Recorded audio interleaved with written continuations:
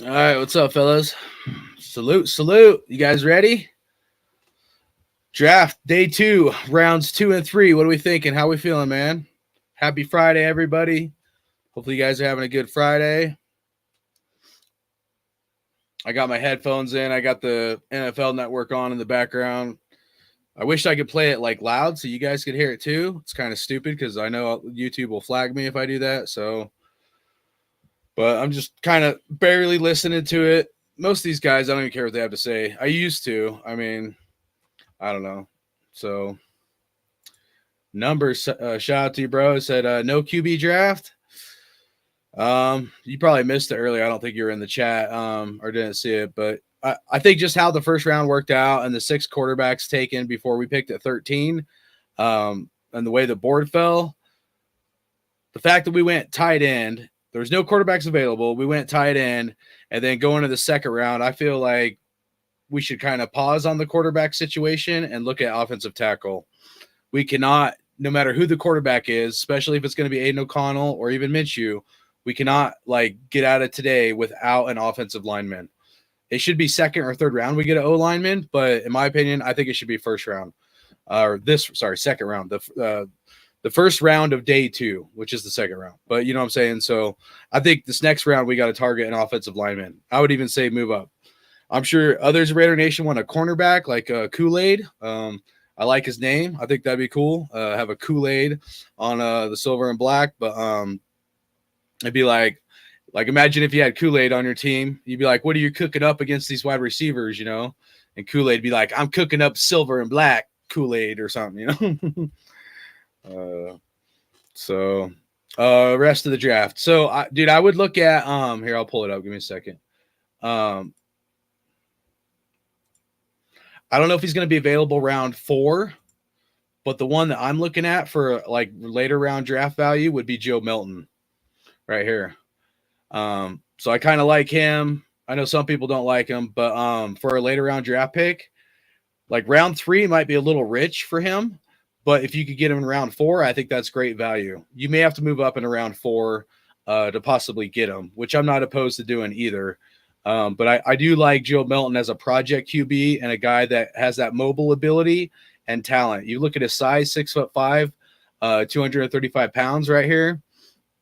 His touchdown to interception ratio right up here at the top right, 2,813 yards, 20 touchdowns, and 5 interceptions. QBR 70.4, so not the best QBR by any means. But and then Hendon Hooker, he was on the Tennessee team. Hendon Hooker was on last year before last. But even with Hendon Hooker getting hurt and him filling in, he did actually a pretty good job. 10 touchdowns, 0 interceptions. So, and I can't remember exactly how many games it was. It was like the last 2 or 3 games or something. And then he wasn't a starter the years prior. So you can't look at the other than 2022 right here. Like I wouldn't look at the other years as much of an analysis, but I think he's got potential, man. I really do. I don't remember if they say. Let me see if they give an age anywhere because I'm curious. I think he's younger. I think he's like 23 or something.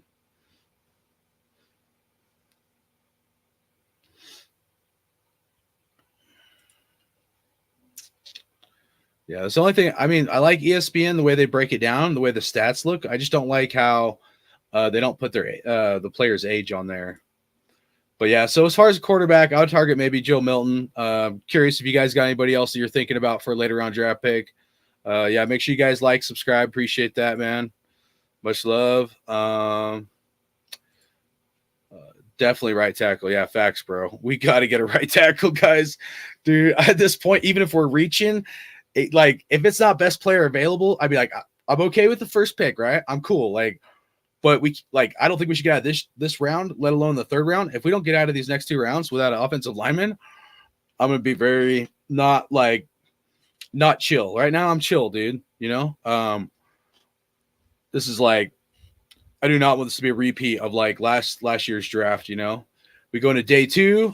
I can picture it, dude. I have my draft reaction. Do you guys want to? Let me see if I have it. I might have that video as a highlight. I don't know. Let me see. I know I have the FUKC one. I freak out in that one. I can't remember if I had the draft reaction. I think I was so pissed I probably didn't want to put that in a highlight video maybe or something. Yeah, I don't think I put that in a highlight video. But anyways, last year we rewind last year. I'm like, oh, day 2, Hendon Hooker's on the board. I'm like, Raiders gonna get Hendon Hooker. So I'll replay the whole thing. If you guys are live with me, you probably know if you ever watched that video. So we go into round day 2, and I'm thinking Raiders are gonna get Hendon Hooker, right? I'm like, I'm happy, right? I'm like, we have a chance to get a really good quarterback. He's gonna sit for a year. He's dealing with that injury, but it's good value. He's worth getting in the second round. Okay. And then I think Titans were on the board, and or no, I think Colts were on the board, and Titans trade up, and I freak out. I freak out, dude. And I thought for sure the Titans were going to get Hendon Hooker, and then the Titans get Will Levis, and I was like, yes.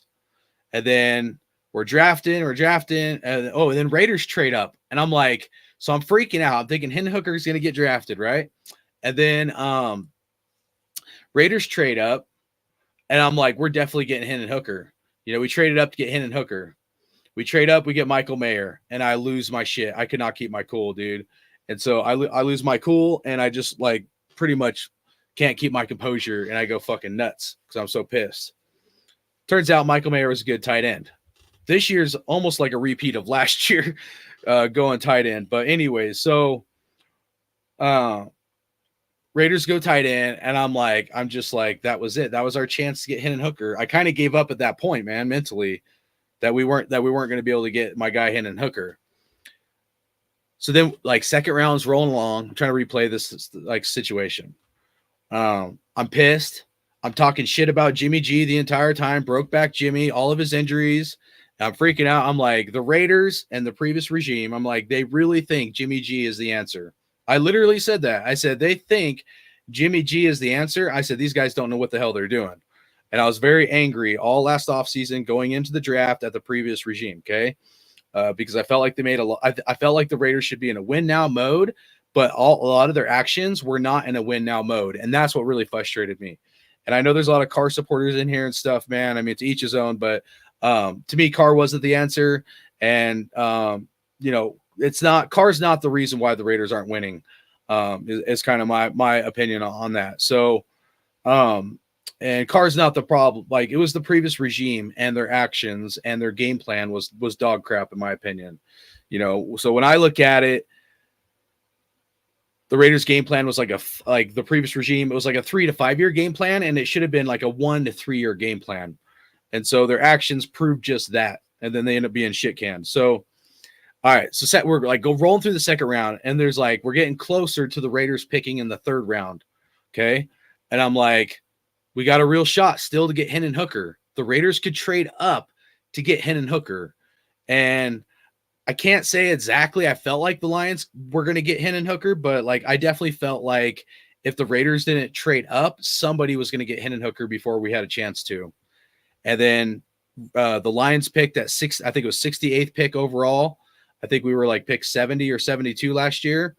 But yeah, the Lions pick comes up and they get Hendon Hooker, and the Raiders instead get Byron Young, the D tackle from Alabama, who like really didn't do anything for us this year. And so the point is about that.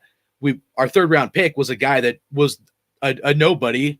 He didn't do shit for us. And the Raiders could have probably gave up minimal draft capital to move ahead of the Lions and get Hendon Hooker.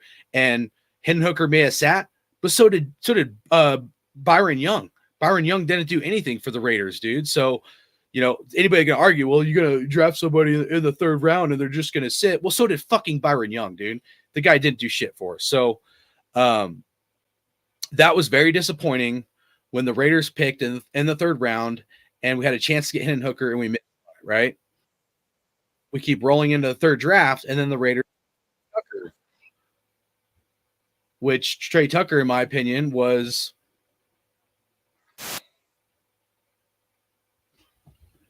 I don't know what my computer's doing. Hold on.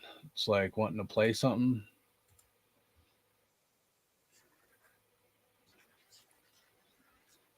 Jesus, dude, what's going on here?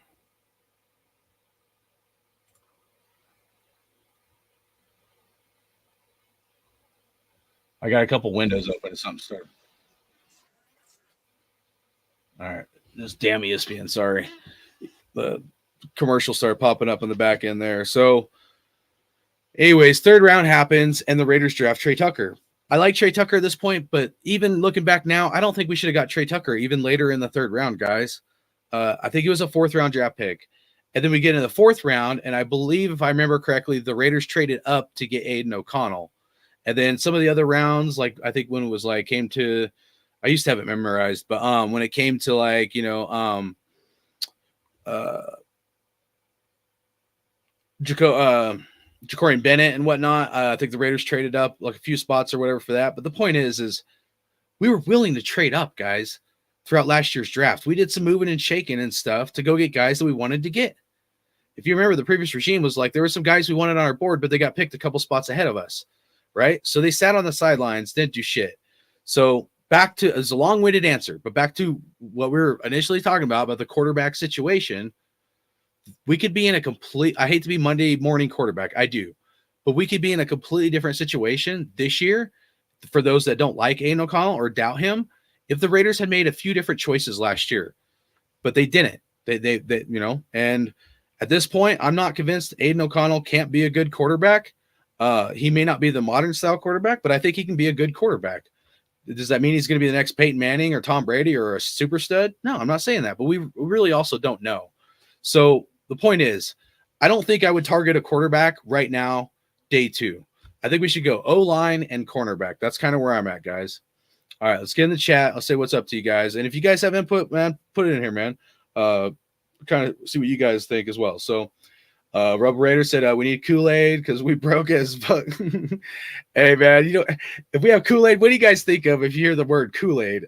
What movie you guys think of if you hear like the term Kool-Aid? You guys remember the movie Friday with Ice Cube? Ice Cube's like, man, as I see where he's like, we always have cereal and no milk, or we have like Kool-Aid and no sugar.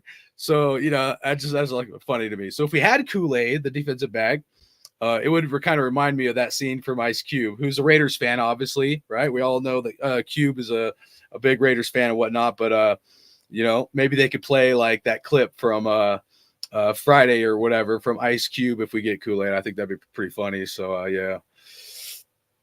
Yeah, good point, man. All right, Rebel said Joe Milton will be okay later round. Yeah, not yet. Maybe third at the earliest, but it'd be nice for a fourth. You know what I mean? If it was third, I wouldn't love it. I wouldn't hate it. But I don't know if he'll go fourth. Because I had to close the tabs. I can open them back up. But where the Seattle Seahawks were picking before us think after us. Seattle Seahawks pick after us right in the third round. So Joe Milton's a guy that the Seahawks could target in that third round. So, yeah. So Fierce Raider 88. What up, big dog, dude? Ain't seen you in a minute. Salute, bro. Good to see you in here, man. I said, watch we draft a wide receiver, bro. Yeah, dude. Yeah, we the people. What up, man? What time does it start, dude? That's I think we got 40 minutes, bro. I think it's like 40 minutes. Let me double check because I don't want to misguide you. Give me a second. I think it starts at 7 p.m. Eastern. I took a picture of it earlier just because I want to double check.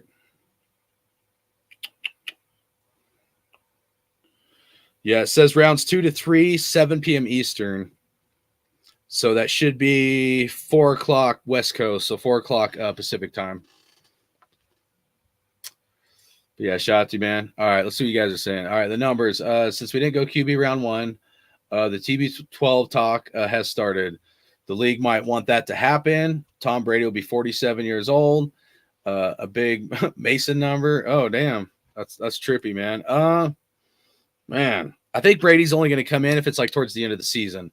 So, and honestly, like, I know he said that like in his thing, but honestly, I kind of felt that even before he said that in that like barbershop interview where like if a team was like doing good and he like, you know, came in towards the end of the season or whatever, I felt like that would be the case even before Brady said it. And, you know, just because think about it, man, you don't want to go through OTAs. You're old, dude. Like, dude, he's older than me, bro. And I'm getting old. I couldn't do it at like 41, you know, like I can't imagine being 47, dude, doing that. Hell no. Maybe for like a month, You know, like if it's like, hey, you know, for like the playoffs and stuff or towards the end of the season, you know, I got to do it for like 2 months. I could probably muster it up to fucking pull one last hoorah or something. But like, other than that, bro, like, yeah, I think that'd be the only circumstance that Brady comes back, and it'd have to be a team that had a good chance to make the playoffs and have a good team, which the Raiders have. But let's also be real. If we don't address the offensive line, there's no way Brady would consider getting his ass licked, dude, by our shitty O line, bro. We have to get a better offensive line to even for him to consider us in the running, even if we had a chance of the playoffs. Brendan Rice in the 4th or 5th, I hope. All right. Oh, Jerry Rice's son. All right, bro. I like that, man. I like that, man.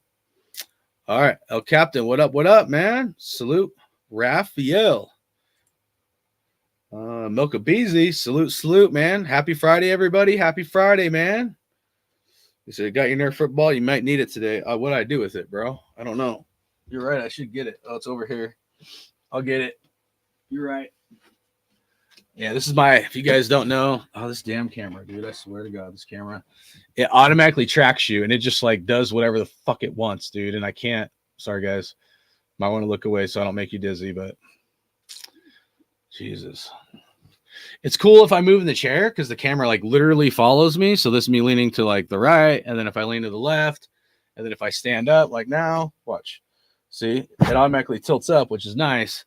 But sometimes if I go off screen or something, it just like randomly follows me and it won't just stay put. And I haven't figured out how to get this fucking camera just to like, sometimes it moving is cool, cool feature, but I really just wish it would like, just don't move. But anyway, so this is my foam football. So this is what I use on like games and stuff. I like spike this thing. I throw this thing against the wall real hard when I get really pissed.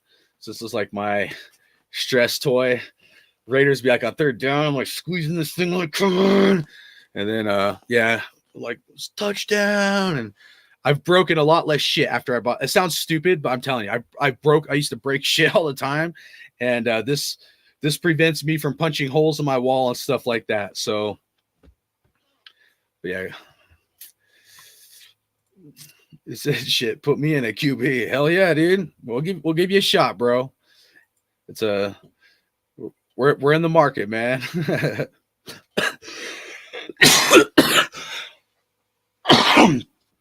Sorry, guys. I am getting over a cold a little bit. Oh, come on, you piece of shit, camera. This thing got to test my patience today. No, my face is right here. There you go. Jeez. Yeah, dude. It has to like the camera tracks your face. It's weird, dude. I don't know. The reason why. Like it was kind of a cool feature, the 360 part, but the reason why I got the camera is mainly so I get it to tip down when I want it to, and it's like the graphics on it are a lot better, and I don't want to spend a ton of money on a damn camera, dude. So Chaos Raider, dude, salute one of the OGs up in here, Chaos, and I mean all you guys are OGs, but Fierce Raider 88, dude, that's one of the original OGs, man. So shout out to you guys, dude, much love. He said Raiders busy playing checkers while everybody else playing chess. Yeah, I talked about it earlier. I don't know how much of a like, you know, repeating the stuff. If you weren't here, I want to say, but there's like I touched on a lot of negative things about the draft pick, but there's also some positive things, man. You know, so having a 2 tight end set is going to help us with our red zone deficiencies and being able to score touchdowns as well as on 3rd down. So I think those are the positive things, man. It should help our red zone and it should help us on 3rd downs, which we all know, man, our 3rd downs and red zone has sucked, especially our red zones. So it should help us, you know, if our offensive coordinator can do appropriately. What are they talking about? Hold on a second.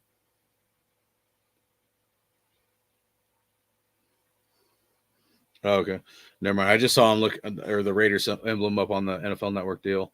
But yeah, it should help us convert those red zone and being able to get touchdowns, man. I think it's really going to help us there. So that's probably the most positive thing about it, in my opinion. But took a shot to get QB, but failed. Didn't like tight end pick, but oh well. Get a cornerback or O-line in the next picks. Yeah, man. That's what I'm saying, Rick Lynn. Shout out to you, bro. Hopefully you're doing good. Any tight ends left? We may get 3 tight ends. Yeah, Kevin Fleming, dude. He's like, boop, boop, ching. Hell yeah, bro. I like it, dude. Let's go, man. I love the fire, dude. Let's get fired up, man. We've had a chance to trade down with the Rams and Telesco denied. Hell yeah. 10-day bender. Salute, man. Me and 10-day got in a little bit earlier on the quarterback thing, but it's all good, man. Hey, it was good. I mean, it's valid points, dude, right? I can't, I'm not like gonna like fluff it all up, man. I'm a realist, man. But I'm also at least gonna try my best to see some positives in the situation we're in. If we have to stick with O'Connell, it's not all doom and gloom. Okay. It's not all fluffy either. It's not like, it's gonna be great. But I at least feel that I can be more optimistic than negative at this point. You know what I mean? I'm usually one of the more negative like Raider fans and people out there, you know what I mean? But and I'm not just saying that to say that, dude. I felt like that this entire time, man. So but yeah, what are you guys thinking, man? We got how much time we got? Hold on. We got 30 minutes. You guys want to bullshit or do you guys want to see me open up any cards? I got some cards in here. See, the camera just randomly moved. Like I'm not moving. The camera's just bro, dude, this camera pissed me off, man. Sorry, guys. I know I'm probably making you guys sick. You guys are like, dude, what the fuck is going on here?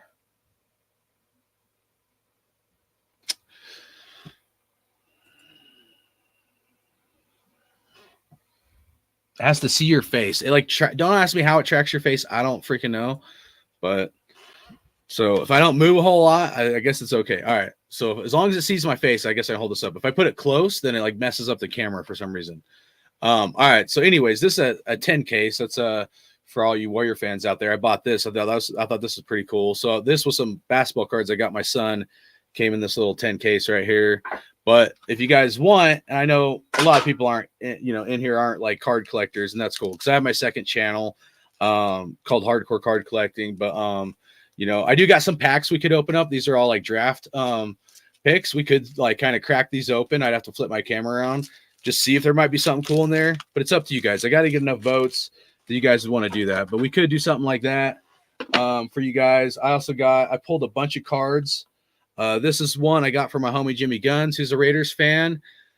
He had someone make that for him. I forget who, but this is actually an actual. I don't want to mess it up, but I'll show you guys. This is fucking sick, bro. I'm telling you. And I just worry about putting it too close because I don't want the camera to do that again. And I don't want to lose my shit over nothing. All right. So this is like an actual piece of cardboard. You see that? The corrugated cardboard. And one of his homies made this fucking thing of Al Davis. It's like, I don't even exactly understand it. It's like burned or something into the cardboard. I'm not artistic like this at all. But that's like a custom Al Davis card, dude. Out of an actual piece of cardboard. Like, tell me that's not fucking dope. And so Jimmy has one, and then he gave me one. And I've bought in a lot of cards and stuff, Raider stuff from Jimmy. So, so I got that guy, dude. I got all kinds of cards we could look at. All Raider stuff. I would show you guys all Raider stuff if you guys want to do that. And if not, we can just bullshit. We can talk football too. I don't care. I just figured I'd pull down some cards, dude. Everything. It'd be easier if I flip the camera around than to hold it up because the camera might mess up. There's a Tom Flores for the Los Angeles Raiders. We got a Marcus Allen. And these were, I think, the police set, these were like local firefighters back in the day. Got Howie Long. I would hold them up like this, but it's usually the picture don't come in as good because I see like my green screen. It like messes it up if I don't like turn the green screen part off. Rod Martin. And then I know he's not a Raider, but he's always gonna be a Raider to me. Josh Jacobs right there, rookie. Not a fan of the pink, but I think I bought that one from Jimmy Guns as well. But that's a PSA 10 graded patch card, so I think that's pretty cool. JJ right there. And then I literally have like boxes and boxes of stuff we could look at if you guys want to. I'm just showing you some examples, and if you guys want to keep like chopping up football, we can do that too. Or we could like kind of spend, maybe 20 minutes just looking at some cards. I could hold them up like this, but it usually doesn't come in as good, but it's up to you guys. Here's one. This is pretty sick, dude. Tyree Wilson. Even though it's Leaf, I'm usually not a fan of Leaf, but look at that license plate, bro. Autographed Tyree Wilson, rookie. and on the back. See if it covers up my face, the camera ends up like wigging out if it can't see my face for some reason. Unless like I do this or something. But yeah, so it's like a black license plate, dude. Like so kind of lowrider style. I thought that was fucking sick. And it's got this like reflection in here, man. This is a pretty cool card. So I was pretty excited for that. And this is a this is why, like, if the camera's like this, I don't think it's gonna let me do it. Let me see. Come on, dude. I'm gonna try to do it for you guys, but I may not zoom in because my face. Dude. All right. Anyways, right down here, it's a 1 of 1. So this is the only Leaf isn't like real expensive cards, you know what I mean? But that's a 1 of 1. So that's one of a kind. There's some other 1 of 1s similar to this, but it won't have the black. So this was one that I really wanted of Tyree. I think he's going to be good, dude. I really do. I know he didn't do good last year. He's a work in progress. I think he's going to be really good one day. So that was one of the reasons I wanted to get like a pretty nice, clean looking Tyree Wilson card that was autographed. See what you guys are saying. I don't want to like bore you guys with stuff if you're not interested in that, because I don't expect everybody to be, you know what I mean? So, all right.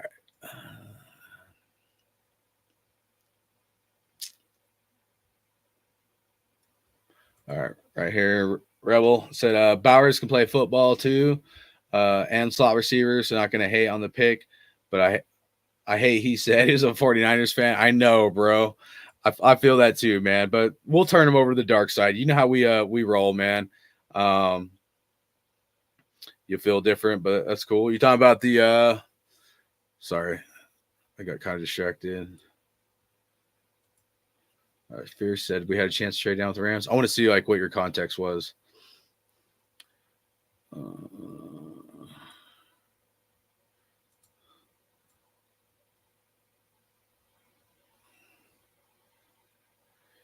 What were you wanting to do, Fierce Raider? I mean, most of us, like my first option was Jaden Daniels. Second option was Penix Jr. But we would have had to given up a lot. So I'm just curious, kind of, Fierce Raider 88, man, if you're still in the chat or whatever. What were you wanting the Raiders to do? Because I feel people's pain, man. I'm not like all, you know, trying to be fake about this or anything, you know what I mean? But so I'd be curious kind of what you were thinking and what you wanted, you know what I mean? Just so I have better context where you're coming from. But definitely have weapons on the offense. Just need a QB1. I'm bitter as hell, bro. Preach it, man. Let's talk about it, man. That's what we're here for, man. Get through this time together. I know it's a Thrash. What up? Kevin said, I say at this point we get a defensive lineman. But yeah, I mean, you know, just talk this out, get through it, man. You know what I mean? No QB, no tackle, no cornerback. That's exactly where I was at, bro. I mean, I'm right there with you, man. My option one was Jaden Daniels. Do everything. I was saying, I don't know if you were in here, bro, and I didn't tell anybody I was going live, and I ain't been live in a minute, but I was telling people I would give up 3 first rounds to get Jaden Daniels. This is what I would have offered the Commanders. And I don't know what the Raiders offered, but I would have given up 3 first rounds for Jaden Daniels. And then I would have given them Aiden O'Connell. I would have given them Tyree Wilson. And then I would have given them like maybe 2/3. I was going to trade a lot, bro. I mean, dude, and I'm usually like the guy that's like, stay put, don't overextend yourself. But I feel like the Raiders are in this win now mode, or should be. And so I'm like, you know, I think Jaden Daniels is going to be a stud. I think he's probably the best quarterback in the draft. So I was willing to give up a lot. You know, I don't know how many other Raider fans would have been happy if we would have done my trade proposal. Imagine giving up 3 first rounds, Aiden O'Connell, Tyree Wilson, and 2 third-round picks, and maybe even like a 5th or something, you know. But I think that would have been enough to, like, if you would have offered that, if we would have offered that to the Commanders and they still didn't do it, it's just like no matter what you're going to give them, they're not willing to trade. You know what I mean? And it could have been one of those situations. And then, you know, the Falcons, like, I liked Penix Jr., dude. I did, bro. I really liked Penix Jr. But with the injury history, you know, and I said this earlier, but I'll say it again. With the injury history, I don't think he was worth trading up. We would have had to trade probably 2 first, like for the Raiders to go from 13 to above 8, say, where the Falcons picked. we probably would have had to give up minimum like 2 first-round draft picks, meaning this year's first, which is fine, and then next year's first, and probably like a third and a fifth. And I'm not even sure that would have got it done. So, like, if we would have had to give up multiple stuff like that to move up ahead of the Falcons to get Penix Jr., would that have been worth it? You know, and I don't know that with his injury history if I would have been willing to do that. So that's like, this was my thinking, how I personally was able to cope with it a little bit more. But I was right there with you and probably a lot of us that wanted either like Jane Daniels first or Penix Jr. I did think going into the draft, I thought Penix Jr. would go before the Raiders picked at 13. Where Mel Kiper, and I said this even before the draft yesterday, where Mel Kiper was like, he's going to go in the second round. I was like, dude, this guy, Mel Kiper's smoking crack, bro. You know what I mean? And so, I definitely thought that Penix Jr. had a chance to go before the Raiders picked. What I didn't know is that the Falcons were going to throw everybody a fucking curveball and pick Penix Jr. I thought Penix Jr. would go to either the Vikings or the Broncos. And so, like, part of me was right, but like I did not see the Falcons doing what they did. So once, and I said going into the draft that the key element yesterday was going to be the question mark was Penix Jr. What's going to happen with Penix Jr.? Because I felt like that was going to affect a lot of things. And it did. And, so by the time Raiders picked, there's no QBs left. You ain't getting Spencer Rattler at 13th overall, or there's nobody worth it, So I feel your pain because I'm right there with you guys, right? Honestly, dude, like I'm not just trying to bullshit you, man. But I really wanted to go O tackle. So the point is, bro, I was right there with you. I wanted QB first, and then O tackle second, and then sorry, I'm still getting over this cold. And then tackle second, and then cornerback CB third. That was the order I wanted to go. But at the same time, it does seem like Brock Bowers might be a stud. It's just a position we really don't need. You know what I mean? Unless there's health issues with Michael Mayer. So I'm not disagreeing with you, bro. I'm right there with you. I'm just trying to mentally not like fucking destruct or something like that, bro. But I feel your pain, man. Anything else you want to like get out or talk about, put in the chat, bro, and try to talk through it with everybody. I need to hook you up with my buddies and Pueblo. Oh yeah, they came up to the Springs. They always selling cards on Saturday. I'm in the Springs. Oh, nice. I forgot about that, Thrash. Yeah. Hell yeah, dude. I don't remember if you've messaged me. Dude, I get like, I don't get a lot of messages, but like sometimes I forget people's names and where they're from or whatever. But send me a DM on IG, bro. You can hit me up, Hardcore Card Collecting on IG. And maybe we link up or something like that, man. But yeah, for sure. Appreciate that. All right. Rebel said, what's our chance of having top 10 pick next year? I mean, depends who you talk to. If you talk to the experts, they don't think we're going to win more than 6.5 games. I think that's horseshit, though. Obviously, I'm going to have a biased opinion like all of us. But, dude, there's no way we're winning less than 6.5 games, dude. I don't know, bro. That's like, yeah, dude. So if O'Connell plays, it'll be real good chances. Nice. If you guys don't know, I love 10-Day, man. He hates O'Connell. He like wants him to fucking die slow with a dull knife or something. I probably shouldn't say that on YouTube, but because they'll probably flag me. But yeah, shout out to you, 10-Day. I love you, man. But I'm not as like negative on the O'Connell as 10-Day is, but yeah. It's all up, bro. 10-Day could have like he's like, I'll whack his ass and then like tell him it's all up. But no, it's all good, man. He said rip that fucking pack. You guys want to do it? What's the packs? Oh, sorry. Here, I'll show you. I'm probably way behind the chat, guys. Sorry. How much time we got? All right, we'd have 20 minutes. We could probably do maybe half of these or something. So it's Prism. These are all college. So I pulled some college ones. And then the fucking camera, dude. And then Bowman U.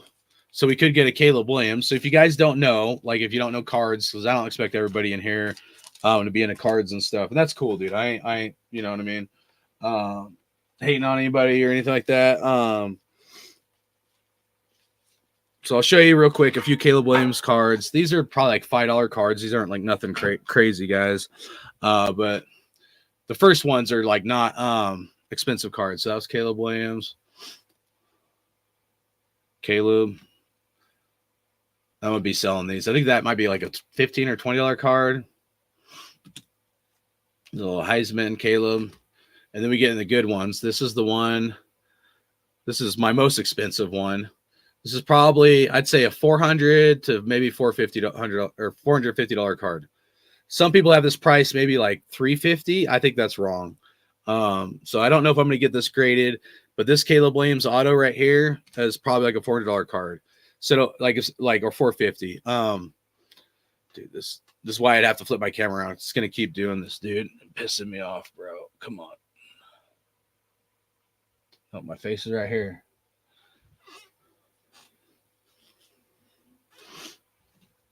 I don't know if it's like the reflection of the cards or something just like wigs it out, man. Come on, man. Sorry, guys.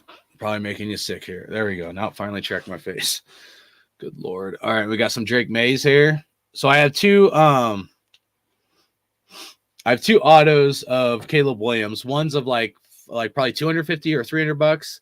That's like numbered to $499, and then the other one's numbered to like 50. And the $50, the fifth number to 50 is the one that like if I got that graded and it came back a PSA 10, it could sell for like 1,000, maybe a little more than that. Card at least like probably 700, I would say. And there's a Drake May auto right here, guys. So I've been holding on to these auto cards for a while. This is out of 50 as well. So right here, numbered 47 out of 50. And this is probably like a $300 card. So maybe a little more than that. So I want to wait till the draft, and then I'm going to figure out if I want to get them graded or send them in or whatever. I got to blow my nose, guys. Give me a second. Sorry.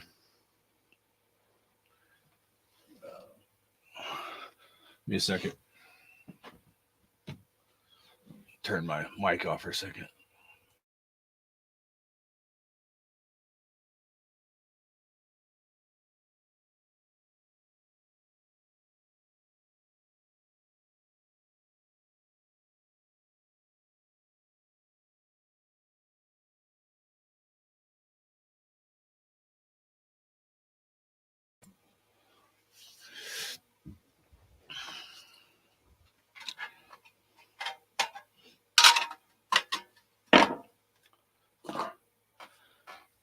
Bro, my face is up here. What are you doing, dude? This camera.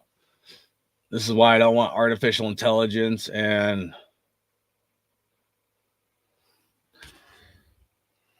like seriously, man.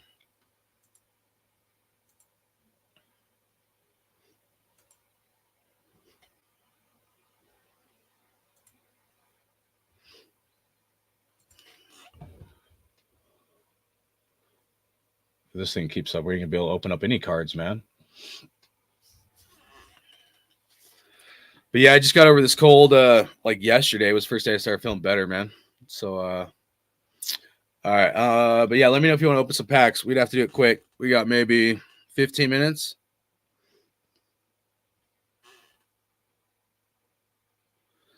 I don't know why people call me on like a Friday. I ain't answering the phone. I was right about start saving for a jersey until he said he was a Niners fan. I'll wait to get his converted to a real man before I buy his jersey. That's some true Raider blood right there, bro. I love it, man. He said, "Get me on the show, man. Come on." He plays. Please tell your mods I'm not harassing you. I don't know what you're talking about, Pete. Did someone delete you?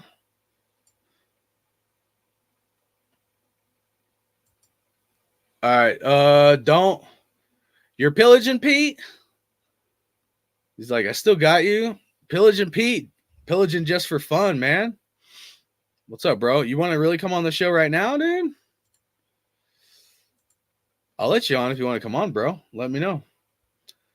Maybe we should open up some cards. If you guys want, we could open up some cards and then maybe have you come on right as we're getting ready to go live or something. We could do that.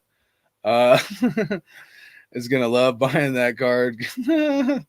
Oh, bro. Yeah. Crack them open. All right, give me a minute. Let me flip around my camera, and then Pete, if you want to come on after we crack these cards, we'll come on. I'll try to make it quick. What do I got? We got like 10 minutes. Get some of these packs of cards open real quick. Maybe we hit a nice card. These ones we're probably not going to hit anything cool in these. I'll be honest with you guys, but you never know. Hitting autograph cards in these like cheap ass packs almost never happens. And if you do get an autograph, it's like usually somebody that's not going to be like Caleb Williams or Drake May, but you never know, man. So, all right. Oh, Cheek May booted him. All right, my bad. Well, I told you guys that people were clowning, but I don't think Pete was clowning. Pillage and Pete, if that is Pillage and Pete, man, me and him go way back to fucking Pillage and podcast days, man. Pillage and Pete is one of like the homies, dude, one of the OGs, dude, from back in the day. All right, let me put on this 1 minute video, but yeah, Pete's cool, man, for sure. You should change your name to Pillage and Pete though, bro, and put like a Raider emblem in there because I know you bleed silver and black, dude. Pete, if you guys don't know, man, Pete had like some great fucking takes on the Raiders back in the day, man. He used to call in a Pillage and podcast all the time, dude, and we'd have a good time. All right, give me a minute. Let me flip around this camera and we'll do this real quick.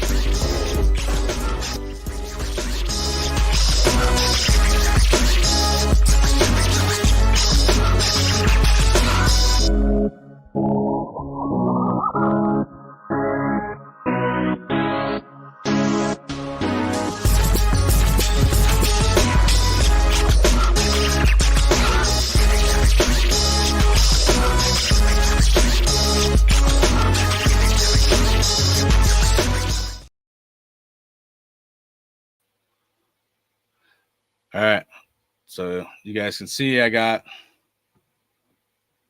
iPad up right there. But if I show it, I don't know if, well, I'm pretty sure YouTube will flag me. All right, so we got some packs here. We'll get this going. I'm going to set a timer here. I'm going to set it for, what, like 8 minutes or something? We got 10 minutes till the draft starts. So we'll go 8 minutes. It gives 2 minutes. No, what? Hold on. All right, there we go. All right, so these are, and I got to change my green screen or it's too reflective. Give me a second.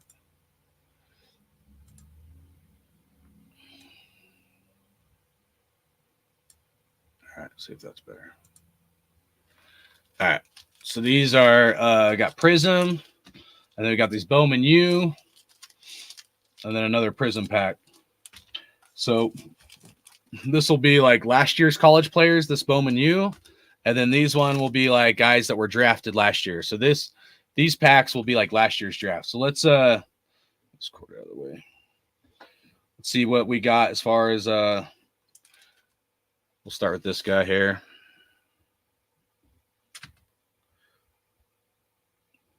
Oh, you gonna do me like that?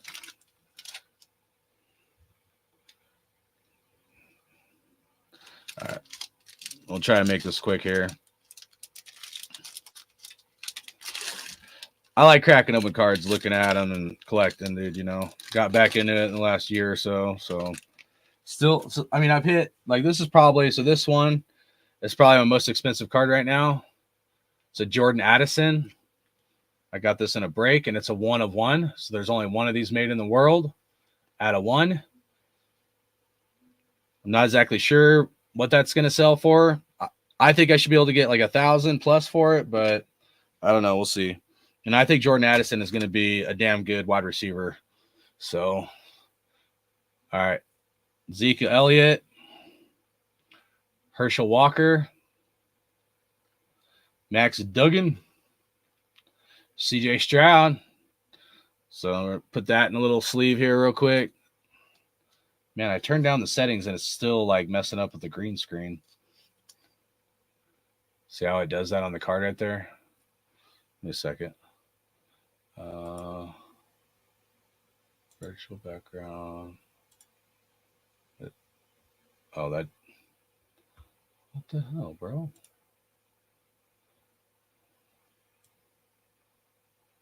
There we go.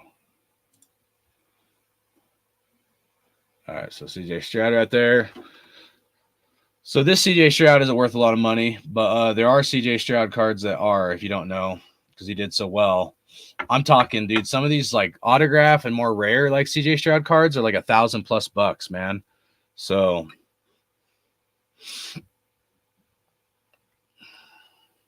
but I ain't hit no like bombshells like, you know, of someone like that yet.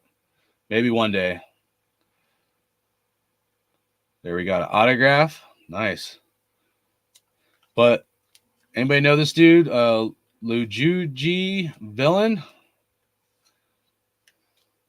I've never heard of him. And that's the problem with some of these packs, like the ones that like, you know, are like cheapy packs.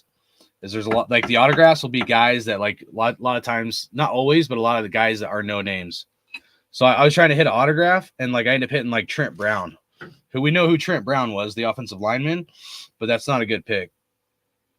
All right, this one, I'm gonna do this one real quick because this one is like, oh man. Mac Jones, the corner's all like messed up right there. I thought it was gonna be Bryce Young, which even though I'm not a fan of him, some people are, and his cards go for oh, look at that, dude. Sick, dude. It's numbered, dude. Check this out. Who dat? Christopher Smith, 124 out of 199. That's a Raider, man. Yeah, let's go, dude. Christopher Smith autograph, dude. Boom. That's a good omen, Raiders, man. Hell yeah, bro. We just got a Christopher Smith auto. Dude, I never hit autos, guys. Like never, dude. I opened up so many packs and never hit autos. That's freaking, that's cool, dude. We just hit a freaking Christopher Smith auto, dude, on my channel. Not planned at all, dude. That is sick. And I think he's going to be good too, man. We still don't know what we got in Christopher Smith, but damn, guys. Sorry, I turned my lighting down and it like it's making it hard to like line up the top loaders, dude. But dude, check that out, man. 124 out of 199. That's sick, man. That kind of makes my day. This is what's called a silver. It's hard to see, but it's like more reflective. The silvers look a little bit different than the other ones. A lot of guys, the silvers aren't worth a whole lot of money, maybe like $20. But if you get like a silver of like CJ Stroud or something, that's where the value can go up. Damn, dude, I've already burned up almost the full 8 minutes, guys. I'm sorry. But hey, we hit a Raider card, so if we got to cut it short because we got to get going on the draft. That was Josh Downs silver. We'll do that. And then how about a Marcus Allen, guys? That's a good pack, bro. That's a good pack, man. Look at that reflection, man. This looks sick, man. So I love hitting some of the old school guys like Marcus Allen. Of course, Bo Jackson is like my favorite player. So I love it when I hit like a Bo. But definitely we'll take a Marcus Allen and an autograph Christopher Smith. Dude, that's nuts, man. I don't know. We might have time to open up like one more pack. And then Matt Stafford. Oh, I should have looked on the back to see I don't think it's numbered, but I don't think the blue ones. Oh, yeah, it is. My bad. 61 out of 249 on the Marcus Allen.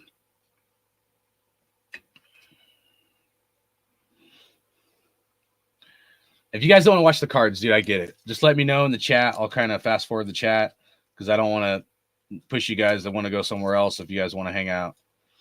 It's just kind of my thing. I thought I'd share with you guys if there was anybody that wanted to kind of check this out. This is what I usually do on my card channel, dude. And that's why I did it. So that way, if people are like not wanting to like, you know, partake in, you know, whatever, it's all good. But I mean, the fact that we just hit a damn Christopher Smith card, dude, like that's pretty sick, bro. Sorry, I just bumped the camera.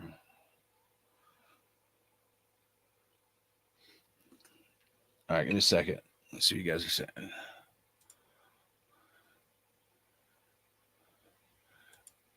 Oh, I said I meant for next draft time for sure. Yeah, I was sick, man. Pete, so shout out to you, bro. I just kind of went live spur of the moment thing. I wasn't even sure if I was gonna be healthy enough, dude, to go live. Like I was sick, dude. Like I missed all this week of work, dude. I'm coughing my brains out. All right, so this is a Bowman U. We'll open up. What do you guys think? Keep this rolling. We'll try to make this quicker, unless we hit something big. I did not, dude. That was that to get 2 autographs in that. That was actually a smoking pack, dude. That never happens to me. Like I swear, dude. That was pretty crazy. Donovan Jackson, Javion Sanders from Texas. Ooh, that's good. Travis Hunter. He's gonna be a stud. So that's a keeper card for Colorado. Travis Hunter. What do you guys think? What do you think? And that's the other reason I want to open some packs that were college related because the draft's right now. But what do you guys think about Travis Hunter? Where's he going next year's draft?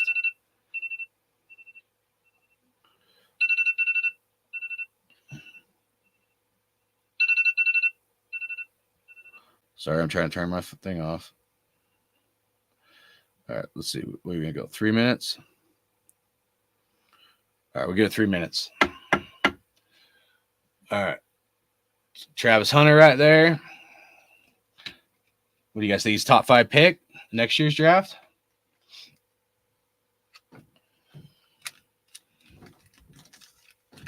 Save the Prism. Maybe do 2 more of these little tiny packs because these little ones went a lot faster. I reset the timer for 3 minutes. I know the draft's going to start, guys, so I'll make it quick, and we'll get this party started. I'm not even drinking. I don't have any beer. I think I have some whiskey, but should have gone to get stuff. Justin Haynes, Kool-Aid. How about some Kool-Aid? Man, well, he's got Kool-Aid and no sugar. I mean, this ain't like a special card, but I'm still going to sleeve it.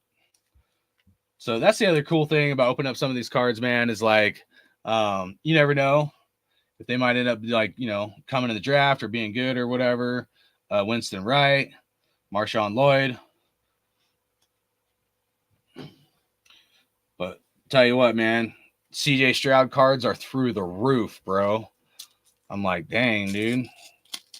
Like if you had like some of these CJ Stroud cards, when I say they're like $1,000 more, I'm not exaggerating, dude. There's some people do with like $4,000 to $5,000 CJ Stroud cards they've hit. It's crazy, bro. I mean, I PC Raiders, but like all the other teams, like this Jordan Addison, like the other stuff, like this, I'm selling. You know what I mean? My Raiders stuff, I'm typically keeping. So Tyler Van Dyke, Ja'Cory Brooks. Ooh, check that out. Shedeur Sanders. Boom shakalaka.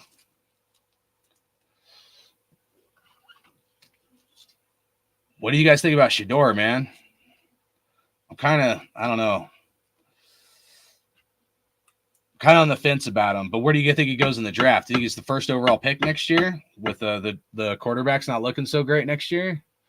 Shedeur Sanders. Sorry, I should have made that better. All right, we got 30 seconds. We can do one more pack. I mean, I could keep ripping them, but I'd rather like interact with you guys. And I know there's people that don't give a shit about cards, which is cool. You ain't gotta be part of that. All right, let's see what we get. Drew Pine. That's kind of cool right down here. Matthew Golden. Mason Smith. Kyle McCord. Ohio State.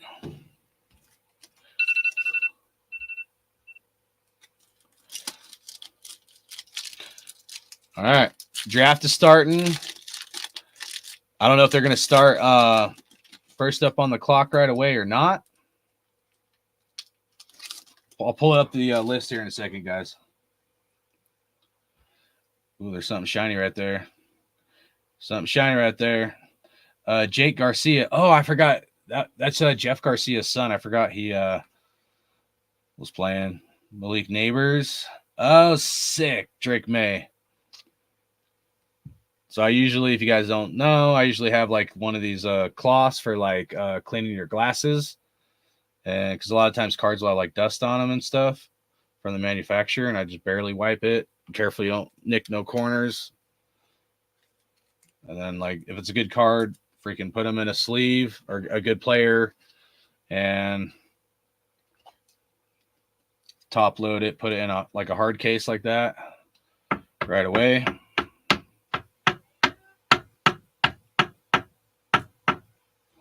Boom. Drake May. Who are we going to cover up?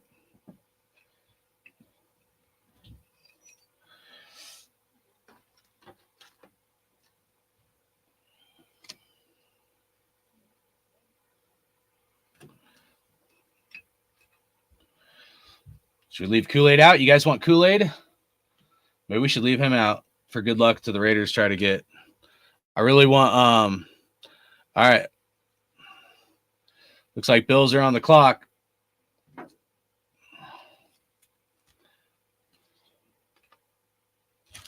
Do one more pack. How about that?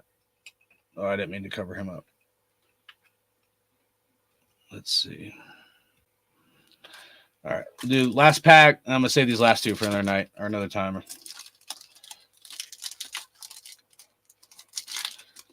Rebel said, "You hope we get Shedeur." Chaos Raider draft start. I know. I see a big dog. Thank you. Give me a second. This will be the last pack, guys. I'll flip the camera around. Johnny Wilson, Dominique Lovett, Penn State Drew Alar. I don't know much about him, and then Dante Moore. But that's like one of those reflective cards. I forget what they're called, but it's like Topps version of silver. So cool, guys. All right, man. Not too bad. Got that Christopher Smith right here, the CJ Stroud, Shedeur Sanders, Drake May, Kool-Aid, and then maybe who we got in here? Rebel. Try to see who else. Maybe Rebel, you can put the link to my other channel, the Hardcore Card Collecting, in case anybody wants to check us out over there when we're opening up cards. When I'm over there, I try not to do as much football talk. It's more just like opening cards and stuff. So anyways, that's like kind of pretty much what I try to do over there. We'll go live like Fridays. I'm not gonna do it this Friday because the draft, but normally I'll go live Fridays over there, guys, and then open up cards, and then I'll try to do highlight videos. So if you don't want to check us out live and go through that process, you could at least kind of, I'll try to get highlights up of what we're doing over there as well. So what do you guys think? Hope you guys enjoyed that. I don't think it was too bad of cards we opened. Oh, Thrash, my IG. It should be a hardcore card or wait a second. I'll tell you for sure. I have hardcore card collecting for IG, but then I also have like my other one. Hold on. I think it's Raider.hardcore or hardcore.raider. But I'll tell you in a second, bro. Raider.hardcore. I'll show you. Oh, it's too bright. Hold on.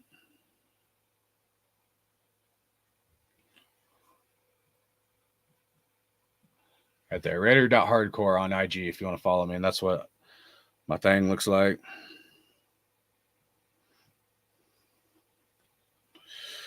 All right, give me a minute. I'll flip the camera around and we'll get back to this draft, man. Let's go, dude. I'll put on 1 minute video and then I'll be back.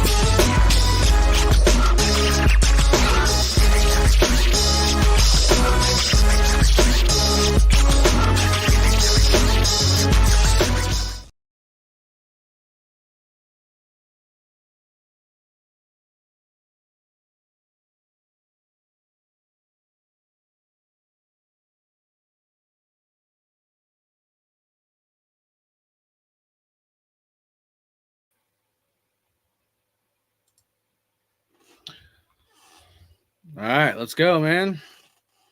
I put my headphones on. Where'd they go? Stupid, dude. I should be able to just leave the volume up without having to wear headphones for this, but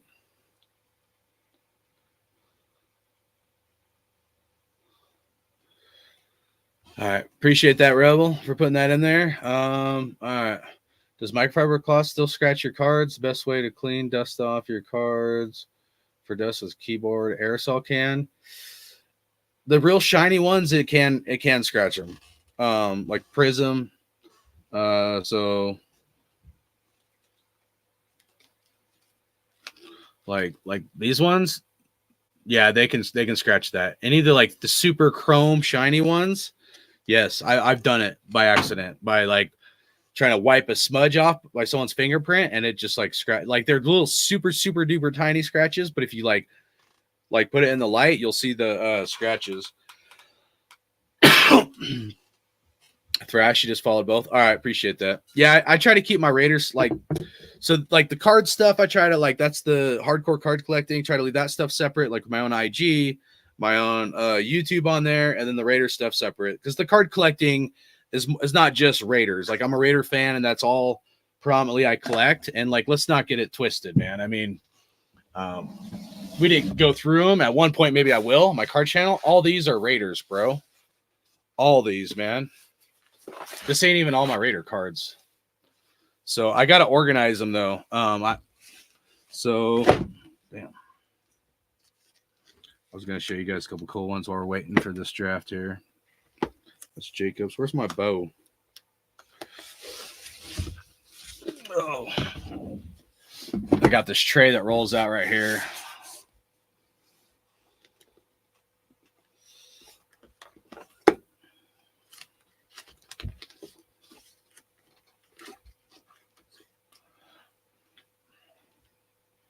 So that's my favorite cards. It's like a $300 card. That's a Bo Jackson Downtown. That's one of my best cards right there. I waited a while to get that one. That's sick, man.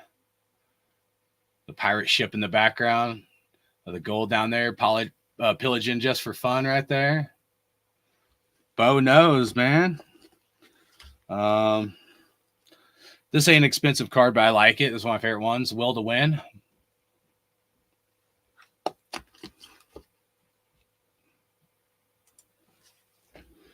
Oh, yeah. So I got, and I'm not trying to brag, guys. I just kind of showing you guys what I got. So I got this big thing of cards, of Raider cards. I got this one of Raider cards. I got this one of Raider cards. And then this one of Raider cards. And I got some others as well, but the other ones are like more base and not like real valuable stuff. So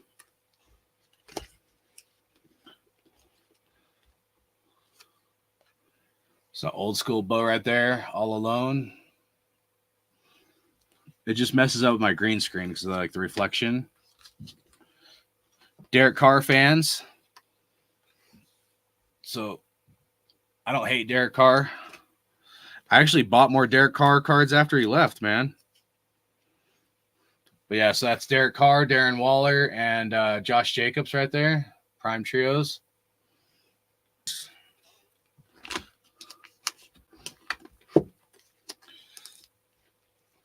See what other bows we got here.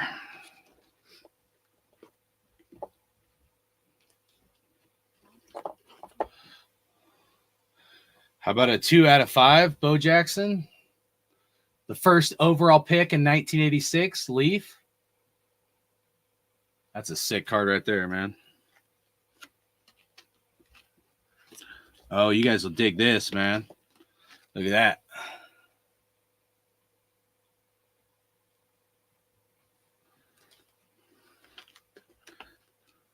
Somewhere I got the one where he's in the shoulder pads and stuff.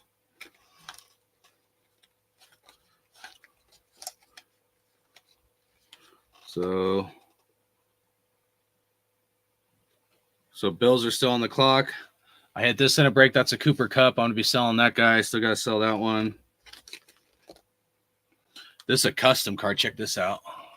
I don't know why the camera's doing that, guys. Sorry. Fucking pissing me off. My face is right here, you piece of shit. Nope. on, man.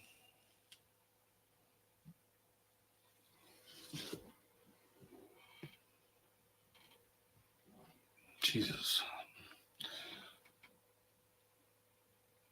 I don't even know if it's going to show it.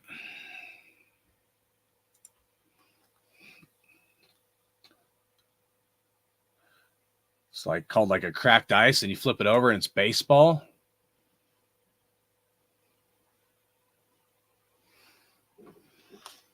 So yeah, that was pretty sick.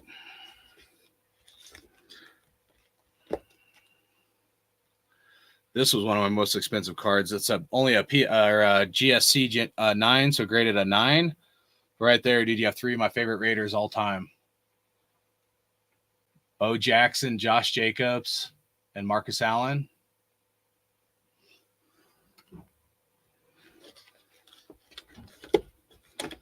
But I got to go through and organize all this stuff. How about a Devontae Adams, Gem Mint 10?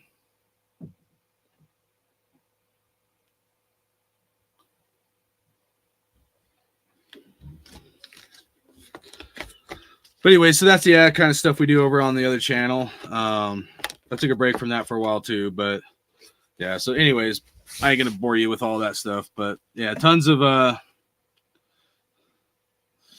and I got a few Hendon hookers. I'll show that real quick too. Not a whole lot.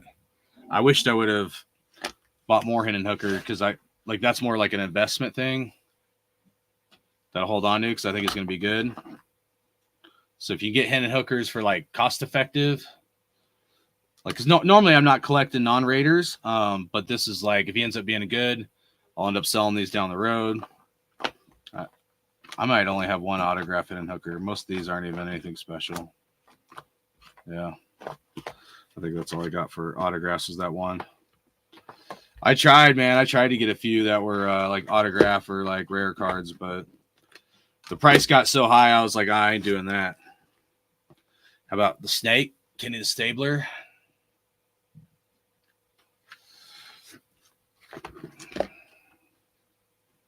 How about George Blanda?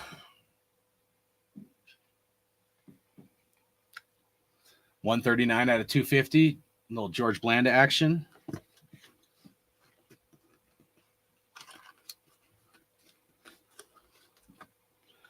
How about an autograph of Kenny Stabler right here? That's sick.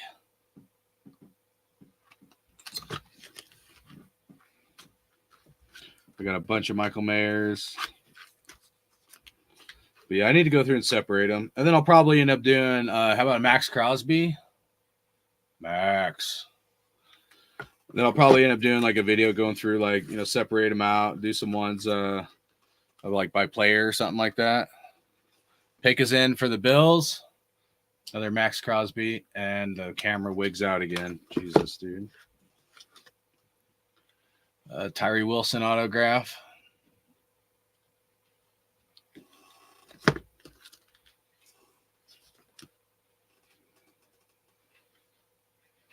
How about Charles Woodson? Seawood.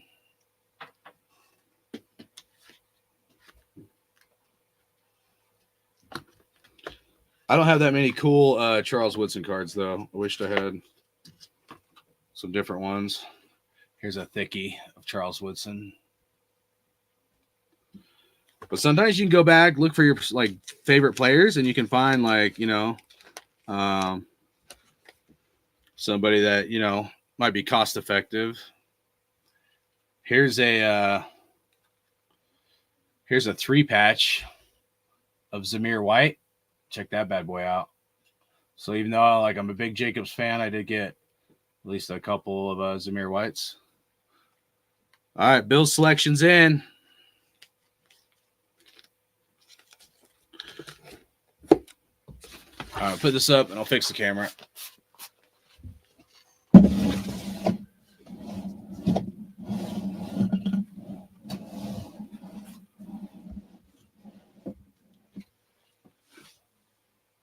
Keon Coleman, receiver.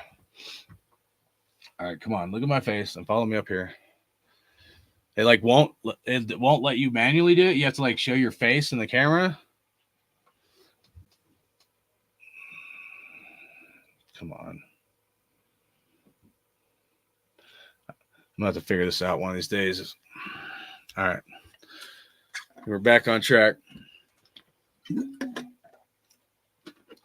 I'm not trying to brag. That's just kind of, you know, some of the stuff I like to do over on the other channel.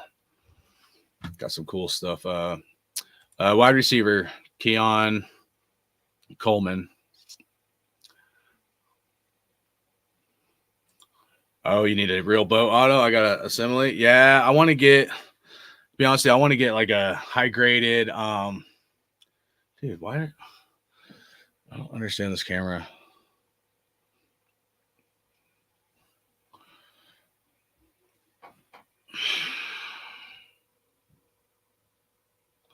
Like if the camera would either be, it's stupid because the camera like turns this way and like tilts up and down, so it turns like, so that's why it's called 360. And like you would think you should be able to like easily have it like automatic track you, or just be like push something and be manually override so it don't move, and I can just adjust it how I want it. But it doesn't do that, or if it does, I haven't figured it out. And I'm not like a computer literate guy, but the camera's getting on my nerves, man.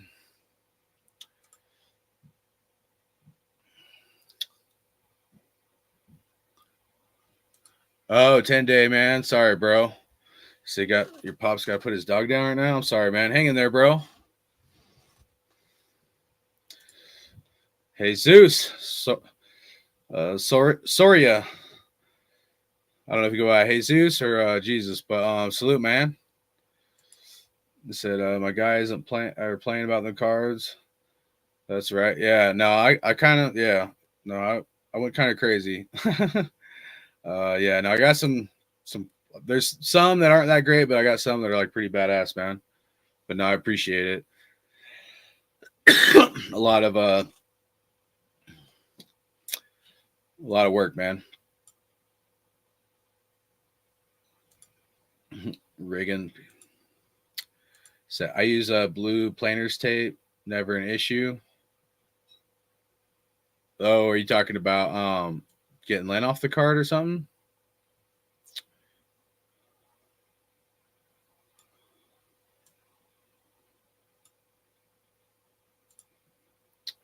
Oh, you just sent me their page. Okay, no, I appreciate that. I'll check it out. I don't know if I'll get a chance to check it out right now. Maybe after the Raiders pick, but all right. So pick two of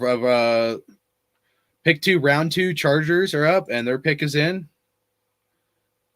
I said that Bo DT is sick. Maybe grade it. I don't know what you mean by DT. Double. You talking about the one that was like double?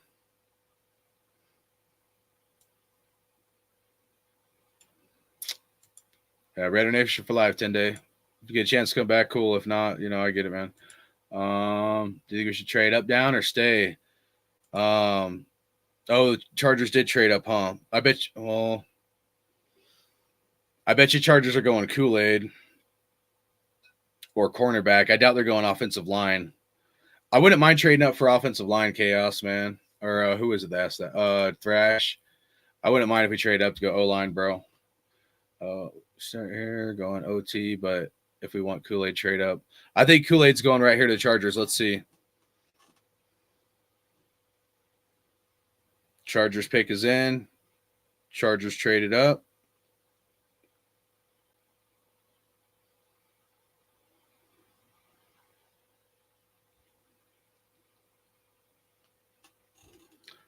The Patriots traded with the Chargers.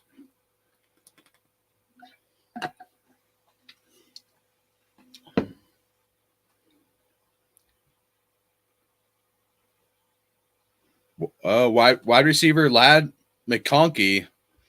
I'll be honest, I'm not exactly sure who that is.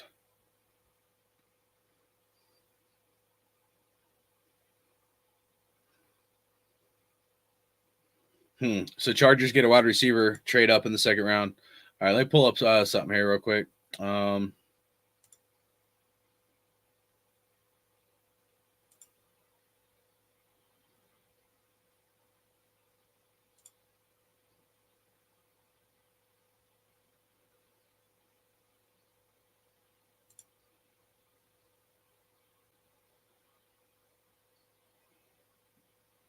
Dude, look at all these ads, man. Why would they pop up like that? That's. Mm.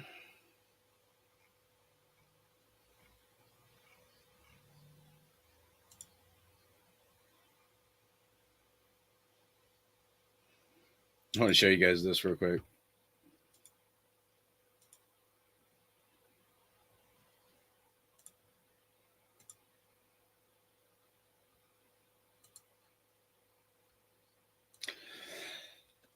What I'm trying to find is just a website that has all the like list without all this junk in here to split it up so we can see a broad view. But look at all these ads, bro.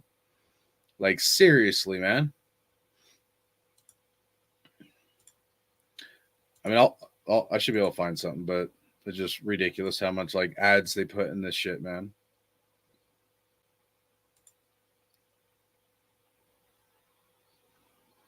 But then they'll have stuff that will pop up and it'll start playing the audio, and I'm like, no, dude. This one's gonna do the same thing, I bet. This is ridiculous.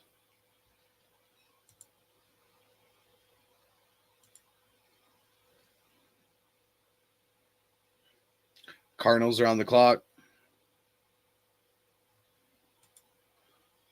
Let's see if Tankathon's any better. Jesus, at least Tankathon's better. Let's use this one. All right, here we go, guys.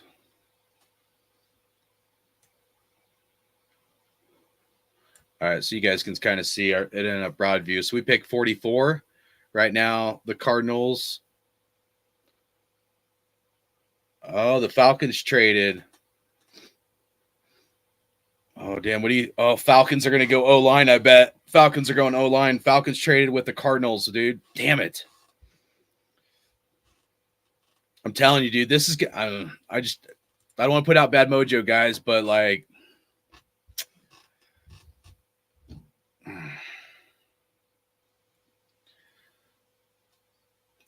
If it works out where the Raiders get out of this draft, or like by the time round 2 picks, if there's not a good offensive lineman by the time we pick, I'm going to be upset, man.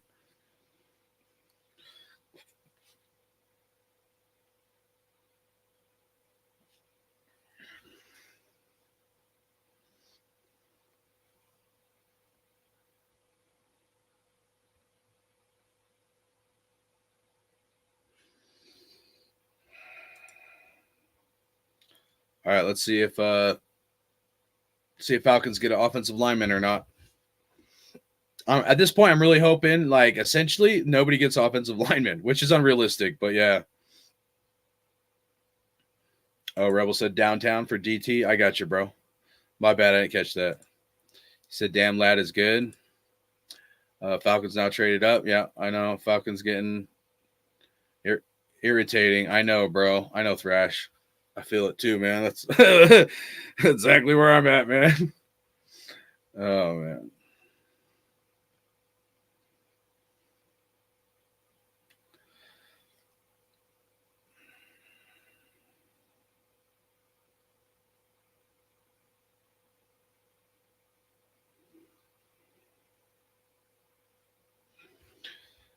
Oh, man.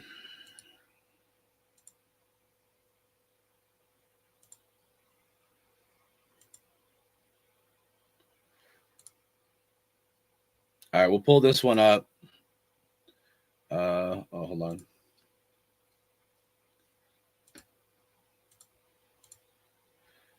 right, this is a draft simulator. I kind of like the draft simulator just because it's kind of fun. It doesn't always stay up to date, but sometimes it does. I did it last year. It's kind of a different way to do it. But you just have to let it do its thing through round 1. But I'm just curious if it's going to stay up to date. So I'll pause it when we get to the Falcons pick in the second round here. But right now, the first round, I'm pretty sure is all correct. All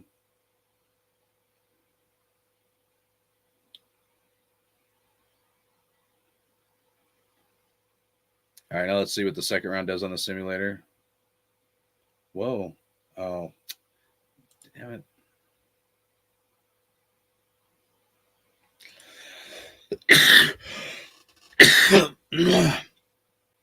I meant to change that to that. Round 3.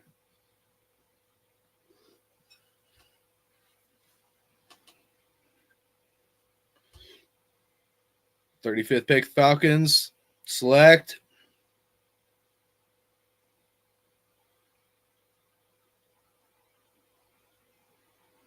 Luke Aurora, defensive tackle. Oh, they went D tackle. That's good, man. All right, man. That helps us out. So you're saying we got a chance. All right, now the draft simulator coming in the second round. Let's see if it's accurate. Oh, yeah. They did the trade. That's cool. And then let's see. It hasn't changed the so it did the trade with the Chargers. It hasn't updated the trade with the Cardinals. But sometimes I like doing that. I guess the reason why I like to do the simulator, guys, and let me know what you guys think. But I like if we can do it and then we go with what their grades are for best player available, we can kind of see if they come off the board or our chances.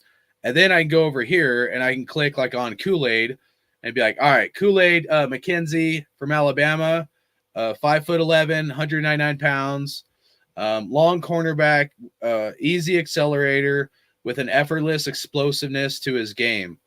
Fleet-footed, elastic mover whose rapid play pace allows him maintain positioning. Has impressive eye discipline in the zone, but can also key in on wide receiver hips to time breaks. Let me scroll down. Minimalist feel for spacing and biting physicality leaves wide receivers starving for open air. Instinctive playmaker with swarming ball skills who forces wide receivers to work for passes.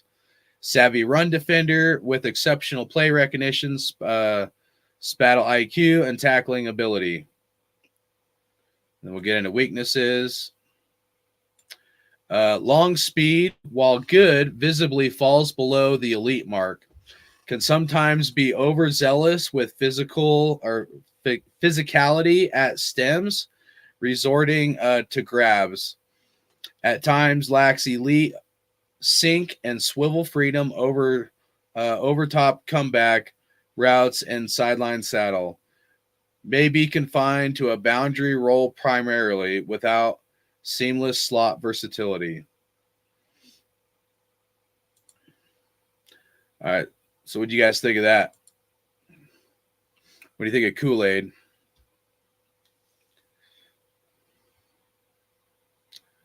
Robert Ryder said Falcons making this draft hard. You guys like the draft simulator better or this pulled up better, this one? Where it just tells you like the round draft picks and stuff. I kind of like this one better. Or if you guys have a different idea or opinion for a backdrop, let me know. But I'd like to have something pulled up so we can at least have like some dialogue. I could try to turn the volume up on the iPad, but they'll probably clap me, guys. So, you know. And then all these pop-ups drive me bonkers. All right, let's go offense to see what offensive linemen there are. Who was it earlier in the chat that was talking about JPJ, the offensive center from Oregon? Let's look at his stuff here. 6 foot, or so from Oregon, Jackson Powers Johnson, 6'3", strengths 21-year-old with strong defense and well-leveraged frame with great mass, quick accelerator and nimble lateral mover with great range and space. Can load overwhelming explosive torque into his punches, folding defenders. Active and alert pass protector with great vision. That's nice that he's a great pass protector. We really, like, I don't know. If we were to choose between a good pass protector or a good run stuffer or for the run game, I'd rather have someone better at the pass protection than the run. And I guess if Fauga or whatever, I guess he wasn't the best for pass protection. But all right, so active and alert protector with great vision, reaction speed, and hard usage. Recoils quickly At contact and stacks run blocks with elusive urgency and tenacity. Mauling presence in space with elite competitive physicality and finishing ability. And then we'll get into his weaknesses here. Pick is in for the Commanders. Average length can impact his blocking range. Commander's probably getting a lineman here. Average length impact his blocking range. Sometimes occasionally comes off the snap with proper leverage. Explosive self to power. Doesn't always have elite flexibility to hinge around the front side of runs. Adaptable with blocking angles and zone runs, but occasionally overshoots his path. All right, so Commanders is up. So right now we're at pick 36. That's 1, 2, 3, 4. This is the fourth pick in the second round.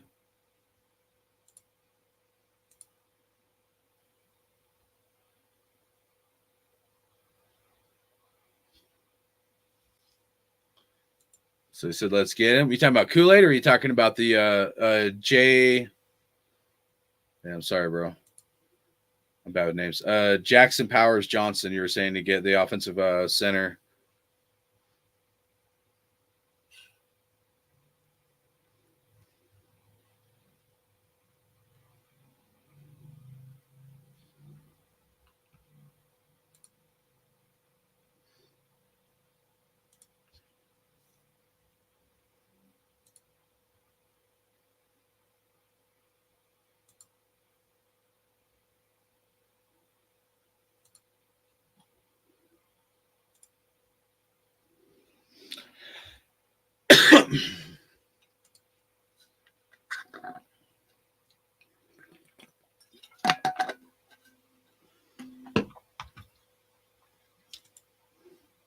All right.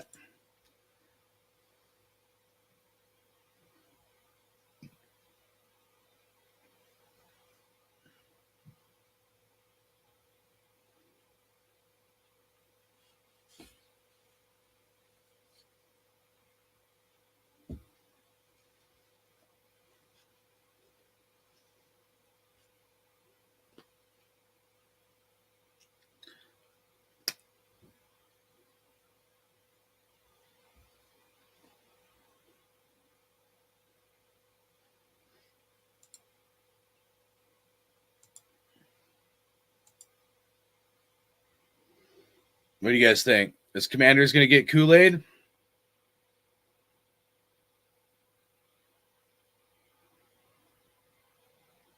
I bet you my stuff's way delayed. Thrash, were you referring to Kool-Aid because that's who it is, or that's who you want?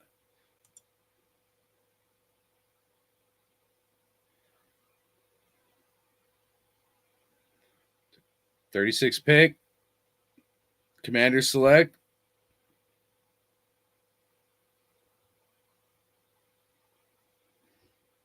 D tackle Jazon Newton, Illinois. So Kool-Aid must be the guy that you wanted. So I got that. If they would have picked Kool-Aid, then I would have been thinking that you're way ahead of my live stream through my iPad. I know there's a delay on my iPad versus cable or whatever. So, like games, I know, and sometimes I'm like behind other people by like almost 40 seconds or something crazy. So, all right, another D tackle off the board. Man, this is getting crazy. All right, so that was 36. Patriots are actually technically here where the Chargers are at 37.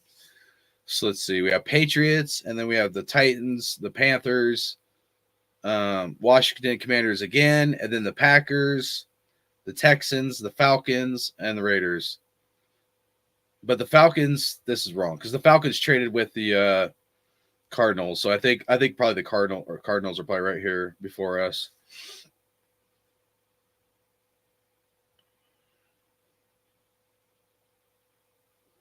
Oh, Chargers traded up. Did the Falcons have another pick? Oh, let me see.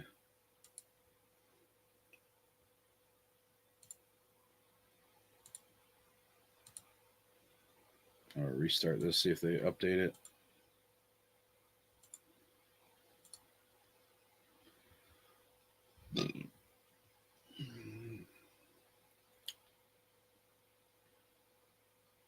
All right, Patriots are on the clock. Pick 37. So yeah, I think they traded with the Chargers, if I remember right.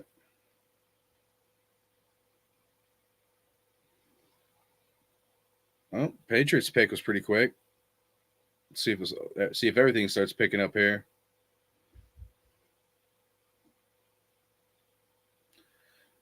I bet Patriots are going to go offensive line. Remember, they just got Drake May. Dang it.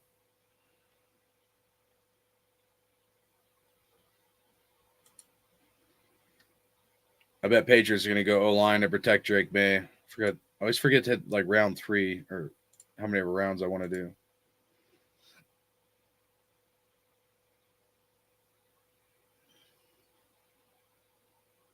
Oh, dang. Wide receiver Jalen Polk from Washington went to the Patriots. Dang, Patriots went wide receiver. I thought they would have gone O line. I don't want to get too excited. Every time I get excited, then I get let down. I don't have my heart set on any lineman, but you know how Raiders are. They're probably going to go like punter or something, you know?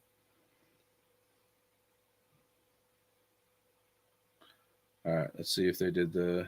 All right, that's up to date. That's up to date. Let's see. Oh, so all right, so they have the Patriots one on here. Patriots getting Kool-Aid, but that's not accurate. But I think the other ones that so far they have in here, I think are pretty accurate. So John Newton. Yeah, I think everything else should be accurate. So we got Titans, Panthers, Commanders, Packers, Texans, Cardinals, Raiders. I don't know, man. All right, so let's see. Let's see what you guys are saying. What anybody in the chat, what O lineman do you guys want? If we go O line, who do you guys want, man? Is your TV behind me? I don't know. I would think usually my iPad's behind everybody else, but I'm on commercial. We're showing like this is a Toyota SUV or something right now.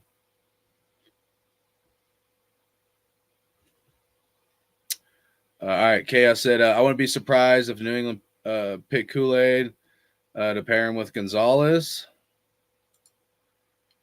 Are we going to make a move? I don't think Tom Telesco is of the mindset to move, man. I think he's a conservative general manager, which could be good and bad depending on how you look at it. Watch us get a left defensive end. And we have Max. Oh, bro, I'll tell you what, man. Greatest punter of our generation. Thrash. Nice. Yeah, because I said watch Raiders get a punter or something stupid. My commercial just started. All right, so here's what we'll do. The next commercial that starts, I'll tell you what it is because I don't know if they're the same commercials, depending where you live. But I'll tell you when the next one starts and what the commercial is. All right, Expedia commercial just ended, and then right now it's a Sleep Number mattress commercial that just started. So go, and we'll see what the time delay is. That's if you have the same commercials as I do.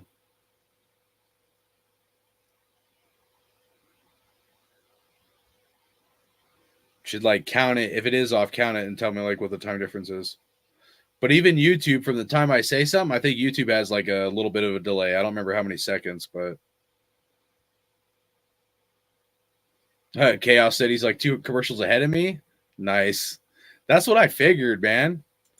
So if you use it through, I know if you use it through like a streaming service that's like not kosher, you know, like cable or something you're paying for, I know those streaming services are like a minute to a minute and a half behind. If you have like live TV or live cable, that's I think the fastest. And then like iPad, I know is like delayed. So that's why Chaos is probably like 2 commercials ahead of me.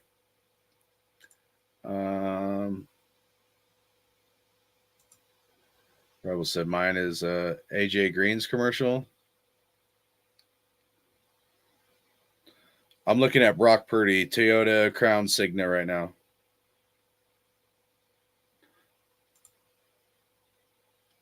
Oh, yours is a streaming service? Yeah, streaming's behind. Yeah, I learned this the hard way.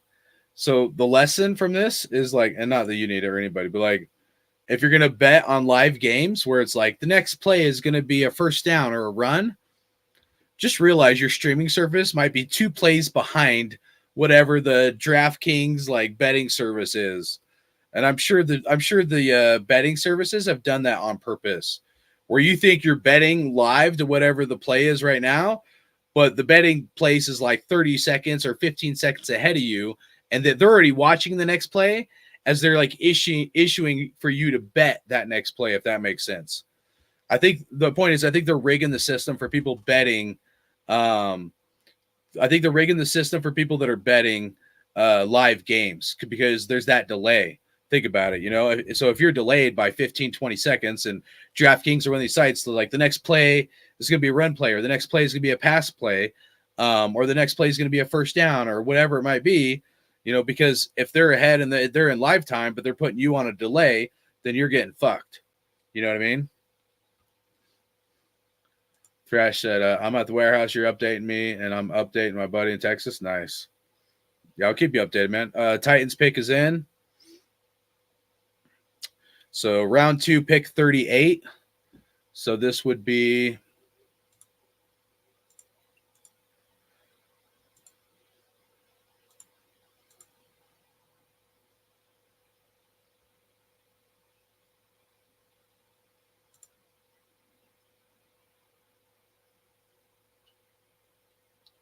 so it's the 6th pick in the second round. So even though it's pick 38, but it's technically the 6th pick of the second round. All right, Titan selection is up. Getting ready to announce it. Warren Moon. Damn, he was a stud. He looks like he's getting old though, bro.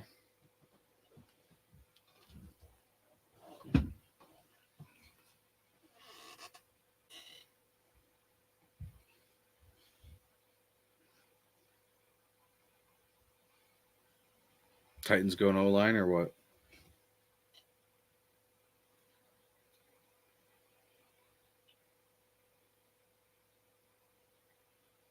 Whoa, wow. Titans select defensive tackle Trevonde Sweat from Texas A&M. Or no, just Texas. My bad. So T'Vondre Sweat, D tackle out of Texas.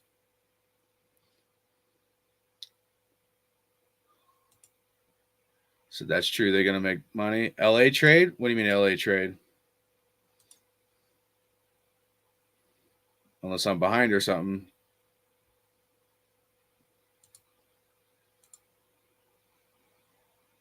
All right, let's restart this.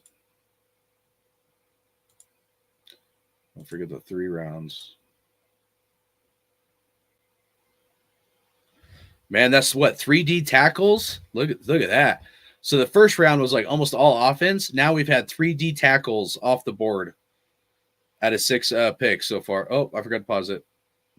All right, no, we're still in the first round. My bad.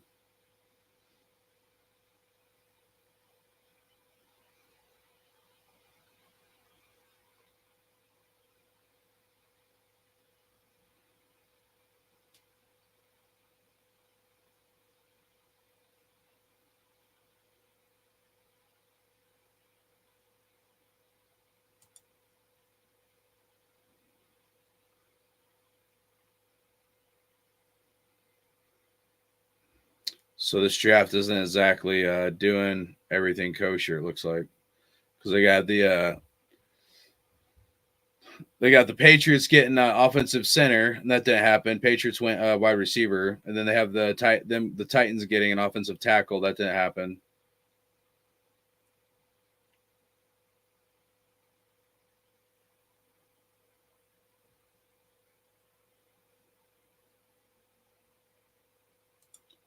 So the system would only work if it does the draft accurately in real time. If it does it accurately, then we can look and see who's left on the board and break them all down a little better. All right, pick is in for the LA Rams. They must have. Oh, that's what you're saying. LA trade.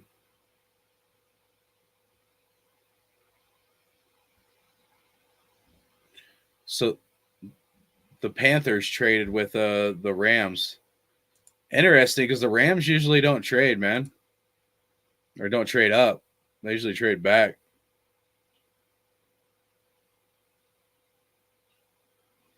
Isaac Bruce coming up to give the announcement with the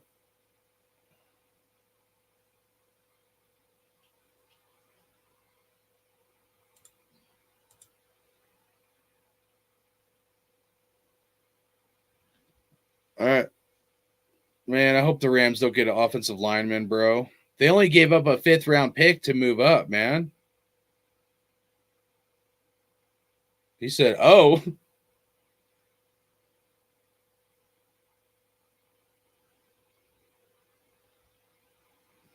Another D tackle, Brandon Fisk.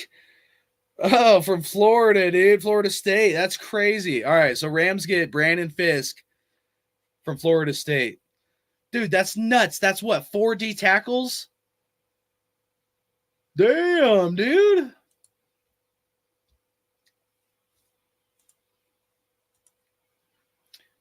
Fifth. Oh, and a second next year? Okay, I didn't catch the second part. Yeah, if you're giving up a second, that is kind of a lot.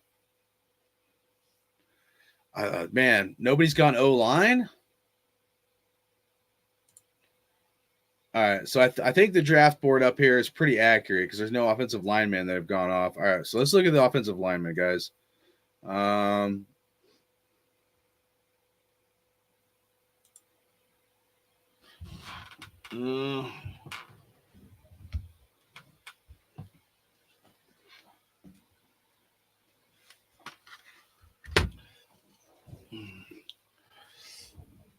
me see if I can blow this up for you guys. Hold on.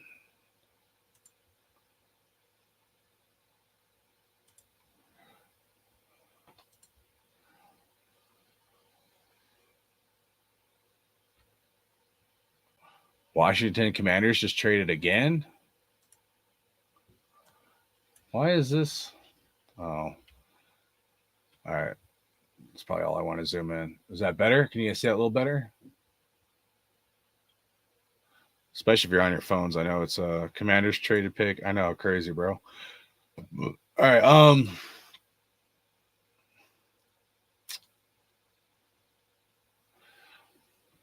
right. So these are the offensive tackles. Kind of start here. Go. All right. So Kinsley, Mataya, offensive tackle out of BYU, 6'4", 326 strengths. Superlative. I can't even pronounce that. Explosive threat off the line, who generates bristling moment into contact, carries great size, mass, and length, and uses those dimensions and concrete into channel power. Has displacement potential to plow linemen out of gaps with burst and length. Plays with good knee bend pass protection, which helps smoothen weight transfers. Shows glimpses of advanced upper-lower synergy and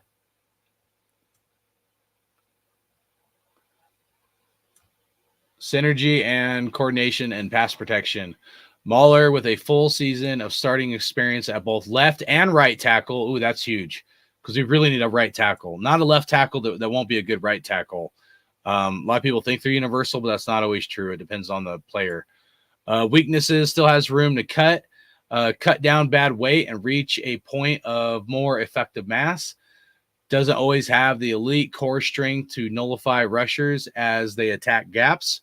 Despite elite power capacity, can be more consistent at sequencing power exertions. Sometimes bends at the waist when driving power, impacting leverage and balance. So that was Kinsley Suamataia.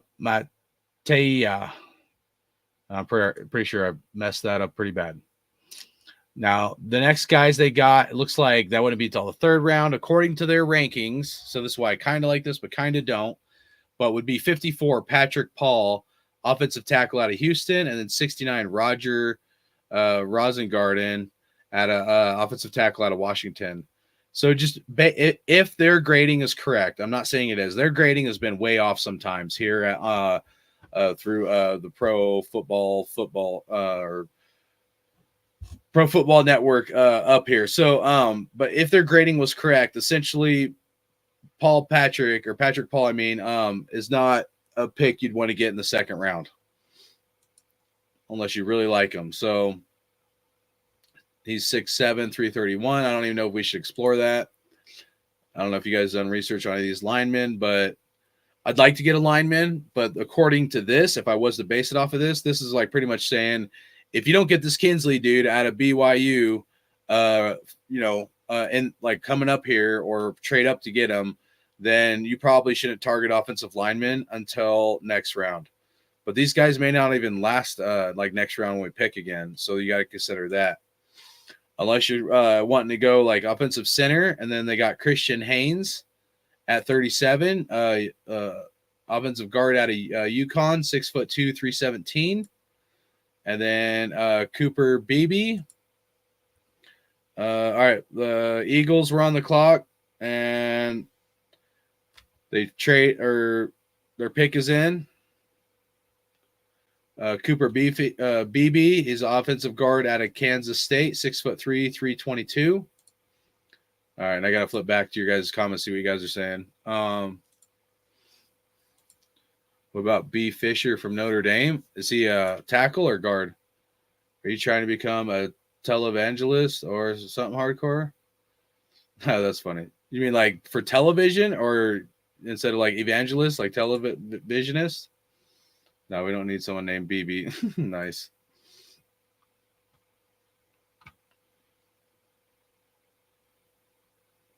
No, I couldn't be someone on TV like that, bro. I can't play it well enough with others, man. My mouth would get me in trouble. But I'll do this, for fun and stuff, But no, I appreciate it. All right.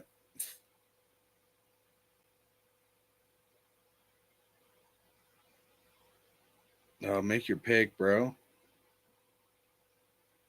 Oh, this dude just said Dallas sucks, bro. Oh, that's funny, dude. He just said Dallas sucks, dude. What? I had an ad for church? What? Are you serious? My channel had an advertisement, and let alone it was for church management? I'm not even monetized. I shouldn't have any commercials, bro. Let me know if I had any commercials in here, because like I'm not monetized for a reason, bro, because I don't want anybody to have to deal with commercials. So let me know. If they're putting ads on there, that means they're making money off my shit, and they're not and I'm not getting any piece of the pie. All YouTube has ever done is cancel culture me.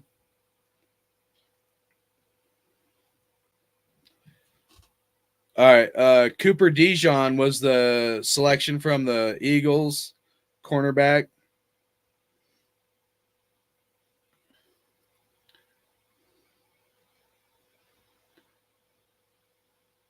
Oh, on the draft sim page? Oh, I wasn't even paying attention to the ad, to be honest with you, man. I try not to pay attention to them. I close them out as fast as I can, bro. Rebels, I didn't see the ad.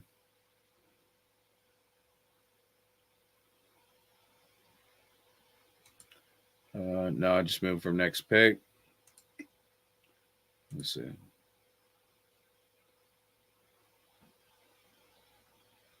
Yeah, I can't. Like, the thing is, like, I can't cancel. Like, I can't. Like, if I try to click off it, it would just come back. And then they'll usually start playing audio with the next one they put back. All right, so sorry. All right, who is the guy that Rebel said? Anybody else have any ideas for who you guys want to get? Packers trade with Saints. Damn, dude, there's a lot of shaking and moving. I can't keep up with all these trades. Thanks, Chaos. Appreciate that, bro. Oh, so Saints moved up. So Saints, hey, this might be good. All right, Saints went line last pick. I doubt they go line again. I mean, that would be crazy to trade for the Saints to trade up and go O line. But so far, someone gonna pick our lineman like right before us or something, man. All right. B. Fisher from Notre Dame. Let me see.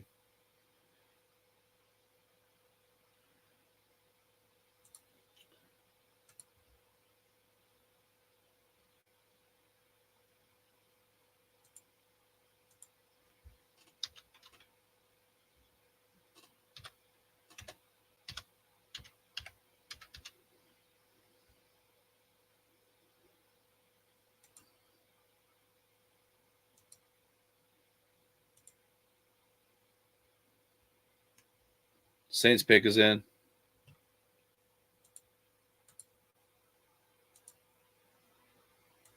Oh, Kool-Aid.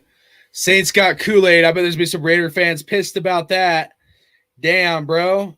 Saints got the offensive tackle I wanted, Fuuga, or whatever the hell you pronounce his name, and then the Kool-Aid. I don't hate that as long as we get a good offensive lineman here coming up. I did like him, though.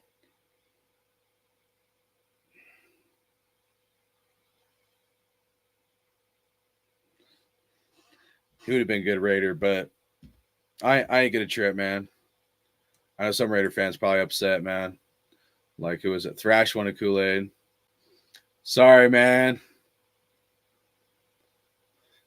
Sorry, Thrash. I know you wanted Kool-Aid. I know. I would have been mad if we got Kool-Aid, but I really want an offensive lineman. Offensive lineman is probably the most unsexy pick you can have. But when our quarterback is getting smeared, you know, it's like one of those positions that like you need to correct it. If you don't correct it and get it taken care of, you're gonna be pissed. You know what I mean? But shout out to Kool-Aid. We did pull a Kool-Aid card. Remember that?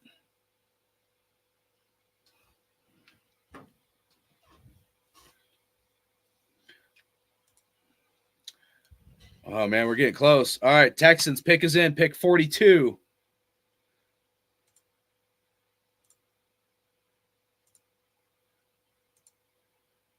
Pick 42. And that's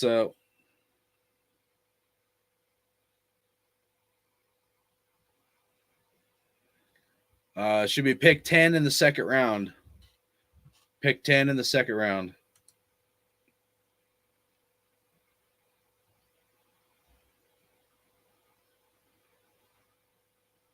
First pick of the Texans. You think Texans go O-line here, guys? Thrash, I don't know any other cornerback. I'll be happy with O-line. The last two cornerback is the last two I knew. Come on, Texans. Don't go O-line. I bet you one of these guys got to go O-line. It's probably going to be the Texans. Please don't go O-line. Come on, please don't. You know they're going to want to protect fucking CJ Stroud though, bro. Texans select.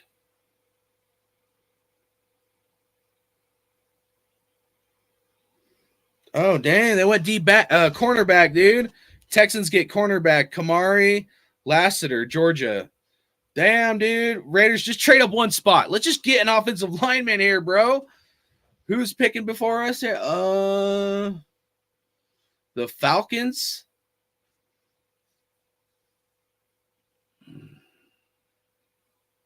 No, Falcons traded up. It's the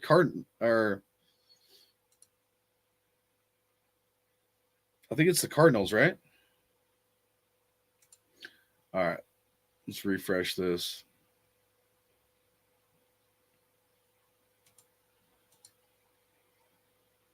Yep, Cardinals, Raiders, man. We're almost up, man. We're almost up, guys. Come on, Raiders. Who did all right, so let's see. So the Cardinals got Marvin Harrison Jr. in the first round. I can't remember. Should be able to tell from this. I can't remember if the Cardinals had more than one pick in the first round. Oh yeah, they did. I can't remember who their second pick was.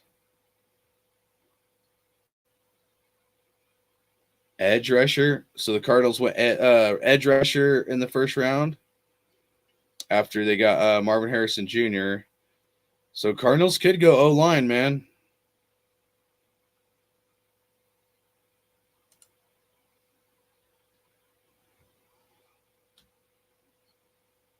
Yeah, this thing is not, they're not updating this to be that accurate.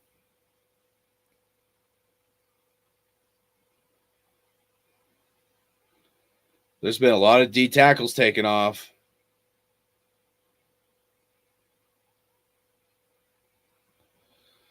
Oh, man. I got a good feeling about this.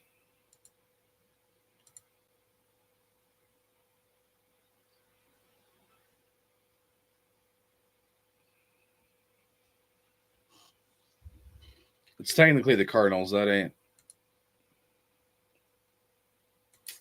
I'll just leave this one up. But they have like the Texans right here. They got the Texans taking a wide receiver right there. And they got the Packers getting Kool-Aid. So that ain't right either. I think Eagles looks correct on here.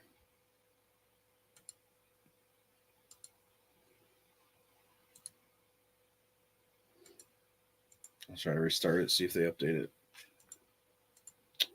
No, dude.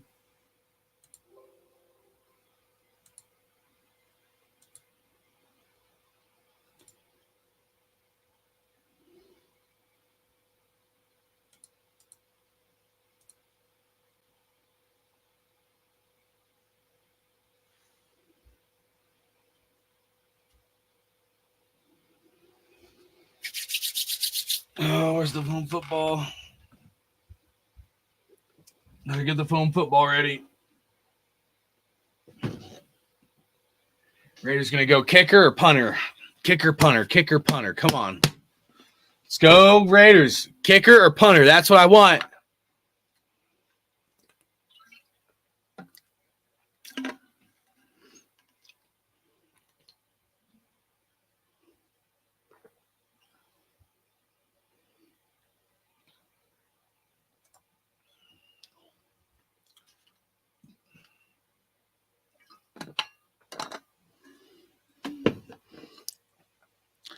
So what do you guys think so far? Round 1 was almost all offense, and round 2 is almost all defense.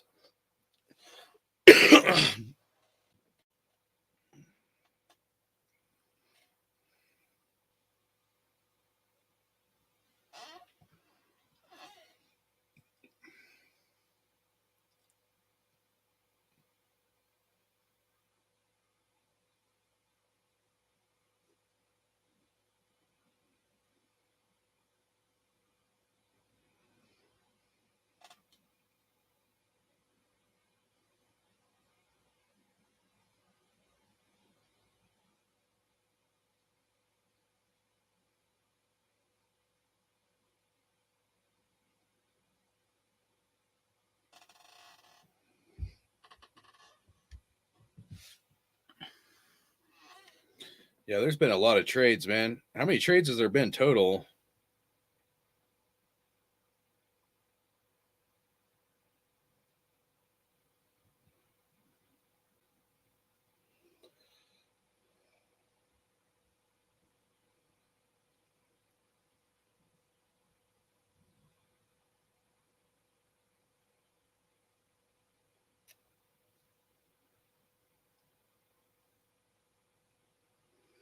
All right, Thrash, I accepted your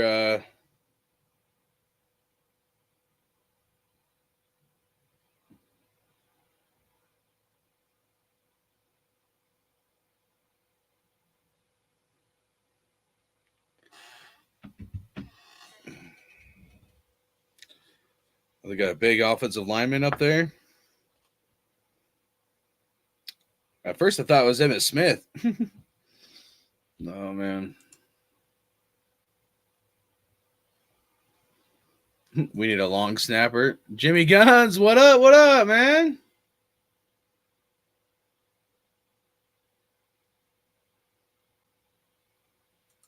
Cardinal select. Cornerback, Max Melton. Dude, the Raiders didn't have to trade up when we have offensive, like pretty much after the first round, any offensive lineman we want is available. I don't know who the best guy is. I'll be honest, I don't. But fuck, man. Hopefully the best player available right now is an offensive lineman. You got to think, what is that, like 3 cornerbacks? How many D tackles have gone off the board? I mean, this has been kind of crazy.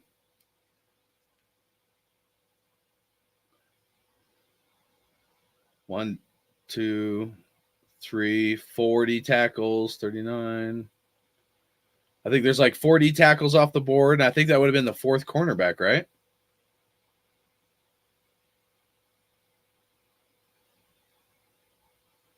I mean, that's the 3rd cornerback. But damn, dude. Oh, pick is in. That was quick, man. Raiders pick was quick.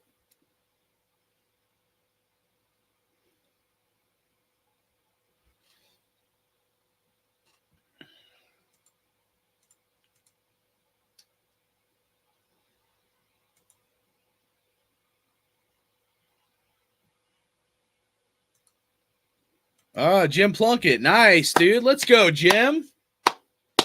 Let's go. Yeah, that's right. Jim Plunkett should be in the Hall of Fame. Damn straight. Thank you, Rich Eisen. He said he should be in the Hall.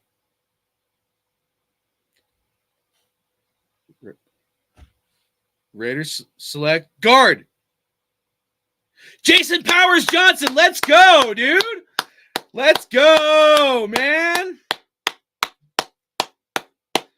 Thank you, man. I just any offensive line. I mean, as far as position goes, but all right, man. Who was it that was saying Jackson Powers Johnson? Someone was like pounding the table for that earlier.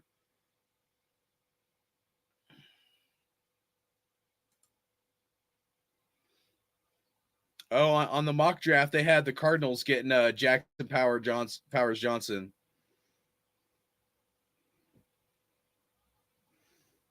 Damn, dude.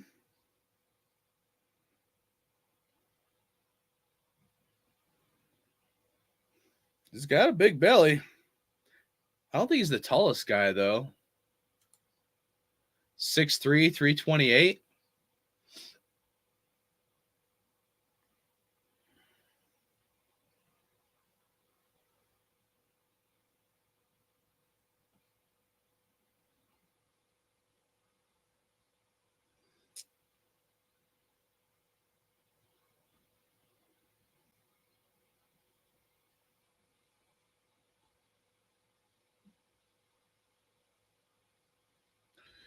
21-year-old with strong, dense, well-leveraged frame with great mass, quick acceleration, and nimble lateral mover with great range in space. Can load overwhelming explosive torque into his punches, folding defenders.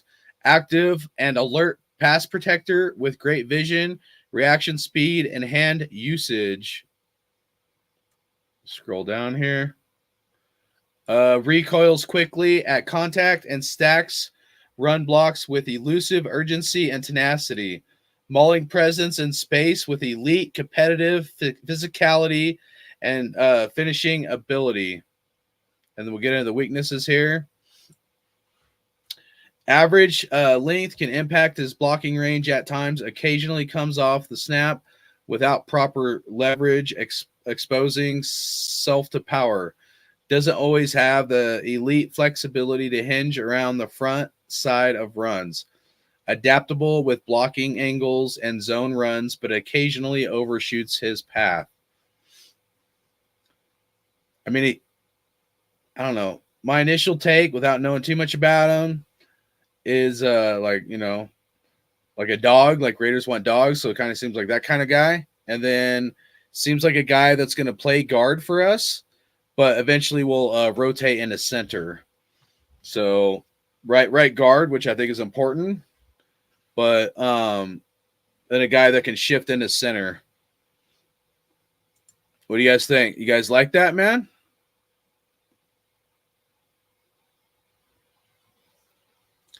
All right, let's see.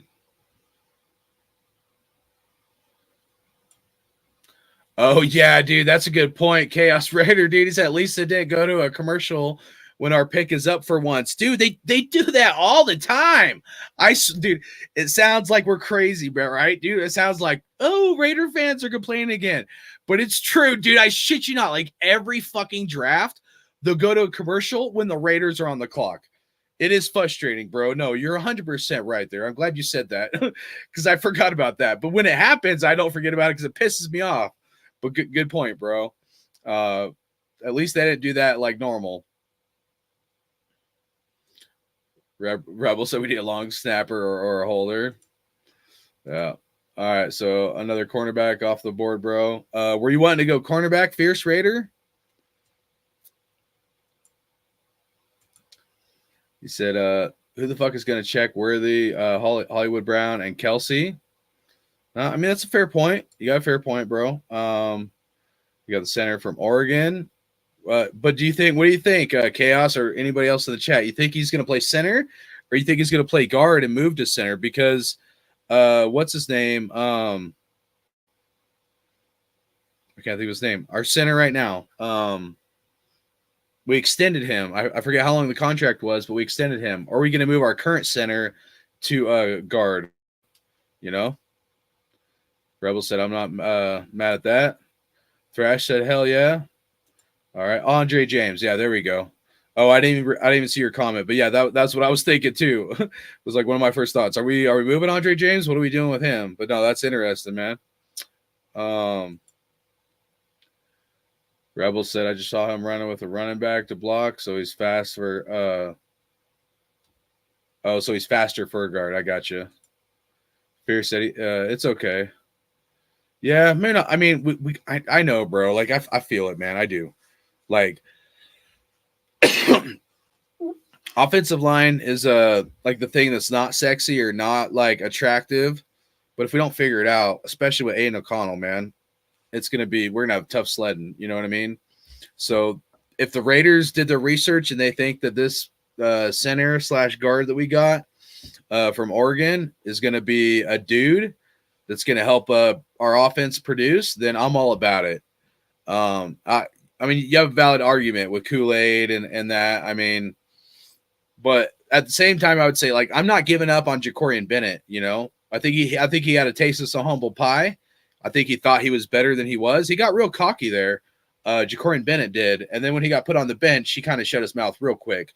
So now Jacorian Bennett's got another shot, man. I think Jacorian Bennett can be a good cornerback, but he got a little too cocky for his britches last year, if you know what I'm saying. And if you guys recall that, so you know, I'm just saying, like, you know, you got Jacorian Bennett, you got Jack Jones, and we got Nate Hobbs. So I feel like at least there's enough depth there to be like, all right, you know, we're okay. But if you look at our offensive line, who's our guard?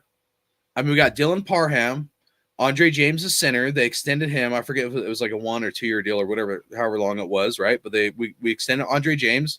Who do we got right tackle or right guard? I mean, and right tackle. So let's say Thayer Mumford.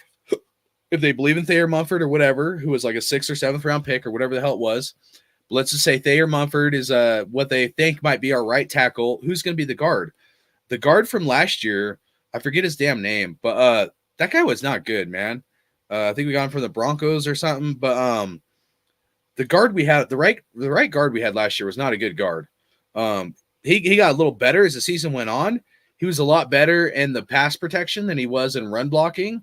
But I felt like our offensive line took a big step back for the early part of the season, and then it kind of went in waves. It was like real early they sucked, kind of got a little bit better. Middle of the season they sucked again, and then towards the end of the season they got their shit together.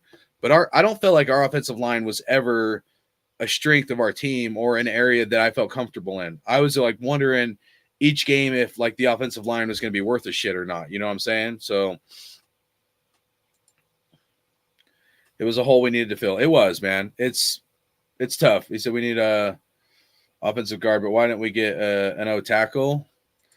Unless they didn't think that O tackle was that good, and maybe they thought there was best player available.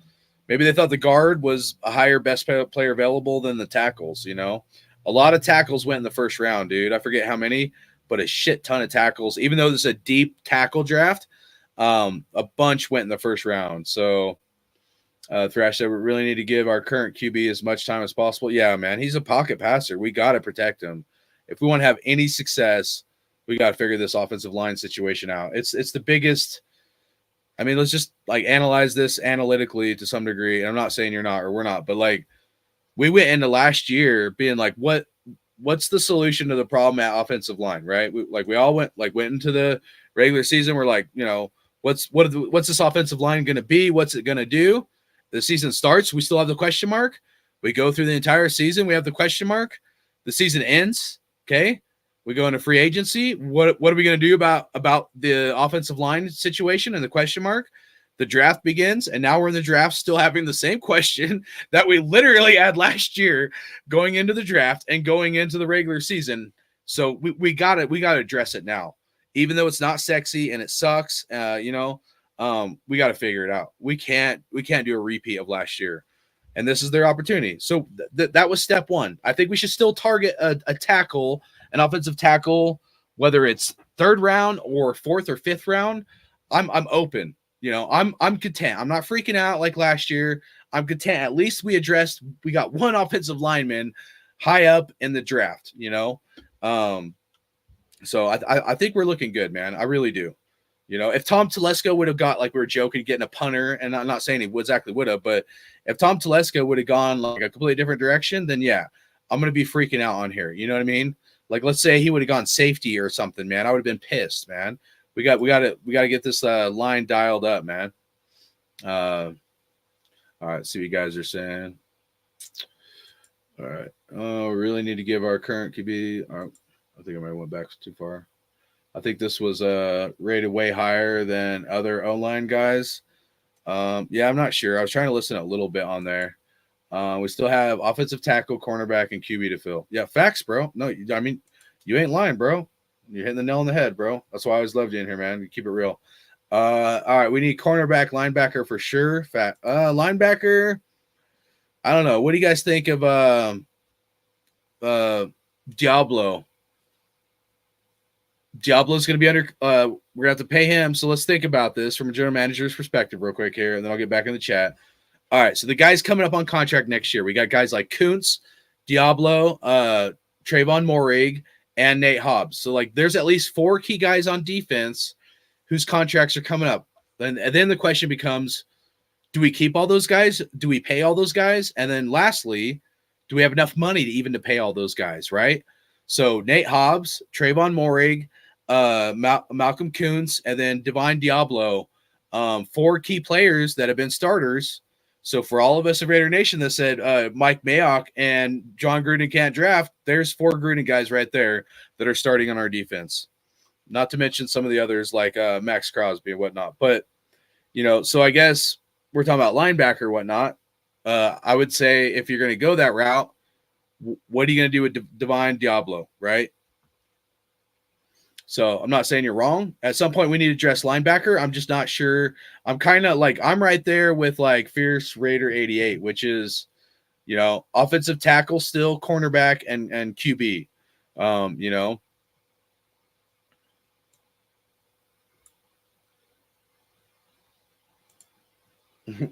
Fierce Raider said we passed up all offensive tackles for a tight end. I know, bro. I was pissed too, bro. I was like upset too. I don't exactly hate it as much after I slept on it, just because I feel like with our red zone complications, to say the least, for years, I feel like a 2 tight end set could maybe help our red zone deficiencies, as well as maybe some of these teams we play against that are rushing our quarterback heavy. Because if they rush the quarterback heavy, it's going to leave the middle of the field open, but like short distance. But yeah, I don't know. I mean, you're not exactly wrong. There was a lot of good tackles on the board, and now there's probably not nearly as good because a ton went in the first round. I don't even remember. If somebody maybe in the chat can look it up, I'd be curious to know if you guys know how many tackles went in the first round, but a bunch did. So we still got all of our picks left. That's true. That's a positive thing. That's true, man. A tight end will be blocking on the O-line. We got Splain and Diablo. Yeah. And Splain's contract will be up after this year too, I believe. I think Splain's contract is only a 2-year deal. Maybe we can trade up. Yeah. I mean, that's an idea. I'm open at this point, guys. I really am. I mean, if we need to trade up to get an offensive tackle, or even if it's a cornerback, we feel like they can be a stud to like what Fierce Raider was saying, I'm all for it. But what are we going to have to give up? What, like, I'd almost be more worth like leveraging something from next year as opposed to taking away from this year, because we still need O tackle, cornerback, and QB. Might be able to get Joe Milton in the 4th, and I think that'd be a good pickup. If he's available, where we pick in the 4th, but if you know, I'd like for our next pick to be either offensive tackle or cornerback CB. But a lot of cornerbacks are coming off the board, so all right.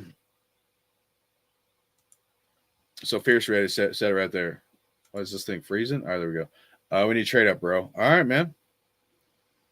I'm all for it, bro. If the Raiders feel like my mindset is different, it's kind of the same, but like I want to be in more of a win now mode. I'm willing to risk stuff from the future so we're better right now to go on a Super Bowl run. You know, even with Aiden O'Connell, I think it can happen. I'm not giving up on Aiden O'Connell, you know. So if we need to trade up to get a stud cornerback or offensive lineman, let's fucking do it, man. Let's just go, dude. I'm tired of sitting on the sidelines and all this shit, man. Rebuild after rebuild after rebuild. Let's just do it, dude. This guy's got like a neck brace on. It's kind of weird, but not trying to hate on him, but the guy on TV had like this neck brace on. I'm like, dude, what's going on here? And then said, yeah, and next year second or something. Second next year's a little rich, but we're in the second round now. Like, what do we do? Like a second next year. A second next year, we swap them picks. A second next year, maybe a fifth. If it's a good enough player, I'd be willing to do that. You know, a second and a fifth, and then swap picks this year. Either that or a third next year and a fifth, but they probably wouldn't do that. A second and a fifth might be a little rich, but so Bengals are up at 49. I'm probably going to take a quick smoke break here, guys, while we're in kind of intermission with the Raiders. But I don't know. You guys do some research if you guys got time, or if you guys know anybody you're like targeting. So I try to narrow my stuff down like to only just a couple guys. You know what I mean? Like where I target a couple guys I really like. So Joe Milton, I'm not gonna say I super like him, but he's a guy later on, you know, I could see. Spencer Rattler hasn't been taken. I like, given the Raiders went tight end though, I would have rather gone like the direction we did. I did not want to go freaking did not want to go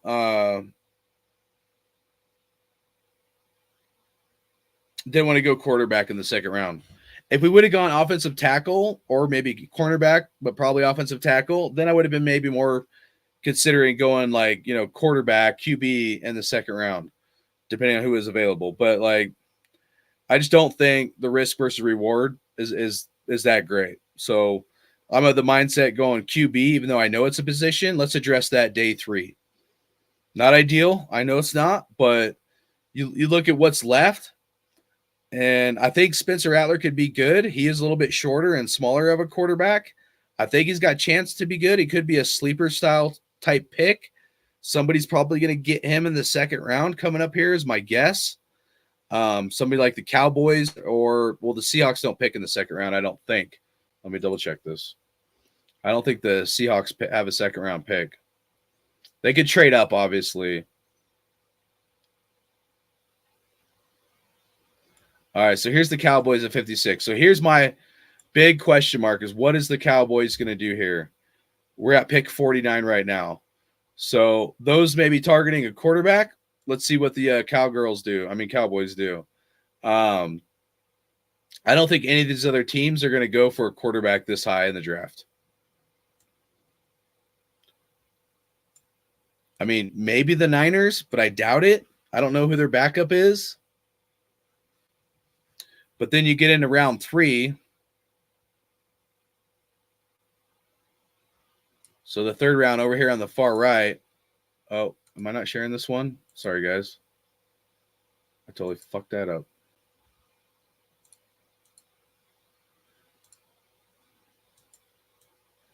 Sorry about that, guys. All right, so I'll redo it. Bro, no.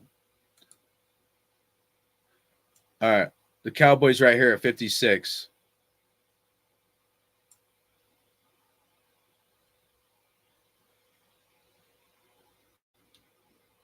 Oh, there goes another cornerback. But so this Dallas pick at 56, that's what I'm really curious to see what they do. And then rolling in round 3 coming up here. Kind of look at that, see what teams might need a QB.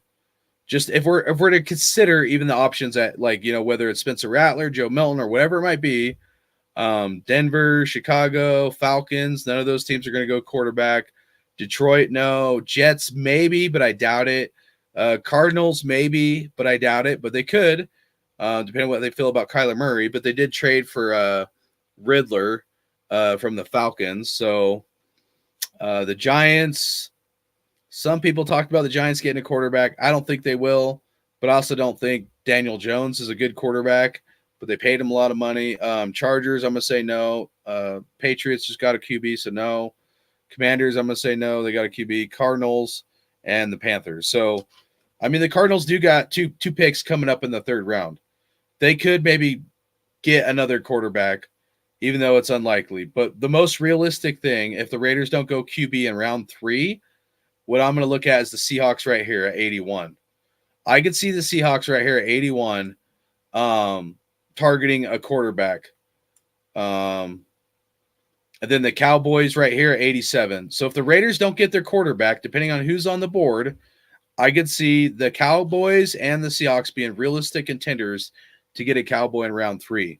Cowboys might even pull the trigger early in round 2 because the Cowboys are going to look at the same list and be like, well, the Seahawks might get a quarterback. So if the Cowboys like Spencer Rattler or something, or the Cowboys be looking at the Raiders saying, well, Raiders might get a quarterback.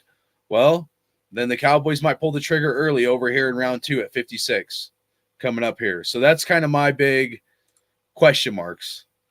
And then depending on how all that plays out, maybe, like I was thinking, we just wait till round 4 to target a quarterback and we try to get a cornerback or offensive tackle coming up here at pick 77 in the third round or trade up.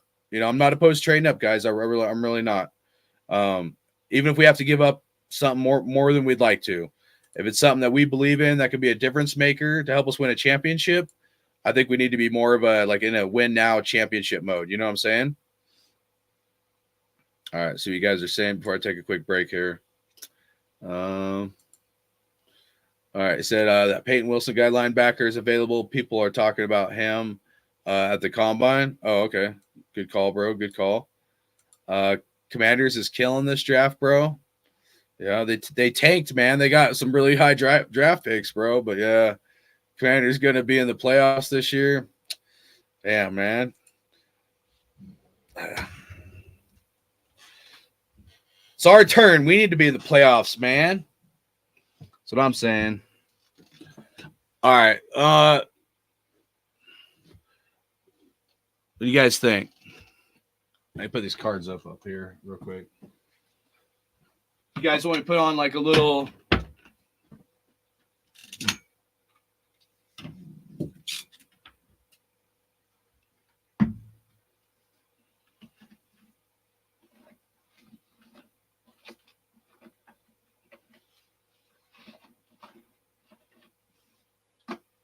All right, you guys want me to put on like a 5-minute video of my cards, or you guys just want me to leave it blank? Well, I go smoke real quick.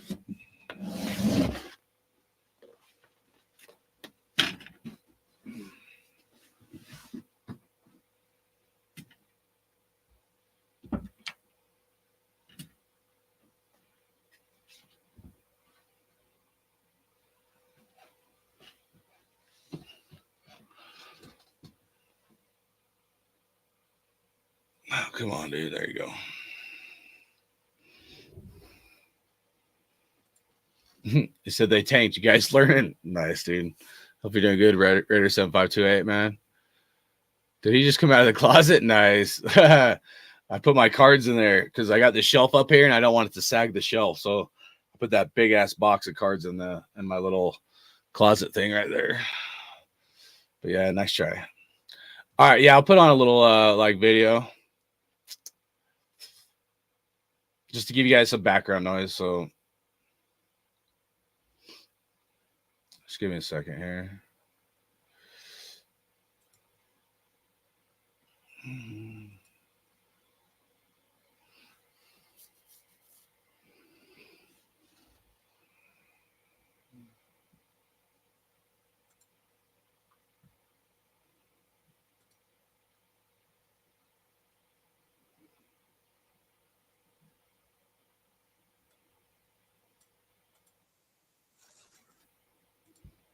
All right, this one should be long enough where it doesn't do like it did last time. All right, share this time.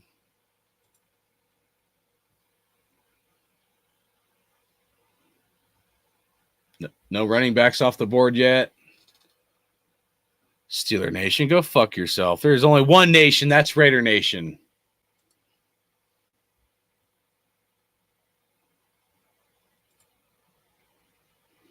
Oh, Zach Frazier, center from West Virginia. That's what the Steelers got. All right, guys, I'll be back.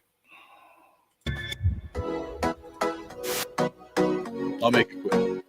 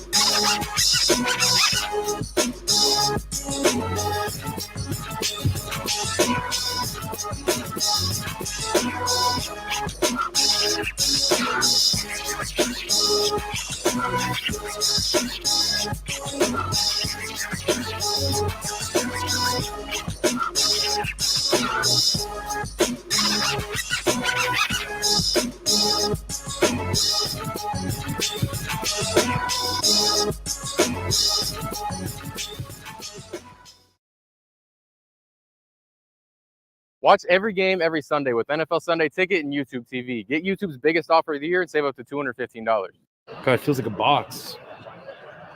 Oh, he's got a 101. Oh, 101 DeMarcus. And that's a classic, New York. What do you want on this?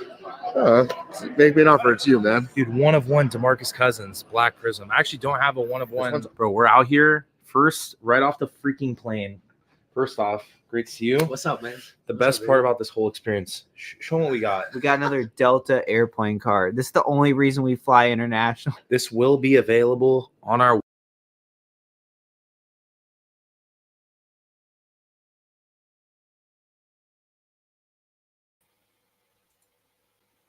All right. Sorry about that, guys.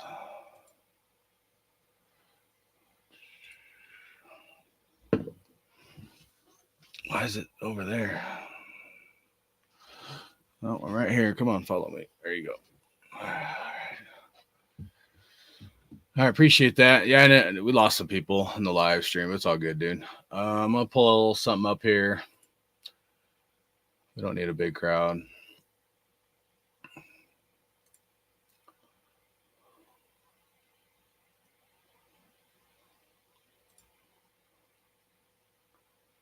Let's see. Best available.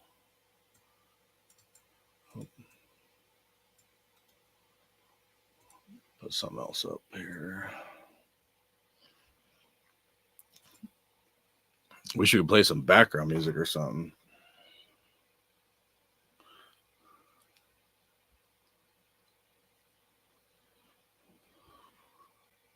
Thanks for putting that in the chat. That's my hardcore collecting channel if you guys want to check that out.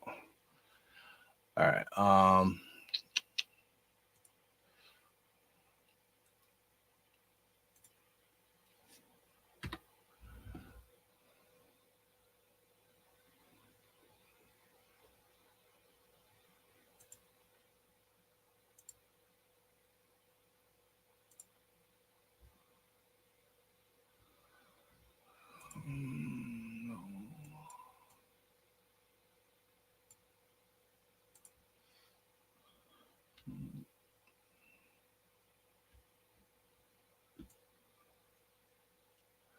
All right, so this is the ESPN best available.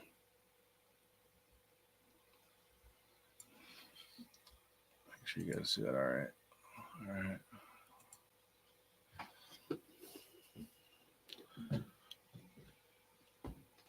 All right, and I got a whiskey. So cheers. That was my last little bit of whiskey I had.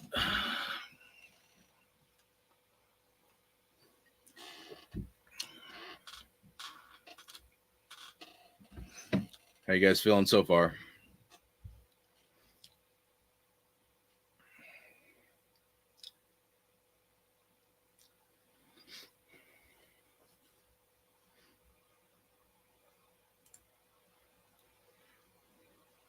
Let's kind of see who's came off the board here. Oh.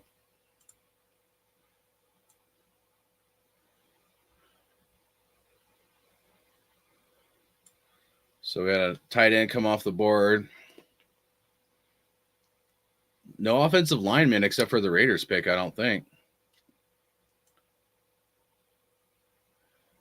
All right, let's kind of do some. Start with the wide receivers here. See how many wide receivers that came off. 1, 2, 3.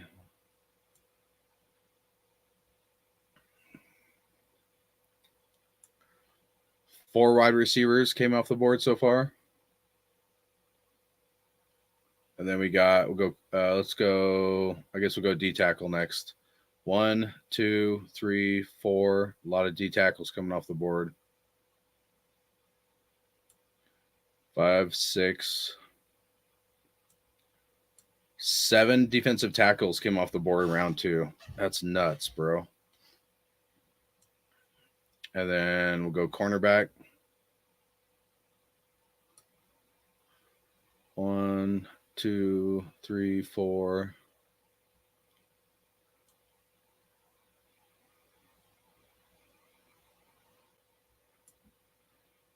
Five cornerbacks who came off the board.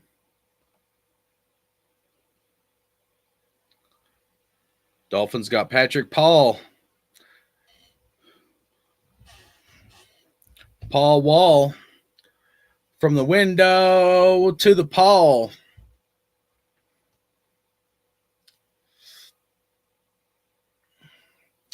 There goes the first O tackle off the board.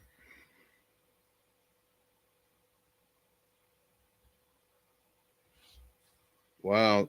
They're saying that guy was like more like a 4th round pick. That's kind of interesting. Huh. All right. All right, let's go best available.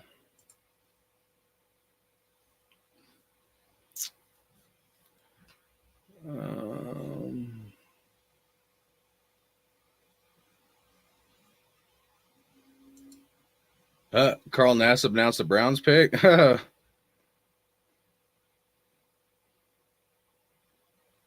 This Thrash, I hate going to the store. Me too, bro. I'm right there with you, man.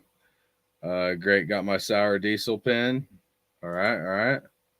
There's a big Samoan dude, tackle, 6'5", 300 something. All right. Oh, the Cowboys on the board.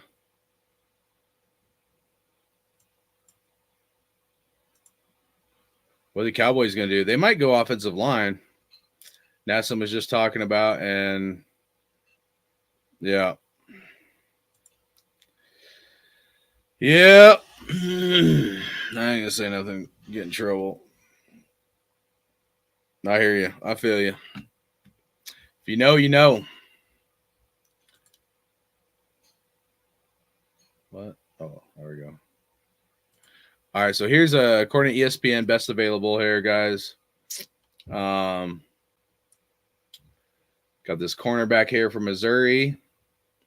You guys, if there's anybody that you want me to look at here, I know we're ways from picking again, but if there's anybody you want to look at and have me pull up, let me know. So you're talking about a linebacker. They got, and their order is ranked a lot different than the other site I was using, the mock draft. So like they had your tackle on here a lot higher than the other website. Blake Fisher, Notre Dame. I might get flagged for having this ESPN site up. I pulled their stuff up before and they flagged me, but whatever. It ain't like I'm monetized, so if I gotta take down the video, I don't care. All right, so Blake Fisher, that's a tackle out of Notre Dame. Fisher started 26 games at right tackle and 1 game at left tackle at Notre Dame. He gets a good initial pop and flashes the ability to move defenders off the ball in the run game. He has length and a change of direction to develop into reliable pass blocker at the NFL level. Fisher can give up too much ground initially, but he did a better job working his hands inside, digging in, recovering last season. I don't know. Would that be a guy you guys would be willing to trade up for? I like the size, 6'6", 310 for tackle. I like the fact he played right tackle. You might have a good take there on I don't think he's going to last until our next pick. I think we'd have to trade up to get him. But what do you guys think about that Blake Fisher dude from Notre Dame? I think Rebel Raider had a good take on that, maybe pointing him out. I got a joke for him announcing the Browns pick, but I will save the channel. Thanks, bro. I know, man. If you know me, dude, you know I'm right there with you, bro.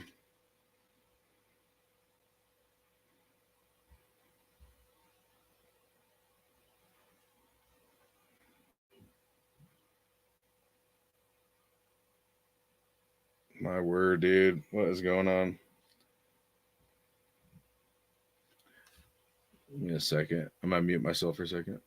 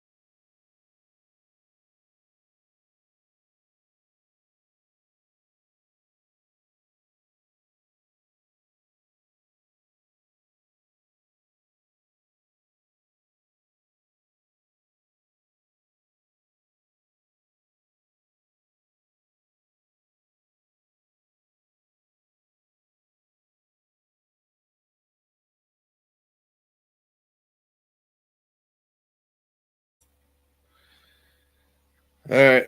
Cowboys pick is in.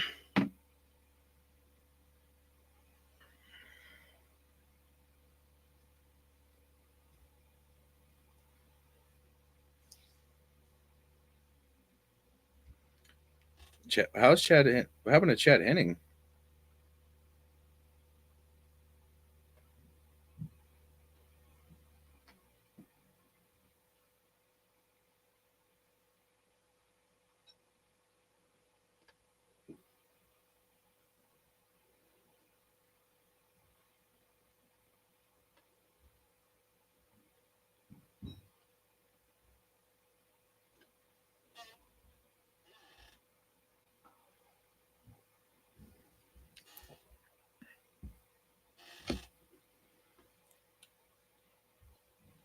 People are booing the Cowboys. That's funny.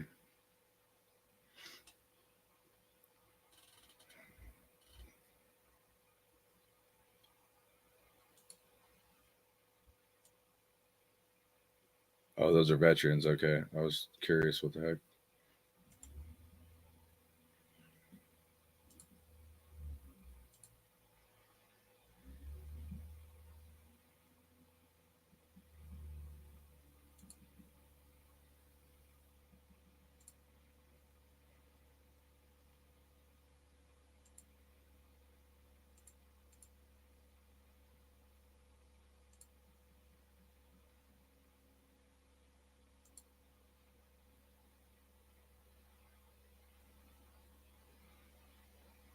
Nice.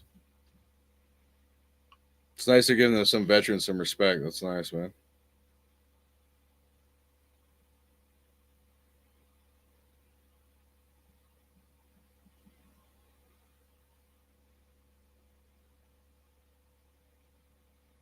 They should be doing more of this with the veterans, dude. Honoring our military.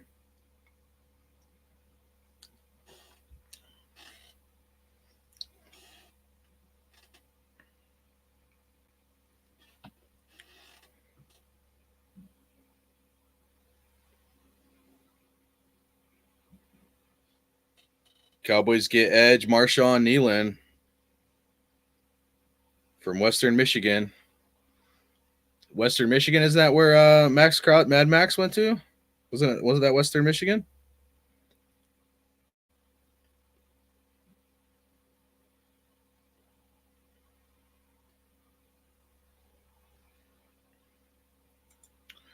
All right, Thrash, I hope we move up. All right. I'm all about it, man. I kind of like this Blake Fisher guy. I think Rebel Raider kind of had a good take on that, man. I'd love to move up to get this guy, to be honest with you guys, man. I want to play this video, but they'll flag me if I do.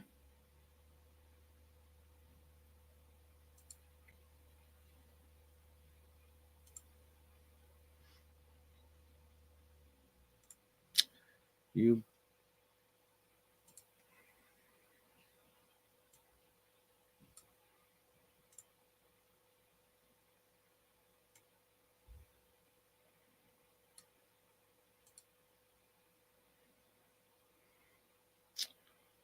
All right. That's right. Max was Eastern Michigan. Yeah. All right. Thanks for correcting me on that. Appreciate that, Thrash. Veterans should be treated like pro players. They gave millions for serving. Serving the cause. I think it's meant cause. Yeah, dude. I don't. They always do this like salute to service. I like the jerseys and I like the like helmets and stuff like that, you know, like during the season. But all they do is have a couple guys come out to the field and like, I don't know, like very rarely have I heard these NFL teams being like, hey, if you're a veteran and, you know, we'll pay your way for you and your family to go to a game. You would think the NFL that makes this much money could like at least gift some like veterans some tickets to go to a game here and there. I know the Raiders did last year. I can't remember how many. I didn't sign up for it, but I don't know how many they offered or whatever. Maybe it was just one or whatever. But I'm just saying, like, you would think you would give out maybe 10 to 20 seats per year for like veterans to go to a game and the NFL to pay for it or the NFL teams. And that's not even a lot, dude. Like, wasn't like I said 100, you know, but even 20 seems kind of low. But, you know, you think you'd gift, you know, veterans a few opportunities to go to a football game for free, but I don't know. It's just kind of crazy, man. But let's just leave it at that, I guess. Look at the tackle from BYU, the Simone guy. Oh, okay. I was curious. I meant to ask you what guy you're talking about. All right, so BYU.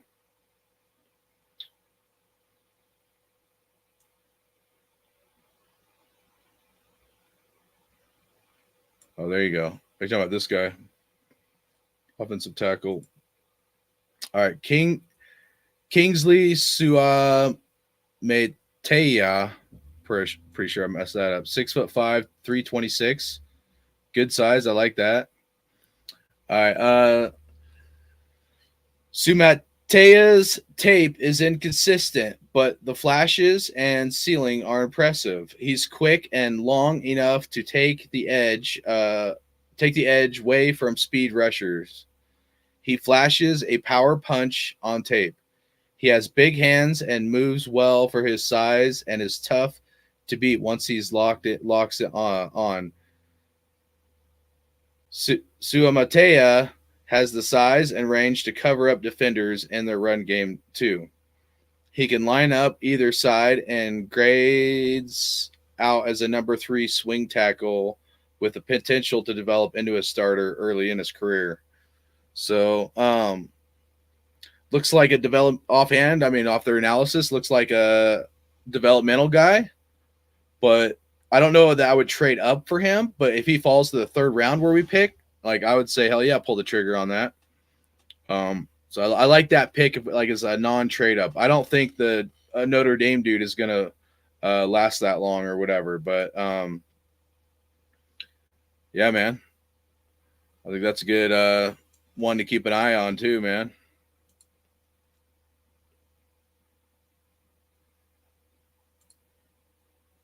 Got this dude from Pittsburgh ranked real close to him.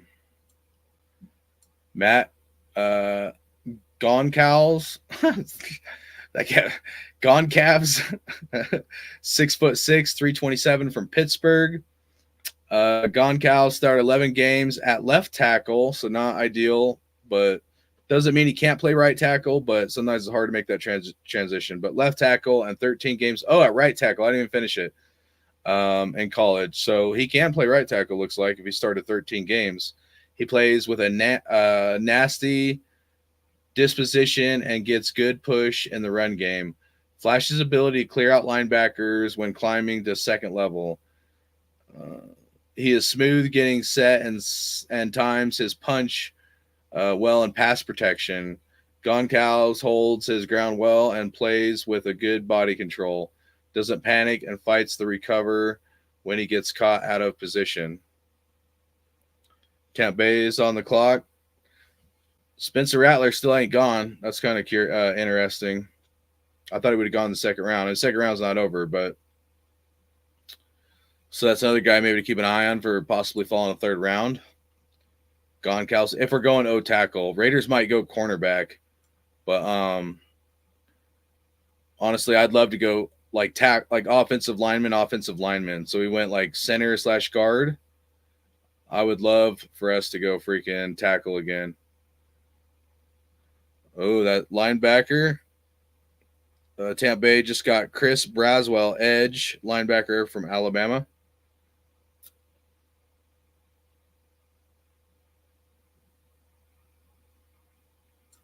All right, so here's this guy from Washington. I do remember Washington had a good offensive line. I can't remember. I think one of the linemen might have gone in the first round for Washington, but I don't recall. I have to go look it up. All right, so Roger Rosengarten, 6'5", 308. Not the biggest guy for weight, but he can put on meat, you know. Rosengarten is a 2-year starter with the lateral quickness to handle speed off the edge and mirror inside moves. So maybe he's like a quicker, faster offensive tackle, possibly.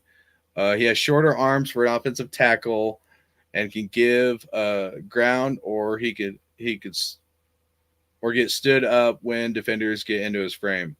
But he helps mask his lack of length by knocking defenders' hands down. Rosengarten walls off defensive linemen, reaches linebackers when he releases up to second level, and covers ground quickly when he pulls in the running game. So might be a better like zone blocker style tackle, and better in the run game than pass protection. That could be a guy to keep an eye out in the third round.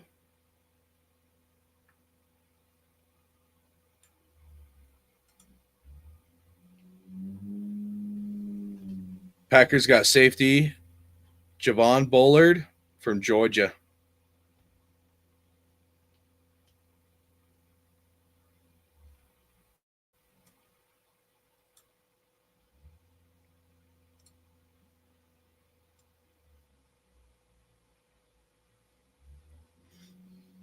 Any other positions or players you guys want to pull up? I can do that. I don't read the best online or live or whatever out loud. This is round 2. I'm just going over the picks here. So we're at pick 58. All right, so round 2, we got 1, 2, 3, 4, 5, 6 more picks in round 2.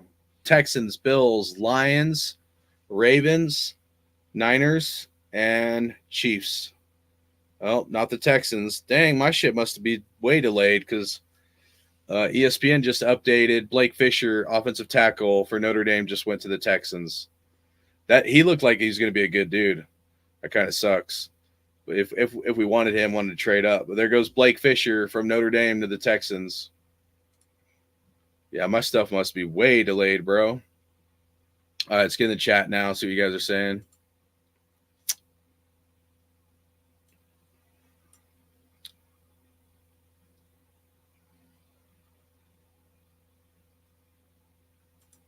Rob Raider said at least 10 seats per game for vets. That's what I'm saying, man.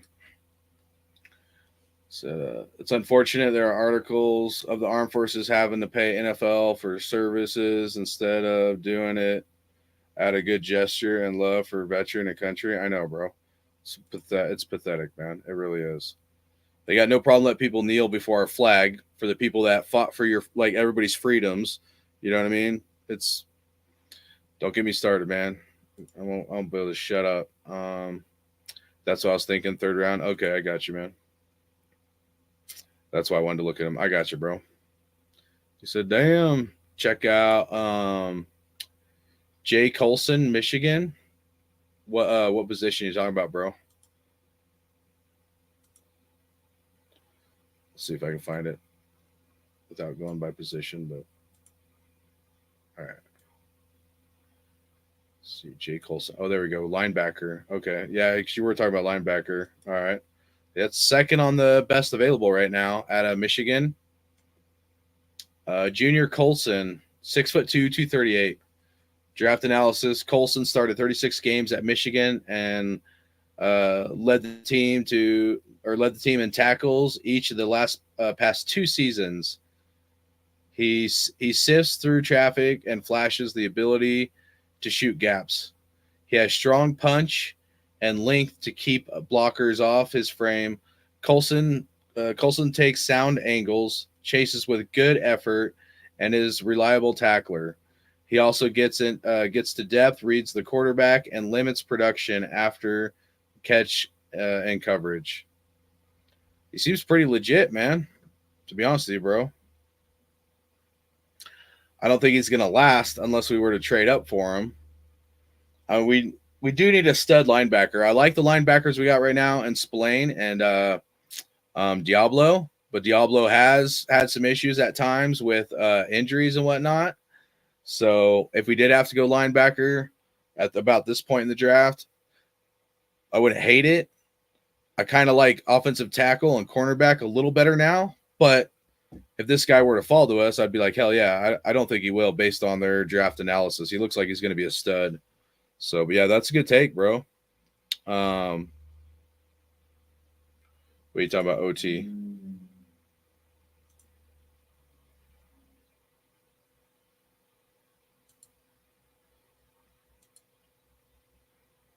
Peyton Wilson. All right, let's check that one out, guys.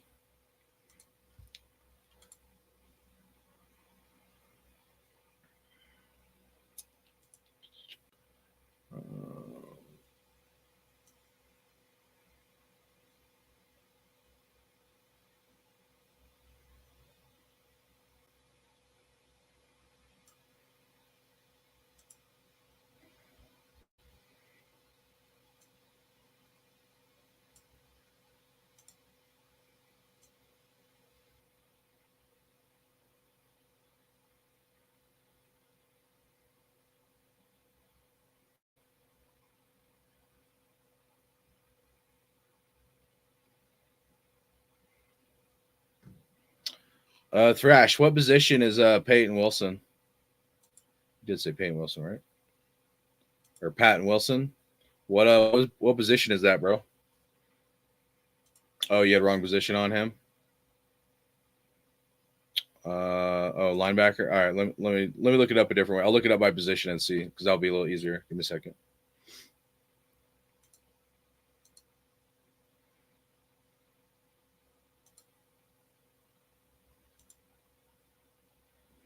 Oh, there he is, number 2. All right, NC State. I want to see where he's at overall, though, just because I'm curious. Damn, now I forgot. What school is that? Sorry. NC State. That's right. Okay, NC State.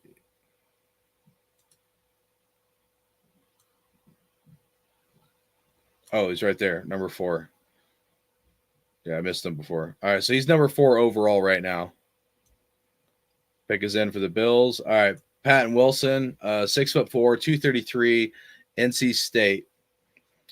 Pre-draft analysis: Wilson is a sideline-to-sideline defender who finished his college career with 402 tackles and ran the fastest 40-yard dash out of the linebackers at the combine with 4.43. Damn, he's fast, dude. 4.43 for a linebacker? Damn, that's like almost like a nickelback or like somebody that can cover some like wide receivers right there, dude. He gets to depth, shows good instincts, and breaks on the ball well in coverage, and he has the traits to match up with the tight ends and backs. Wilson finished his college career with 7 interceptions, 20 pass defended. That's pretty good, man. He also finished with a career high of 6 sacks in 2023. Not bad. And his burst makes him a threat to get to the quarterback when he rushes. Yeah, I kind of like him, man. 6'4", 233. Good size. Good height. I like that. Good weight. That's an interesting prospect as well, man. Kind of like him, man. Pat Wilson, NC State. Bills just selected Cole Bishop. Anybody else you guys looking at here? I like that one, man. If we're gonna go linebacker, if you fell to us, I think that'd be a good pickup. Let's look at something here real quick.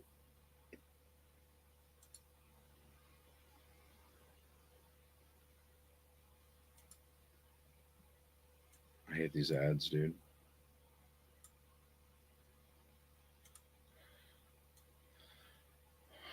All right. 4 draft picks left: Lions, Ravens, Niners, and Chiefs. Left in the second round. And then let's go to the third round. Oh, Barry Sanders, man. Nice.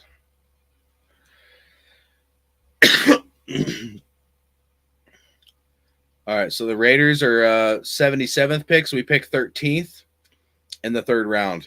Critical pick in the third round coming up here, guys. It really like second. I mean, all of our picks are, but I always think you find the most value. You can get some really good players in the second and third round. They're almost like my favorite drafts, like rounds in the draft to pick from.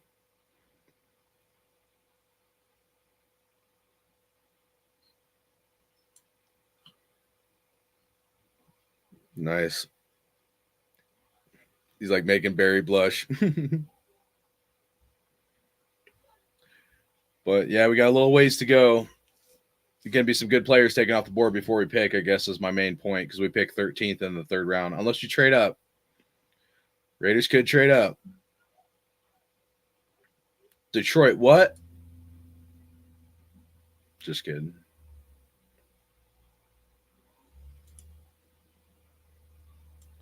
Lions get cornerback Enos Rakestraw Jr., Missouri. All right, a lot of cornerbacks came off the board so far. Let's see what you guys saying. On my overall, he's a 4. Or he's 4. Oh, I got you. You talking about like overall who's left on the board? You said I was interested in him in the combine. I didn't get to focus as much on the combine as years past this year, guys. Like I watched a little bit of it, but normally I'm taking notes and stuff. I just couldn't dedicate that time this year, unfortunately. But I had to finish up a job, dude. I was working a lot. So I think we'd have to move up to get him. He looks legit just based off of that. I know it's like I shouldn't just base it off that. I need to do more research, but any linebacker that's like sideline to sideline and is that fast and with the measurables, just the 6'4", 233, and to be that fast is pretty freaking impressive. You know what I'm saying? Like, you want somebody that might be able to cover Travis Kelce, that might be him. Hold on, guys. I'll mute it.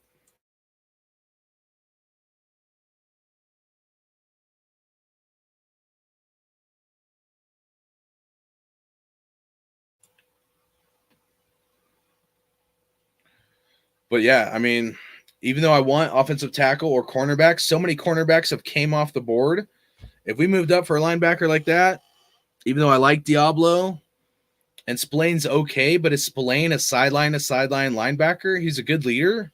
I like Spillane, not sure what we're going to do after this season. If we'll keep Spillane, I hope we do, but I feel like it would be really nice to have like a stud linebacker, sideline to sideline guy.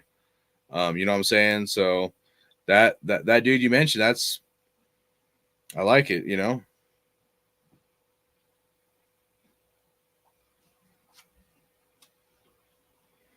All right. Ravens got an offensive tackle. Oh, let me pull that up here. Roger, the Rosengarten, that one dude we were looking at.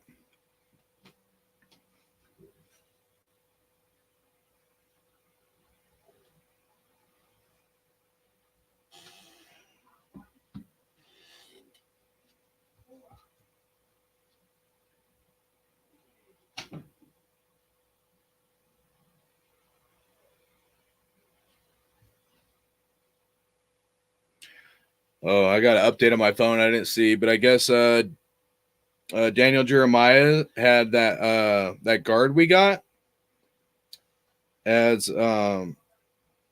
number 34 on his draft board.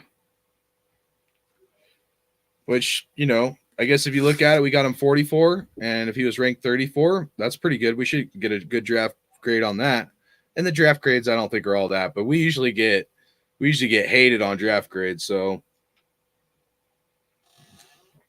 it might be nice if we got just 1 year where like the draft analysis, experts or whatever you want to call them, kind of agree with our draft picks.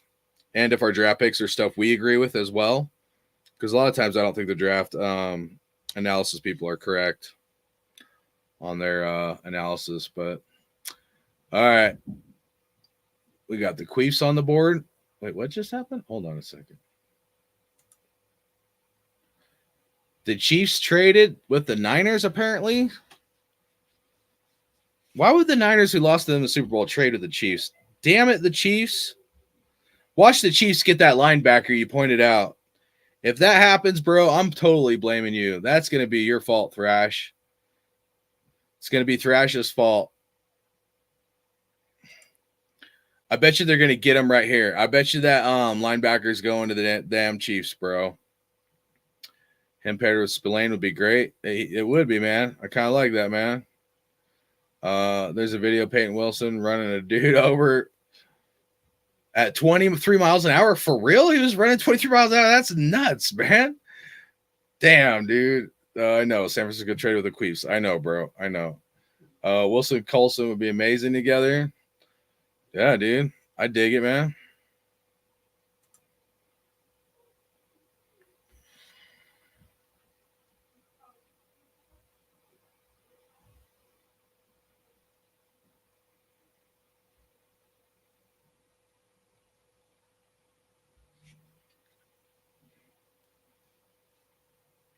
All right. Chiefs pick is in.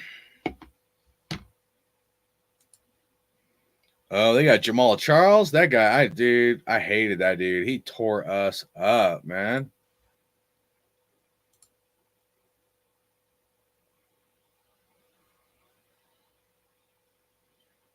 Oh, they went offensive tackle. They got the Samoan dude, man. Chiefs got the Samoan dude right there. Kingsley Suamataei. Yeah, I butchered that.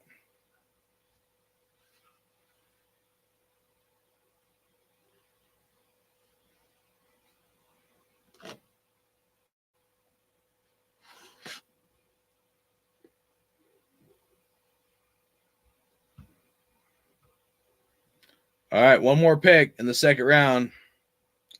Then maybe what? A little intermission break.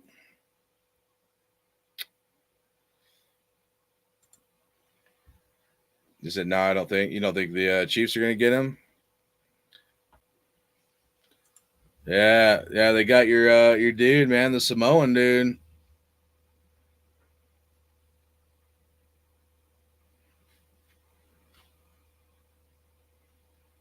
Damn, that was impressive. He just jumped out of the pool. He got lucky to hit his legs on the edge of that pool, but that's pretty intense, man. He like jumped out of the pool. I don't know if you guys saw that, but like he was like standing in the pool about like 3 feet deep. He like jumps up. That's pretty crazy, man.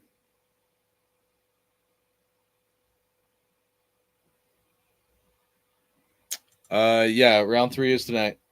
Hold on a second, guys.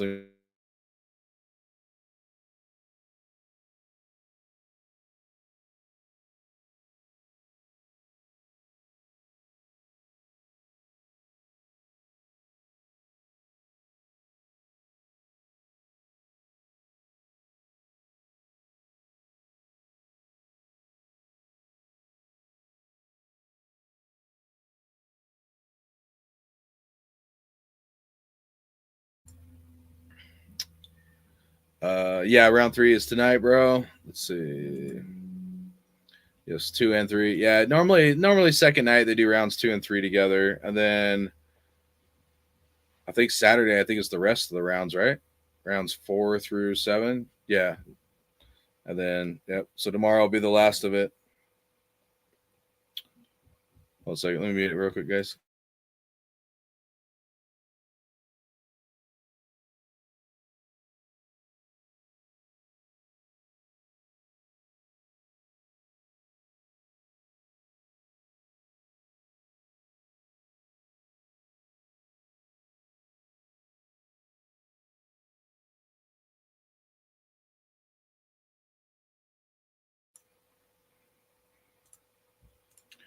Said I thought I'd last till the 3rd. The Samoan dude. Or are you talking about the linebacker dude?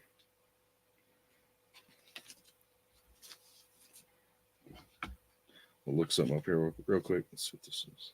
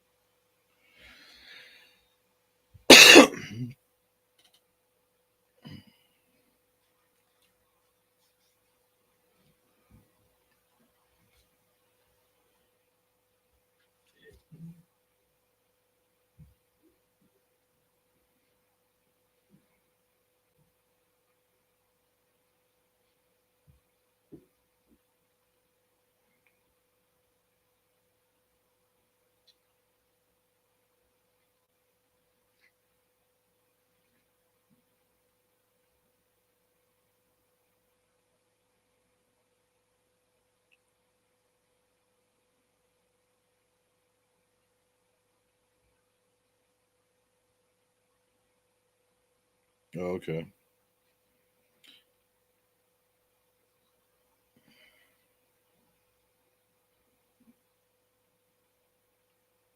All right, you guys want my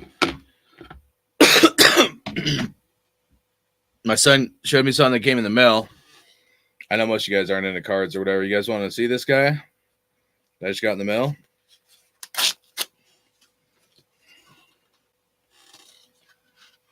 Check this out. Boom. Aiden O'Connell. Guess how much this card was?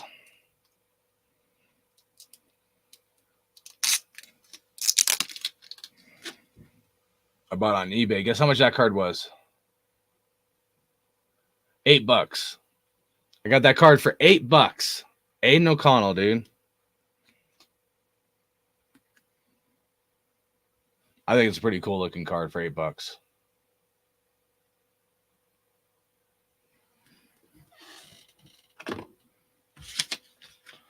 That's what I was saying, dude. You can get some good like Aiden O'Connell cards for cheap, man. If you do your research. You hit Rebel Raider, 50 cents. That's what a lot of people think of Aiden O'Connell. 50 cents.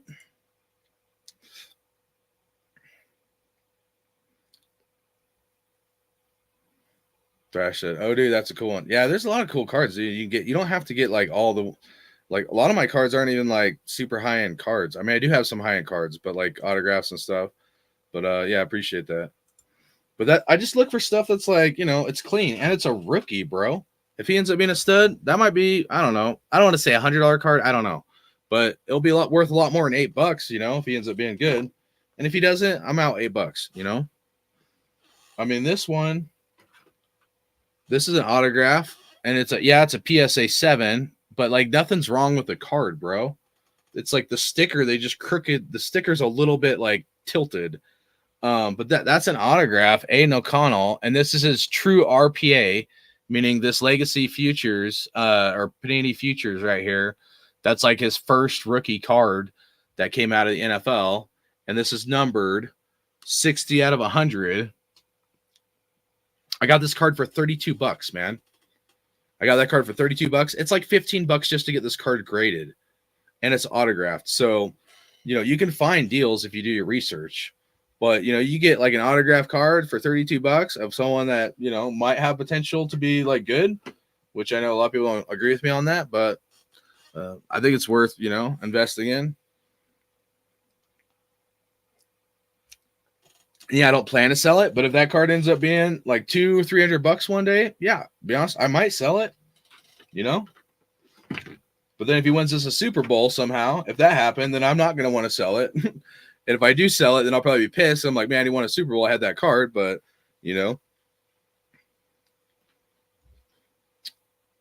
all right. Looks like San Francisco got Renard Green, Florida State cornerback. And then it looks like round 3, I guess there's no real break. So I guess we're going right in around 3. I might need to eat something. I mean, I could probably eat while I'm live and just like either turn the camera off or something. I usually don't like to eat like on the camera and whatnot. Or I could put this up, minimize myself.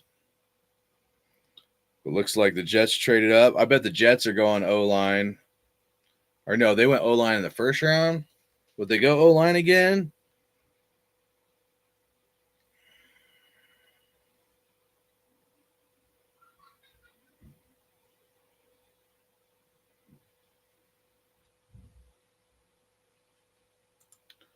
He said to us it's worth at least 20. Yeah, bro. Aiden O'Connell. I think that's like a $75 card.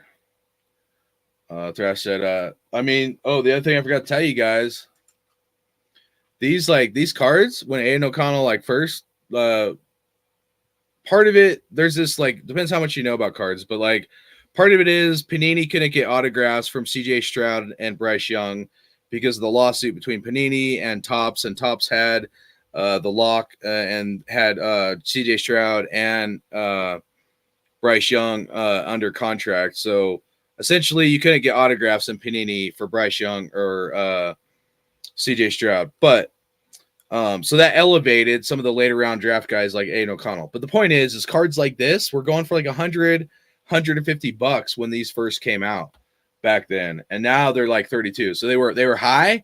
People were like kind of hyping up Aiden O'Connell and stuff, and then they dropped, and now they're like the prices have gone down considerably. So the point is, if you can get a rookie card of O'Connell and you want to get some cards, just do the research. Just go to eBay, type in Aiden O'Connell rookie, or if there's like a brand, like this is Prism, some people like Prism or whatever. I'm a huge fan of Panini Black. This is Panini Black, so you could type in Aiden O'Connell Panini Black autograph. So Black is one of the cards I really like, and then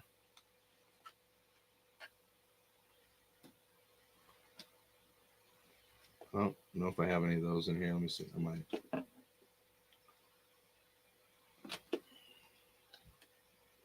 There we go. All right.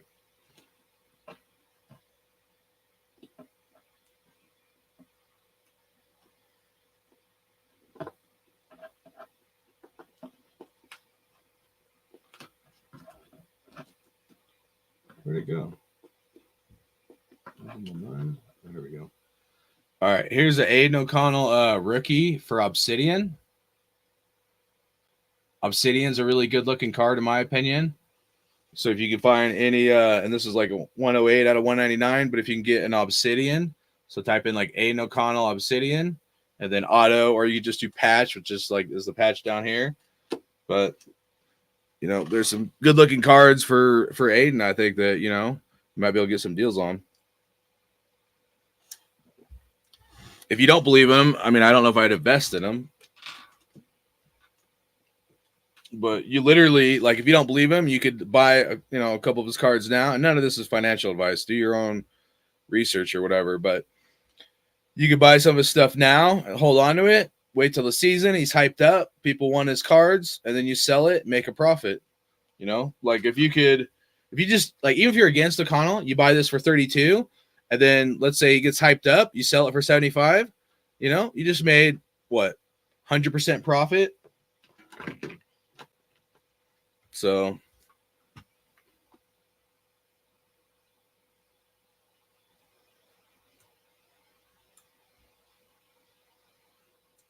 all right.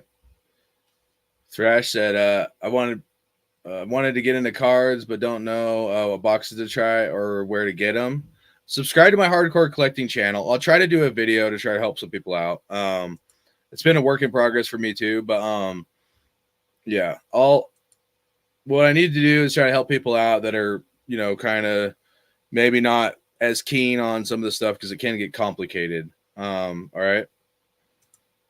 So, because if I do it on here, it's not going to be very good. I got to it's going to take me a while to prep the show. And if I do it and break it down, I want to like do a good job at it. You know what I'm saying? If you have minimal questions, I'll try to answer them on here. But there's the problem why I can't answer that in a simple answer is there's Panini Prism, there's Panini Black, there's Panini Obsidian, there's Panini Illusions. I'd have to go through like cards just kind of give an example. There's Panini Optic, there's Panini Don Ross, and there's different Select. There's different ones I like more than others. And you know, all of them have like some cool cards here and there, but there's different reasons why I like ones for certain reasons and ones I don't like as much for other reasons. So like an example, like Panini Prism. Almost everybody likes Prism. I'll be honest, I'm not a huge fan of Prism. I almost never hit Raider cards in this. Like it's hard to get Raider cards, let alone get a Raider autographed Prism card. And the problem with this is these are so like they look cool, they're reflective, they're shiny. Let's see if I can find one. All right, maybe I can use one of these.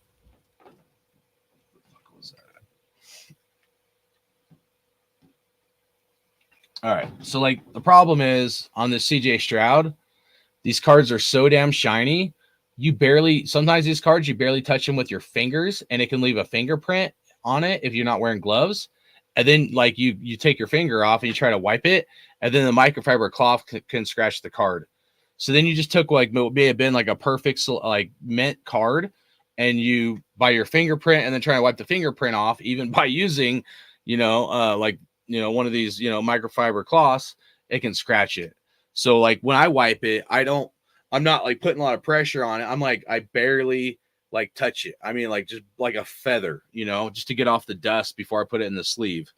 But the point is these cards look cool, but it's hard to hit like nice cards on here. And I'm not a huge fan of the Panini Prisms. I'm just not, some people love them. And I have some but I just don't have good luck hitting when I buy like those breaks and stuff or those boxes. Panini Black, however, had tons of Raider cards and I hit tons of autographs. I did buy a lot of the breaks, and I'll explain that when I do a video over there. But I hit tons of like good black cards, and there was a ton of Raider cards in there, and they look clean with the silver and black. Not all cards do, right? And then Obsidian is kind of one of the other ones that I like a lot, So, but there's Mosaic. This is a different brand, and there's all these different variations, and that's where it gets confusing because every like whether it's like Prism or Mosaic or Obsidian, each card like has can have a bunch of different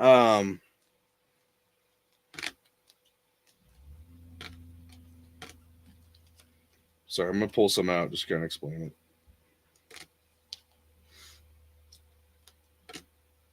Like variation of cards. So all these are like a little bit different.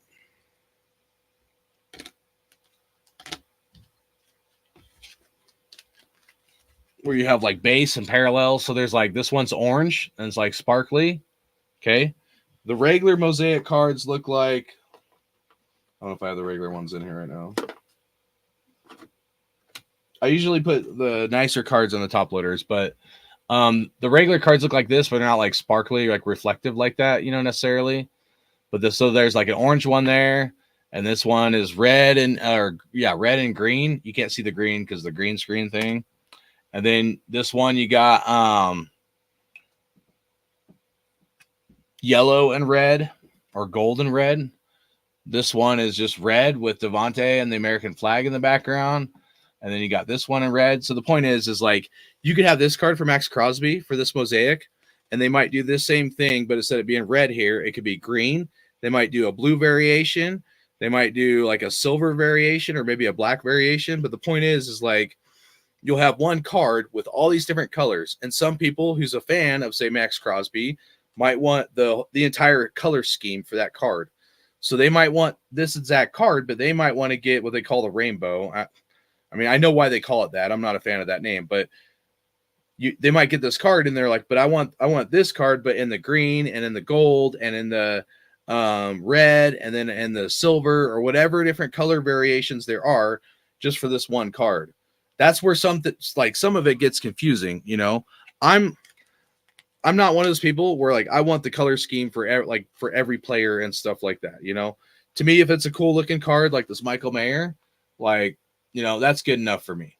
But not everybody's that way. Some people are like kind of nuts about it. But there's also people that will like if maybe someone's a Josh Allen fan or something like that. Some people will literally only collect Josh Allen cards, nothing else.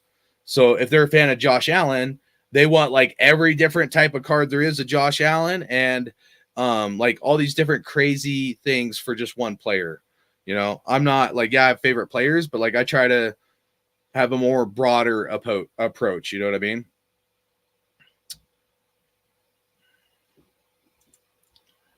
Rebel said, O'Connell can't tell he proves me wrong. Oh, 918. He said, I swear YouTube doesn't want me to hear it. Why? They don't share my stuff, bro. I've been cancel cultured. Why do you think I come off the handle a lot of times, dude? And I just like get pissed off, man. Like they don't share my stream with other people. And if I don't personally share it with people, most people don't even know I'm live, if that's what you're talking about. But yeah, no, they've canceled cancel cultured my show, dude. And I'm not even bullshitting. I just came to accept it to some degree, but I'll still talk shit because I don't care. All right. Rebel said, but I hope he does win us 12 games this year. Talking about O'Connell. So how does everyone feel about the last pick? I liked it. Yeah, I'm content, man. I'm not tripping out. I'm happy. I'm glad it was offensive lineman. That was kind of my where I was at, bro. I just want, things to be best player available, but also what we need at this point. So far I think we're doing good. The next pick I want O tackle or cornerback personally, but there's a linebacker that I think it was Thrash pointed out earlier that has potential to be really good. I like him. I refresh the thing to see if he's already gone off the board. He may have already gone off the board. I like Don Ross, honestly, best value, rarely messed up. Don Ross is okay. Their cards are a little bland though. They're a little basic. What I like about Don Ross is the downtowns. But that's why I need to do like a separate video so I can explain what downtowns are, because to people that haven't collected cards, it's going to be confusing. So downtowns was that Bo Jackson card I got. That's sick. There's a Bo Jackson downtown that's freaking awesome from last year. There's a Devontae Adams downtown that I really, really want. I still haven't got from last year. That used to be around a $200 card. Now it's like $250. But I still want a Devontae Adams downtown, and that's part of Don Ross. But I want the optic downtown of Devontae. I don't want the Don Ross. So this is where it gets confusing, because there's optic and Don Ross are real similar to the way the cards look and stuff, but the downtowns from optic I think look better than the downtowns from Don Ross. But that's just my personal preference or opinion. The Panini case are expensive as hell. 5 cards for like $500. Yeah, bro. Encased. What's the new one? Immaculate is out. That one's real expensive. Yeah, there's definitely even the freaking the Obsidian are expensive, man. Half a case of a Raiders spot for Obsidian could be anywhere from like 90 to $130. That's what I was telling, like trying to share people's Blez website because theirs is more cost effective. I think there's like 74, 80. So if you can get a Obsidian spot for Raiders for around $80, man, that's like half a case for 6 boxes. That's pretty freaking good. He was best center Oregon has ever had, I think. Nice. You're talking about Jay, the center we got, JBJ or something like that. My buddies that gave me some tips. Oh, okay. Yeah, you just gotta like. So what I did, man, I like to watch breaks. Appreciate that. They said those are some cool cards. Much love. I gotta organize my cards, and I'll start doing videos on my other channel where I do just one show of just Aiden O'Connell or just one show of Bo Jackson, because it would take me like I'm gonna have to break up it by player, and you know, kind of do more of a focused show. So I'll do a bunch of little segments of players. But the thing is, I still have a tote this big. I'm not trying to brag, guys. Like I have a tote like this big of like Raider stuff, a Rubbermaid tote of stuff I still got to open that I've been hanging on to, and some stuff I'm still getting in. And I don't want to open it all at once. I want to kind of cycle it in. But the point is I'm going to get to a point where some of the content will change, and I'll start like kind of doing highlight videos of like doing them by player. So I'll do one of just Tim Brown if I have enough Tim Brown cards. If I don't have enough cards of a player, maybe I'll mix and match some different players in there. But yeah, it can get complicated. But what I was trying to say, I got a little distracted. Just watching people open cards and kind of learning a lot from that process. And so that's a breaker. A breaker is somebody you pay for a Raider spot or whatever favorite team is, or if you want to fill it or whatever. But you pay for a team and you normally get all the cards for that team, you know? So I've participated in a lot of those. And also that's kind of helped me learn some stuff, you know, but the breaks can be expensive and they're hard to hit nice cards. So, you know, me and Trey Tucker now, I feel we need to move up soon. I had no idea you went live. Yeah, I'm telling you, dude, they don't submit, even if you have your notifications on. And I got tired of like just sending people stuff or whatever. So I've missed all your lives except the last 2.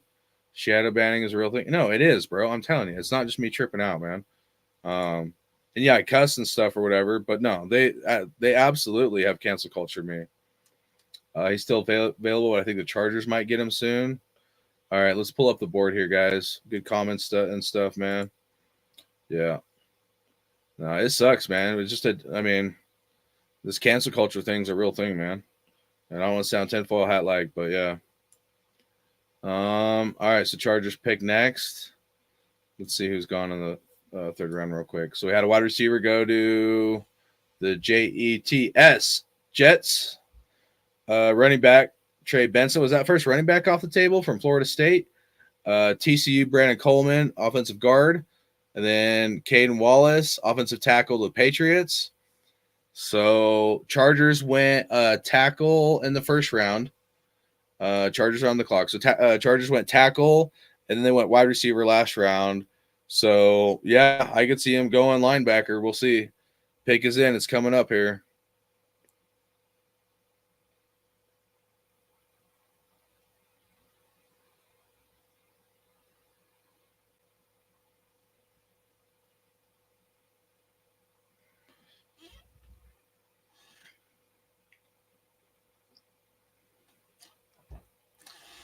Let's see if the NFL does the old Raider Roo in this round 3 and go to a commercial right when we pick, because that's what they normally do. Like what's the name was saying earlier?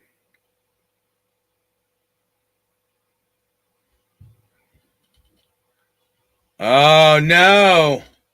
Chargers got Junior Colson from Michigan, that sideline to sideline linebacker. Or no, that was the guy from Michigan. My bad. Oh, so the other guy should still be on the board. I mean, he looked pretty good too, man. 6'2", 238.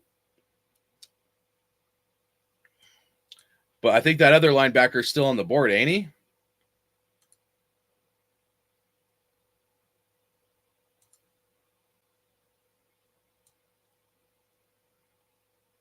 Rich Eisen. All right, so this guy, so that Michigan guy looks pretty good, but Patton Wilson looks like a super stud, dude, to me. 6'4", 233, runs a 4.43 40. Like just damn, dude. So let's see what this Peyton Wilson dude is going to come off the board or not. Like I do want offensive tackle, but I'm kind of liking this Wilson guy. We still got ways to go for the Raiders pick. I mean, we're getting close, but I wouldn't hate that pick. I think that'd be fun, man. That'd be a good dude to have.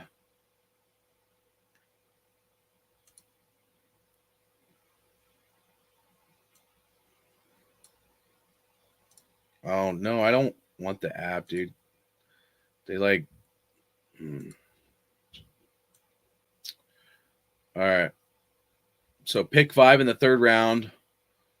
We still got a little ways to go, man. I think what was it last year? Broncos got who was it? Saunders or something, linebacker that I wanted. Drew Sanders, I think is who they got, and the Broncos pick right before us. So I wouldn't be surprised if Broncos end up picking a guy that we want right here. But we got 1, 2, 3, 4, 5, 6, 7. We have to survive 7 teams before we pick. So 7 teams is what we got to survive before we pick.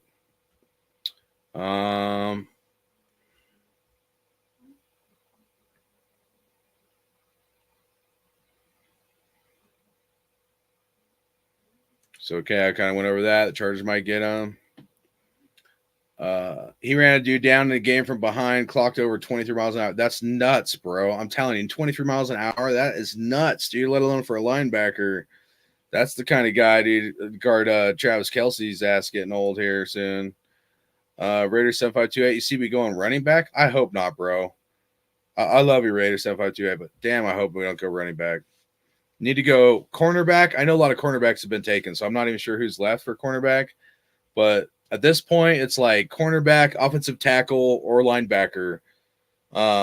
Shit, dude. Like, I kind of like that linebacker enough to trade up to get him. All right, pick us in for the Giants. Oh, they went cornerback. Pull that up. Oh, wrong button. Giants got Andrew Phillips, Kentucky, cornerback.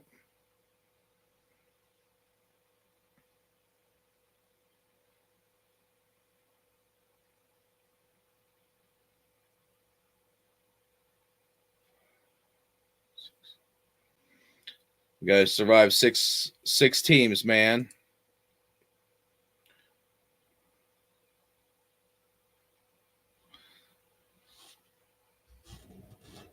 Man, the seat's hurting my butt.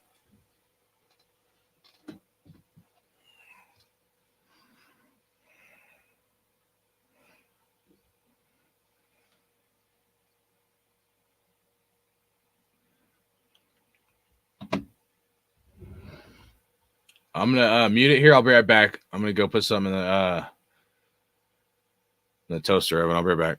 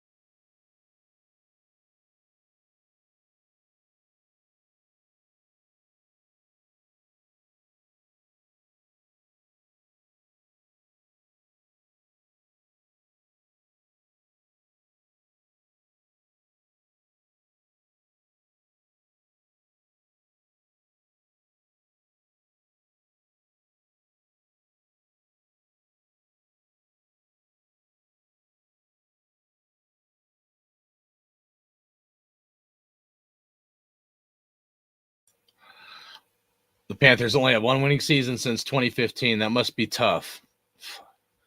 Since going to the Super Bowl, I mean.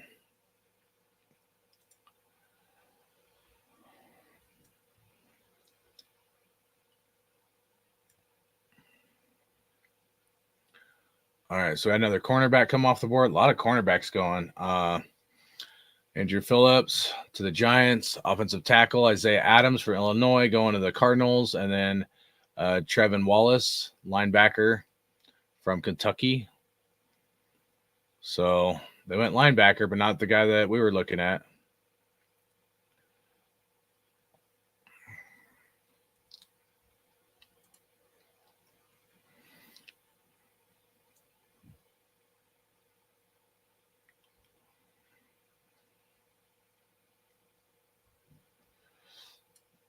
All right, got Cowboys, Falcons, Bears, Broncos. Oh my. 1, 2, 3, 4. 4 picks to the Raiders, man. Getting close. I put in some taquitos, man. Should be done about 10 minutes or so. Just something I can eat quick.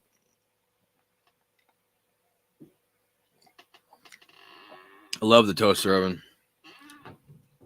I'm going to move these cards up here with my drink.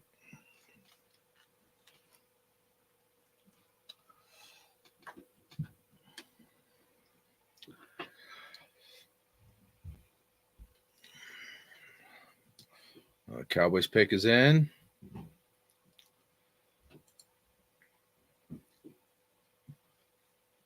Cowboys went Cooper, Beebe, offensive guard, Kansas State. All right. 6'3", 322.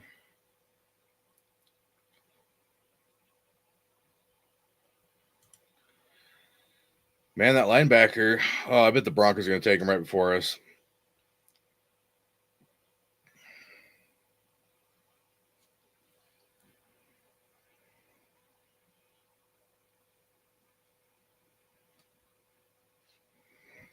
Let's go look at best available here real quick, and then I'll get in the chat.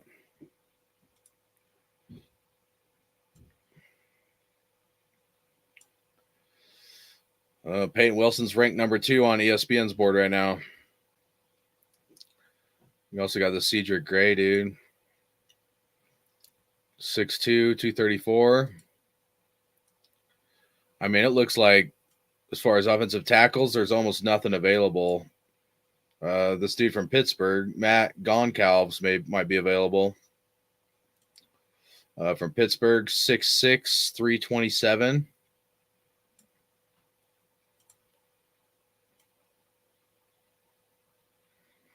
What Raiders 752 is talking about a running back. What are you thinking, Marshawn Lloyd, or what are you thinking about if we went running back? I don't want a running back, but USC. I got some of his cards though. I don't think they're valuable cards, but all right.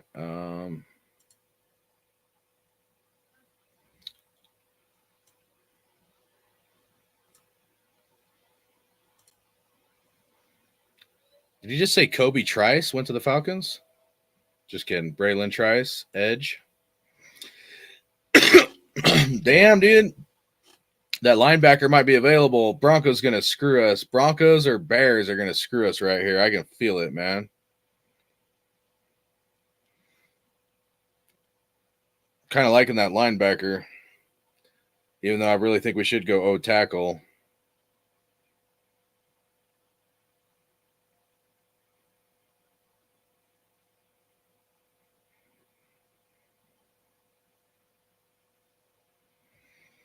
Let's get in the chat here real quick. What are you guys thinking?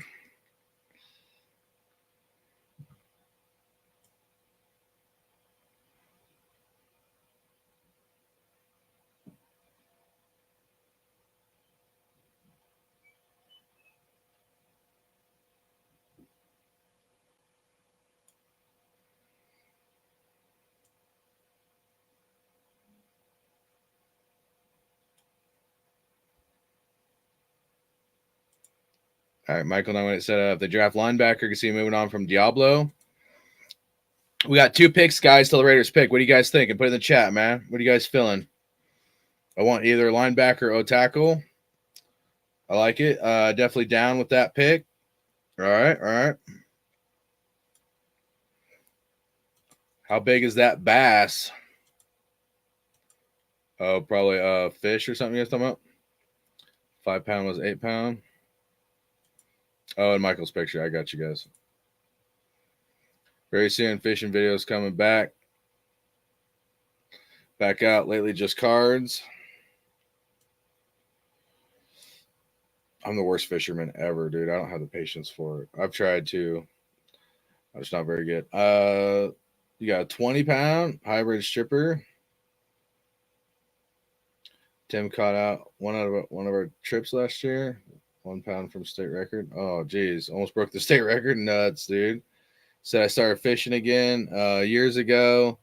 This pond by our Walmart, me and my grandpa would catch largemouth bass out there like on TV. Every cast was a catch. Nuts. Biggest we caught there was 7 pound. Nice. He said, damn, they fight. Grandpa loved stripper. Loved stripper. He was like about to rip the pole out of your hands every time. They call the cops on you now. Same pond. Oh man, that sucks, bro. Oh. Yeah, the only downside of my fishing videos is I refuse to do clickbait gimmick videos like most. I would rather just review, teach, or show real fishing. Good clickbait. Lame anyways.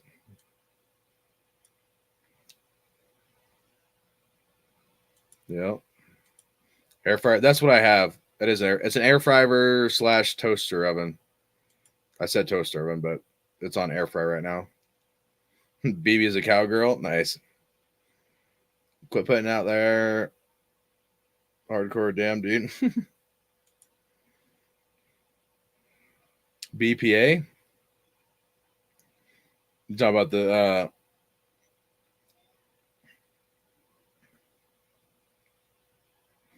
you're talking about that pond? BPA?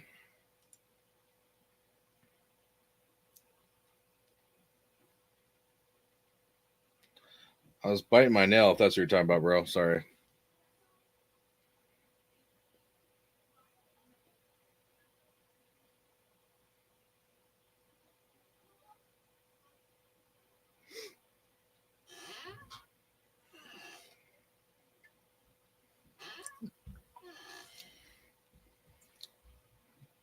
Oh, he's talking about the draft? Oh, I got you. My bad. You're right. I should have put it out there. I retract it. It ain't happening.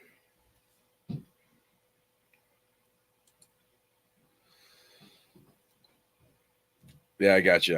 But BP, I get it now. I got you, bro. I'm not gonna say it. Pick is in for the Bears.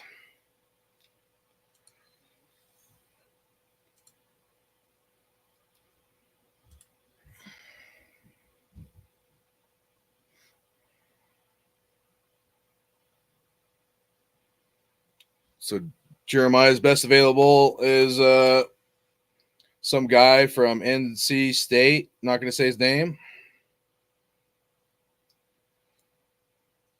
Second would be a T.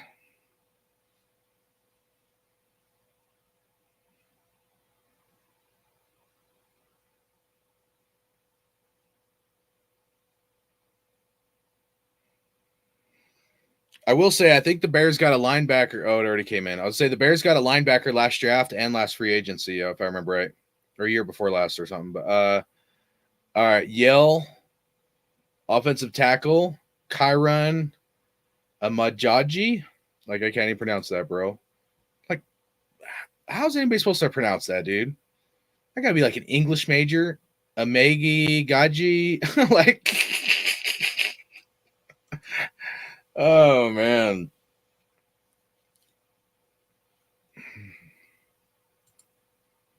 Bear up.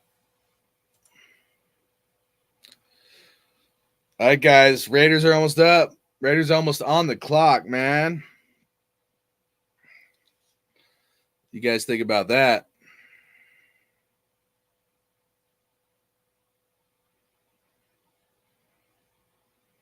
Bear down my ass.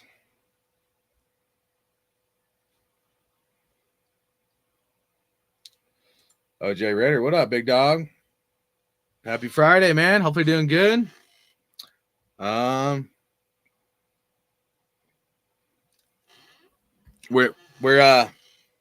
have an opinion on BPA, but we don't want to put it out there, man. We don't want to put out the BPA, what we're thinking.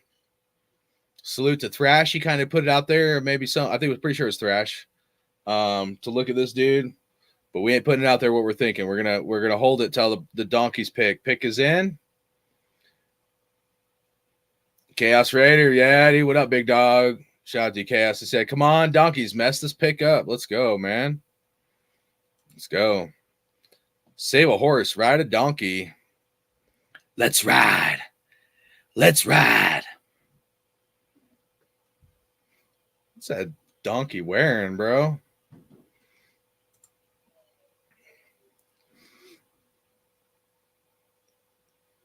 Oh, my word. This dude has a mullet, dude. You know what the D is for? Douchebag. Douchebag donkeys. Oh, the pick is in. It came up on ESPN before my headphones. Edge rusher, Utah. Jonah Ellis. Let's go, man.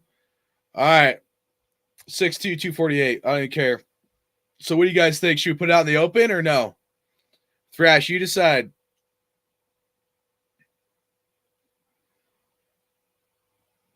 The biggest douchebag fans, the donkeys. But the Queefs are ranking up there lately, I'd say. Especially planting a flag on our field. All right, Thrash, should we release what we're thinking, bro? You let me know. I don't want to curse it because, like, I'm not superstitious about most stuff, but football, I definitely am, bro. Now the Raiders got a chance. Do we? All right, yep, there it is. All right, so that was the guy that Thrash put out, and I looked him up. I think he looks pretty good, man. I like O tackle. I don't think there's that many good O tackles. I would like to go either O tackle here, guys, or freaking linebacker. So he said, I think the Chiefs are worse. Maybe at this point because all the Swifties, but at one point, the Donkeys were giving a run for their money. All right, let's go best available right here. Put my headphone back in. Oh, dude, what are you doing here? All right, so what we're thinking, guys, and I wasn't even considering linebacker, but I don't know, man. Unless you're going for maybe Gonclaves, or I think on NFL Network they had another O tackle. I'm just not sure.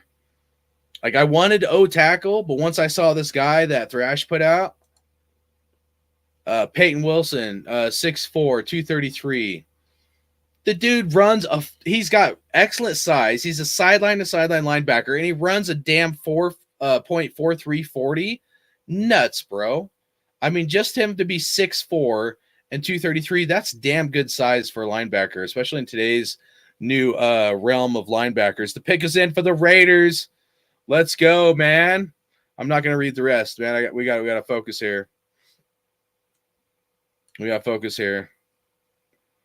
I don't even know if I want to pull up the rounds because it comes up on my screen before. Let's see. Oh, come on. Offensive tackle, Maryland. All right, I'm not going to hate on it, guys. I'm not, dude. Let's go, Jim Plunkett, Hall of Famer, man. All right, we got a tackle, dude. It's important, guys. I wanted, like, the linebacker looked sexy. It did. It looked sexy. But I went with, like, the librarian, wearing glasses, not as sexy. Offensive tackle, 6'4", 315, but smart. It was a smart move. It was a good long-term move. I don't know much about him, but I'm just glad we got offensive tackle, man. Glaze started 16 games, left tackle, 16 games, right tackle at Maryland. All right. So he can play right tackle. I like that. He has the length and the kick, step to take the edge away from speed rushers when his technique is sound. He has a powerful punch to knock pass rushers off balance and pass protection and jolt linebackers when he climbs the second level.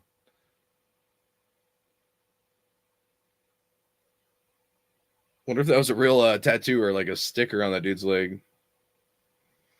All right, what do you guys think, man? Best ability is availability. All right, I'll take it, man. I did like the linebacker pick. That wasn't, I mean, that guy's good. He looked like he's going to be good, man. You guys cool with that pick? All right, man. I'm happy. Like the fact that, like, even though I know we didn't do it the first round, the fact we went tight end and then guard and tackle, dude, that's like, I'm happier than I've been in other drafts in a long time.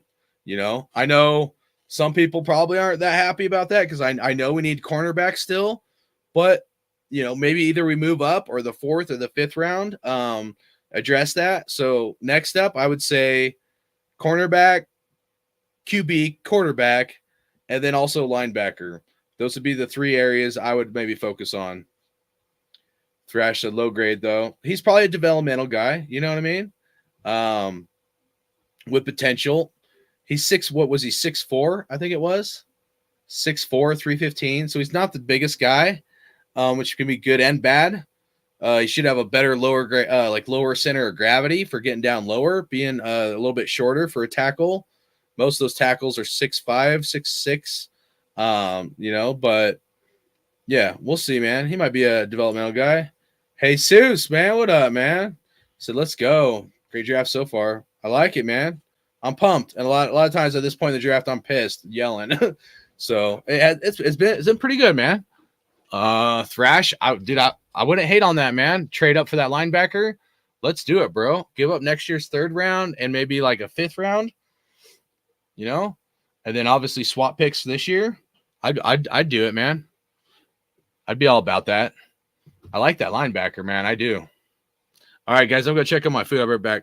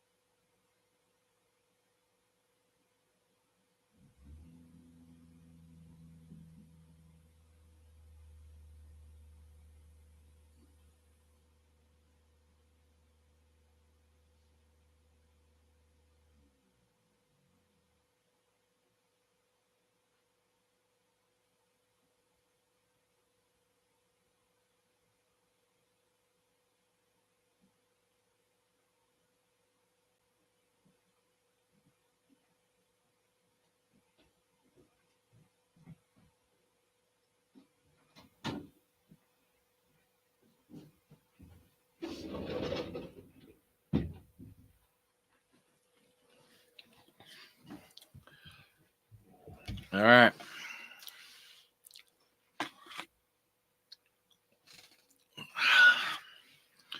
I hate to do this, guys, but I'm gonna have to eat while I'm on live. I might mute my mic here and there though, so you don't hear me eat and all that. But nothing too crazy. Just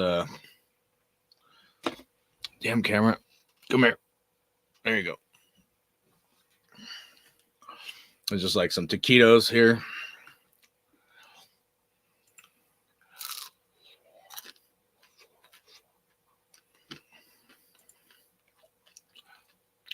Yeah, this is what it feels like to draft well. Gonna make me choke, bro.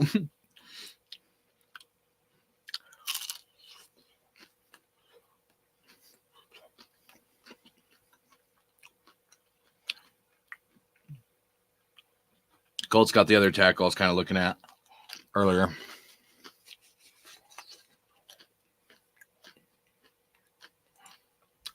I don't know how to handle this. We get a corner. I could consider this a win.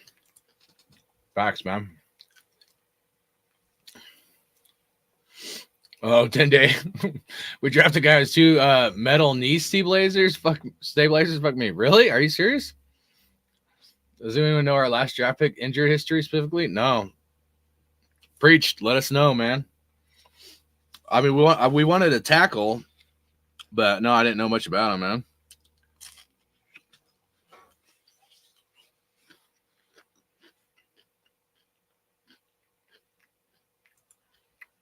So what, he's got bad knees or knee injury problems or history? Usually I would cut it off here, but I'm going to stay live just in case Raiders trade up in the 3rd round. And I don't know about tomorrow, but yeah. Oh, nobody knew anything about this guy? Yeah, I didn't either. I wasn't that focusing on it. I was honestly looking at the guy. The Colts just got a little more, but I'm not going to say like I was targeting that guy much.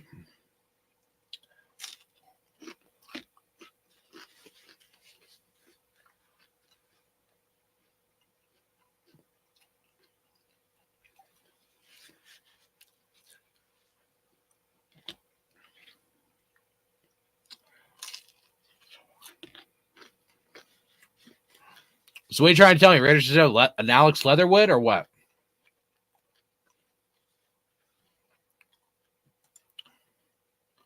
OJ said Telesco stays true to himself. Killer in rounds 1 and 2 and dart thrower 3 through 7. Man, that was my concern. And I said that in the live earlier too.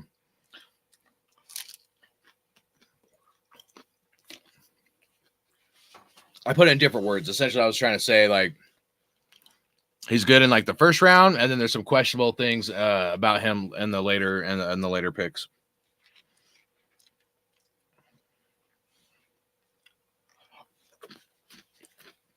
But pretty much, I think we're on the same page for what you said and what I was trying to say.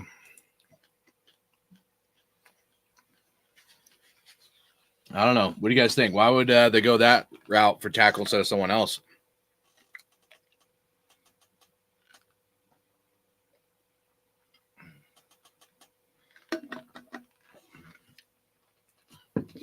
So Thrash said, you never looked at him. He's 20 points lower than the Simone guy, who I thought would have been in the 3rd. Yeah, that Simone guy went like as soon as almost right after you mentioned him, he ended up going. That was pretty crazy. What team did he go to? I forget. No, I can't even remember.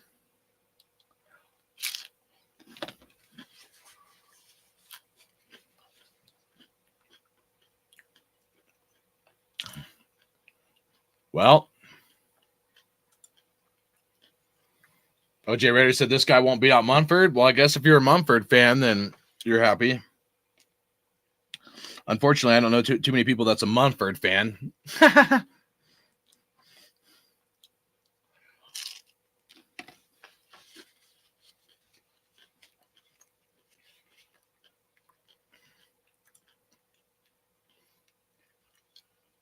Today said I'd rather have competition for Aiden O'Connell than Munford.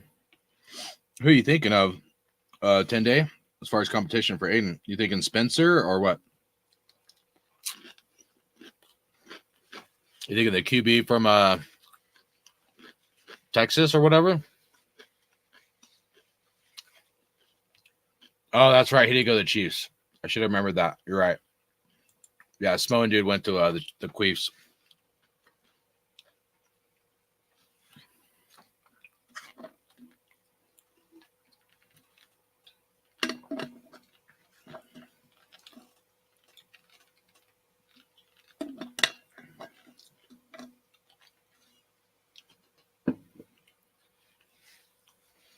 What the hell was that Bud Light commercial?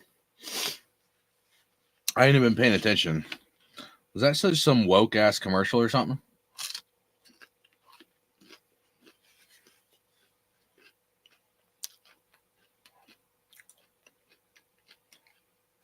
$10, so we should get Rattler, or should have got Rattler. Hey, Jamarcus Russell in the chat, man. What up? We got Jamarcus Russell, first draft pick in the first round by the Raiders.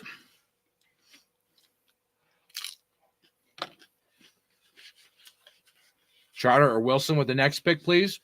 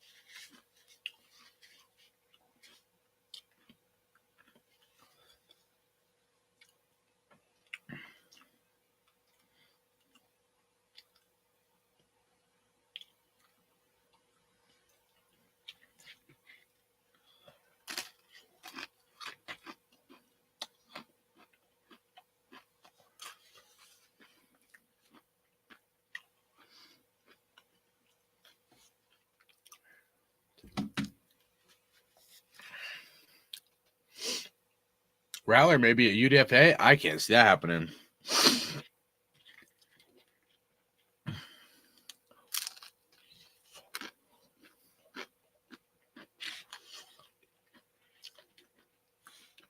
I'm not super surprised he's still here, but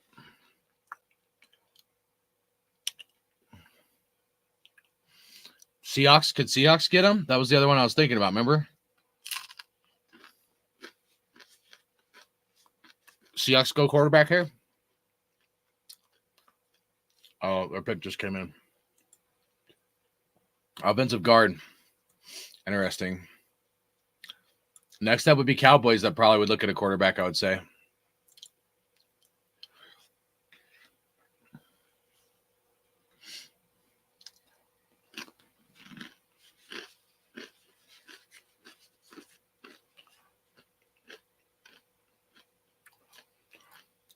So Thrash said, my buddy in Texas wanted us to get a QB.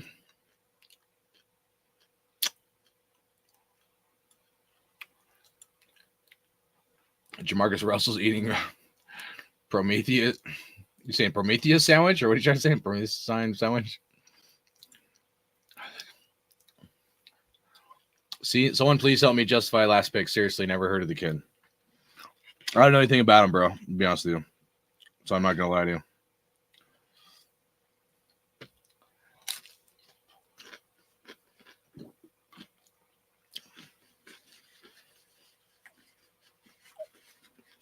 I'm happy we went tackle. I didn't think it was going to be a guy that had, what you guys said? He had like metal in his knees or something? I didn't think it was going to be something like that. That surprised me. Even in the third round.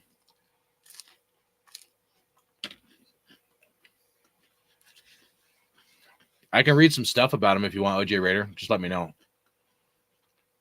I got a few things I can pull up what they say about him, but I can't give you like a fair analysis beyond that.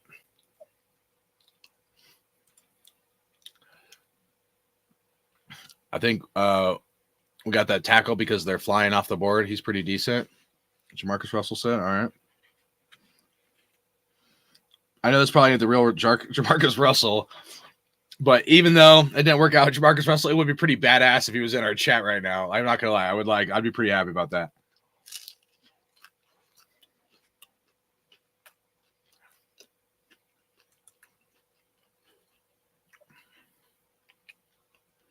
I don't know. That's a good topic, OJ Raider.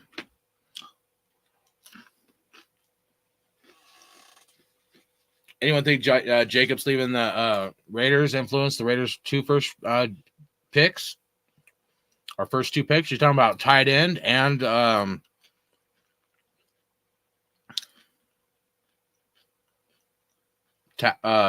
or are you talking about the first two of today?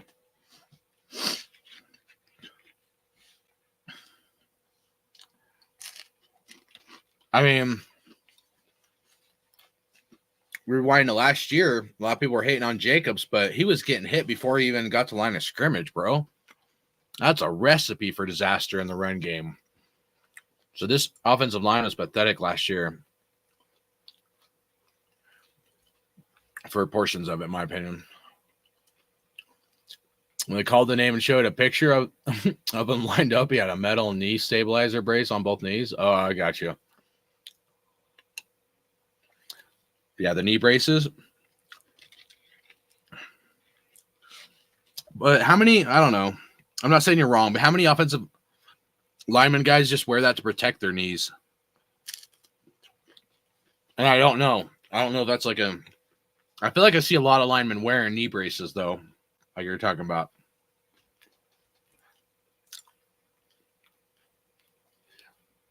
That being said, Zamir White got to be better with our 1 and 2 picks. So that's fucking sketchy. How y'all feel about Joe Milton? I like Joe Milton in the 4th round. I was talking about that earlier. I'd be willing to look at Joe Milton in the 4th round. I don't know if he's going to fall that far.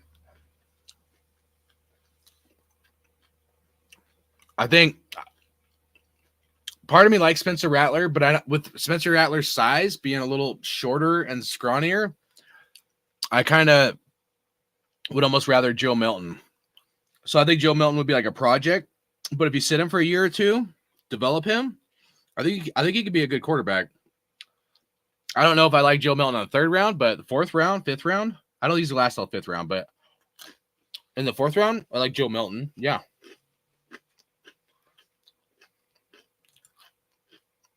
We said definitely not. Probably talking about if that's Jamarcus Russell. Is my assumption. Not mad at Milton in the 4th or 5th. Yeah, that's kind of how I feel, man. He's got potential, dude. Mobile. He's got a strong arm. Accuracy issues, yes, but I think he did really good this year. And last year when he filled in after Hendon Hooker got hurt, I kind of sneaky like Joe Milton if he's available in the 4th round.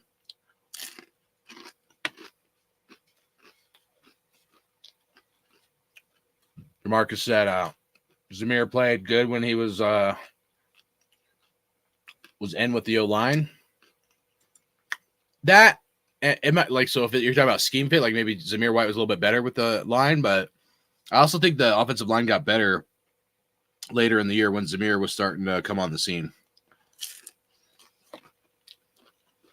Before Zamir was starting, I thought the offensive line was doing not very good on for Jacobs. 10 days said, okay, that makes you feel better. Joe Milton is a Jameis Winston with special needs. You guys are fucking funny.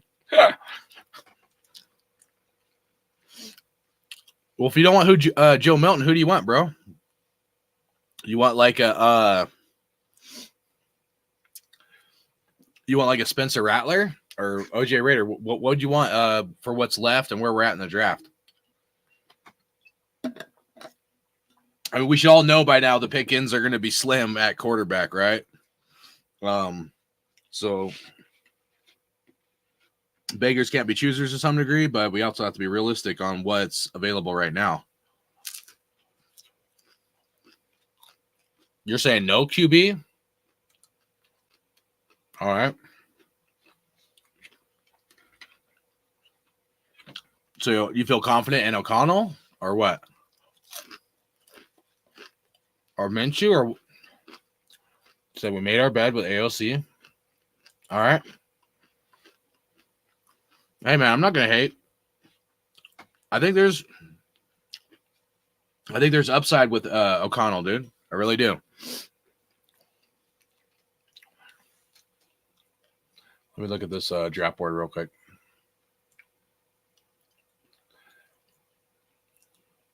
Damn, the linebacker's still there, bro. That's crazy. Thrash, our linebacker's still available, man. That's really your linebacker, but I like him too. Peyton Wilson. So if we don't go linebacker, dude, why not target this guy? Move up, man. He's still available right now. 6'4", 233. Sideline to sideline defender. Finished his college career with 402 tackles. Ran the fastest 40-yard dash out of all linebackers at the combine at 4.43, which is nuts, dude, to be that fast for a linebacker. He gets to depth, shows good instincts, and breaks on the ball well in coverage. And he has the traits to match up with tight ends, backs. Wilson finished his college career with 7 interceptions and 20 passes defended. He also finished with a career high 6 sacks in 2023, and his burst makes him a threat to get to a quarterback when he rushes.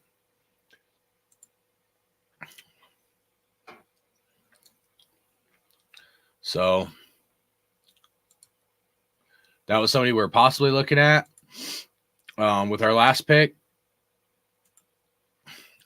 But if Raiders traded up to get him right now, he's still available, man. He hasn't got picked up. I kind of like it. I know we need cornerback, CB. Honestly, I'm not even sure what cornerbacks are still available. That would be worth trading up for.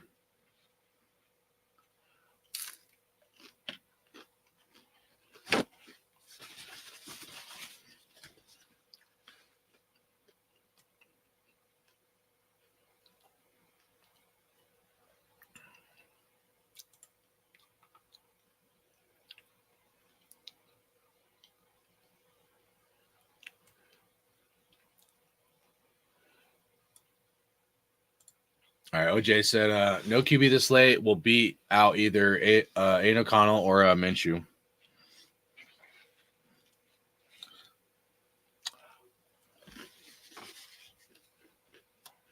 Thrash said, oh, yeah, good. Rebel says that he hopes Minshew is our starter. All right. We claim him already? Nice.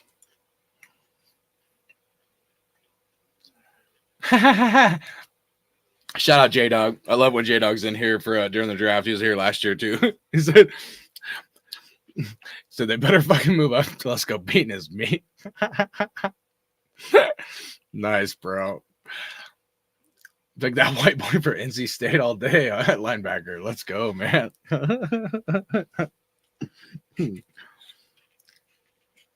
love you guys. You guys are funny, man.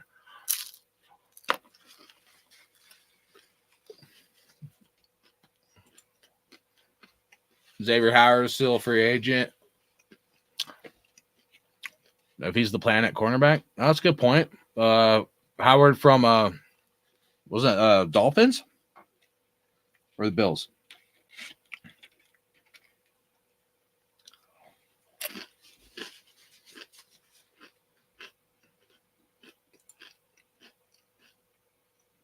Every 6 minutes, you are getting 1 view an hour right now. Nice, bro. Cancel culture in full effect. That's why I call CC in full effect. I did a draft show. I got over 1,000 views earlier today. And I'm not monetized. I don't get paid for this. I don't exactly care. But I get over 1,000 views. Maybe it's close to 2,000 right now. Right? And yeah, maybe people are just doing other things. I don't know. But I'm cussing a lot. I'm being honest. And then all of a sudden I go live for the draft. And we got not even 15 people in here. Crazy. We had over 150 in here earlier. I don't know. Maybe everybody's watching the draft or other people live. And that's cool, but it's just kind of funny to me.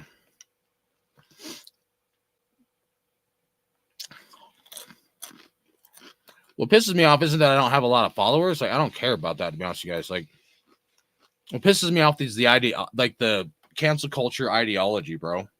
That's what pisses me off, man.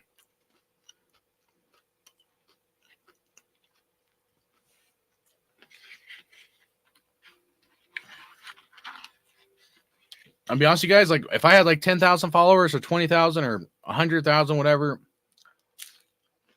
we wouldn't all be able to chill. I wouldn't be able to keep up with the chat, man. You know, like it wouldn't be as fun, in my opinion, if I was doing it for a business. But this way, I can say whatever the fuck I want for the most part. And if they cancel me, I don't fucking care, you know? If I'm making money and I'm doing it for money and for views, then if they cancel me, I care. You see the difference? Right now, the only reason why I care is like kicking with my homies and what I consider my friends and stuff. You guys, I'm that part I would care about. So don't like take it the wrong way. I would care that we couldn't like hang out and stuff, man. But other than that, like, you know, just being real about it, you know. And I don't want my motive to get like twisted, you know, my motivation. So I was on Dirties and Lunatics show. Right on. Hopefully they're doing good. I ain't popped in there in a minute. I take a break this off season, man. Sometimes I got to just step away. I'll listen to the radio show and call on and stuff here and there, but yeah, sometimes I just got to like step away. Rebel said I should monetize, or this one, sorry, J-Dog. They didn't take TJ Tampa, so I don't know what the plan is at cornerback. Yeah, it'd be nice to maybe target one of this next draft pick, possibly.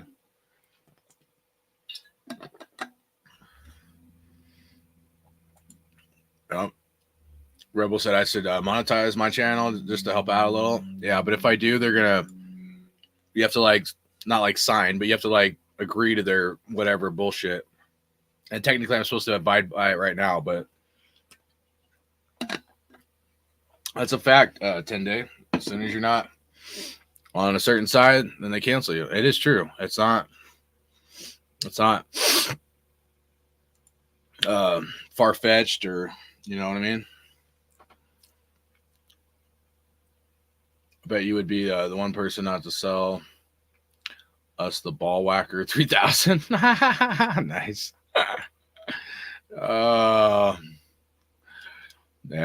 Yeah, I know, bro. I know. Tampa at maybe 112. Man, that linebacker's still there, man. He might be gone. Okay, who you talking about? Sorry, let me go back and I'll pull up the one, because I was trying to pull up stuff everybody was looking at. So if you have anybody, you said something Tampa that's up here. Let me go back.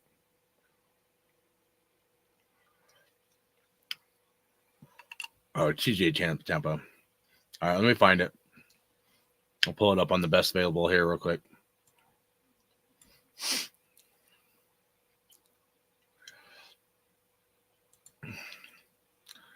Nice. Sponsored by my ball sack.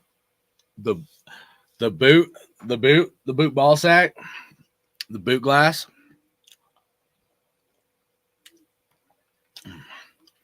Tell you what, guys, I will stick my balls in this Raiders cup and I will sign it and I will sell it to you for $1,000. Anybody, I'm being serious. I got a Sharpie right here. If you donate 1,000 sea chickens in the chat, I will stick my balls in this cup and I will sign it and I will mail it to you.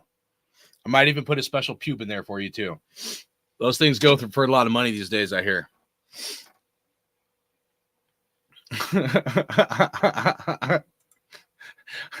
Oh wait, that was wrong commercial. That was supposed to be Manscaped.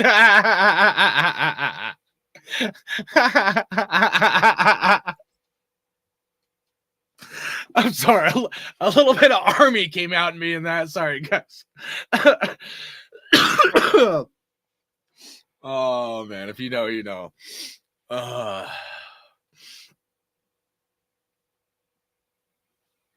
Oh man. All right. Sorry, J-Dog. I was trying to pull up your guy. All right. Got a little sidetrack there. All right. Let me pull him up. TJ Tampa.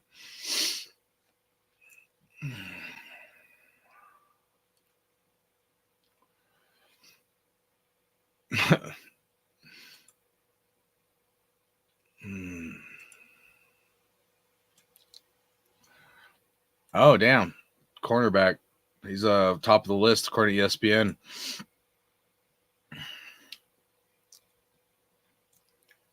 All right. TJ Tampa, 6'1" out of Iowa State, 190. Good size. I like the weight. Maybe a little tiny bit light, but for 6'1", I think that's pretty good. You know, I'm glad he's not like 5'11", so I like the size right off the bat. Pre-draft analysis. Tampa is a scheme versatile corner who has longer arms, flashes a strong punch, and can make it difficult for receivers to get off the line.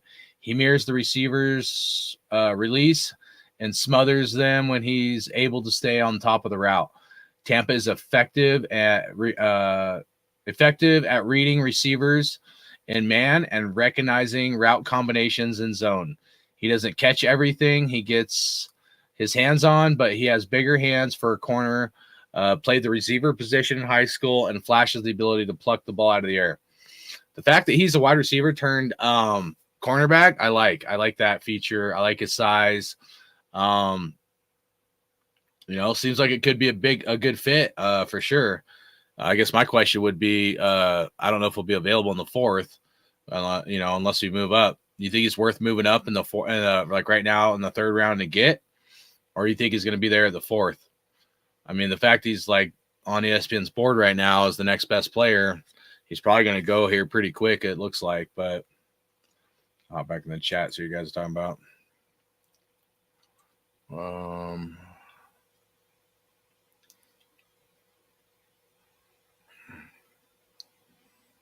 Manscaped Golden Ticket, dude. Yeah. Are you a Jets fan too? How'd you guess? I'm reading you guys' comments too. OJ Raider just funny.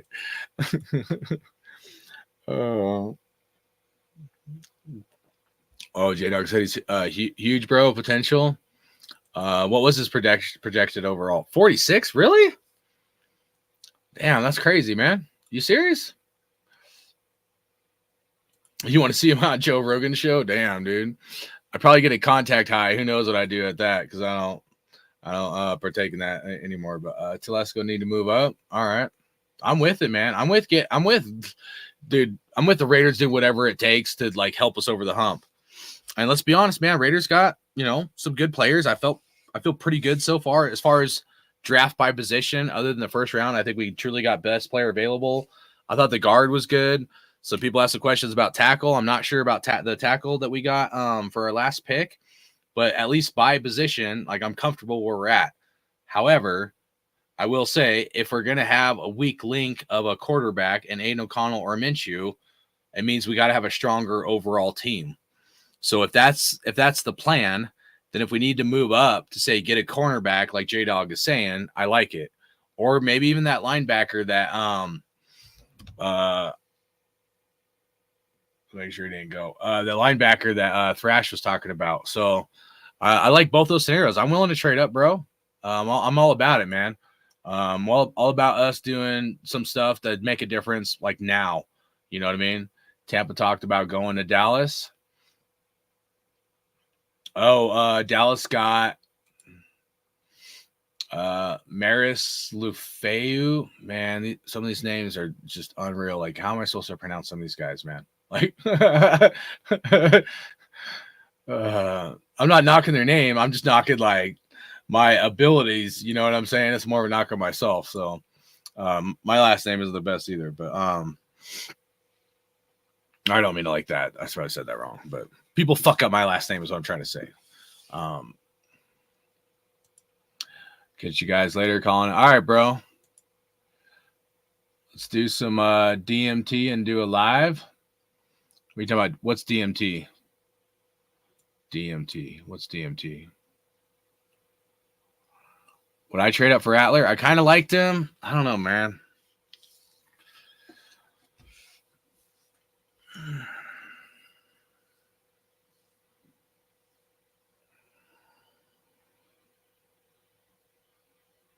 He could be good. The one thing I don't like about Rattler is his interceptions he's like thrown, and his size concerns me. Being like, what is he, 6'1"? what was Derek Carr? 6'2"? So the height does concern me with Rattler a little bit, man. I'm not gonna lie. So I would almost rather. Oh, there goes Marshawn Lloyd to the Packers running back. I would almost rather try to get Joe Milton, maybe, kind of thing.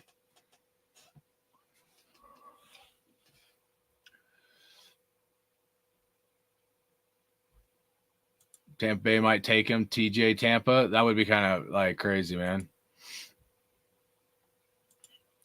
Yeah, I'm not sure, dude. Raiders 07. Shout out to you, bro. Hopefully doing good. I liked him in the second round. I did, dude. I thought he was gonna be like the steal of a draft. I'm trying to remember the combine and then the draft and what was it, the Senior Bowl. He played well, man. I felt like he played pretty good. Like his arm was accurate.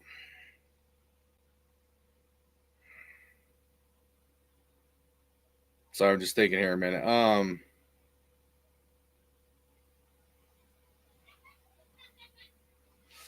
He was really pumped up coming out of high school. I know, had some character issues. I don't know. I guess my question would be: does Rattler fit what it takes to be a Raider? Has he been humbled enough to where he could fit into what it means to be a Raider? Would be my question.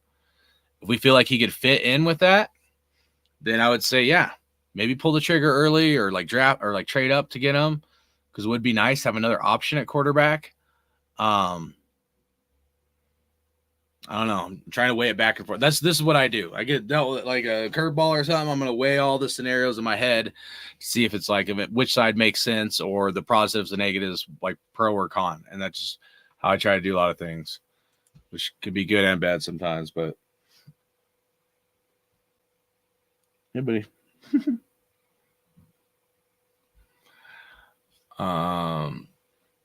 He said, if he's there and we pass Rattler one more time, I'm going to lose my effing crap. Rebel Raider said, the chemical your brain produces at death is a hallucinogenic. Interesting. Same person as Raider Rebel. What? Ryan Miller, what's up, dude? Salute, man. How you doing? How you thinking of the draft so far, Ryan? J-Dog said, okay. Being a little short doesn't bother me at all as quarterback. How tall is CJ Stroud? Isn't CJ Stroud like 6'2" or 6'3" or 6'4"? I thought CJ is pretty tall. Sorry, I was in Safeway. All good, bro. Tampa has another pick at 92-ish.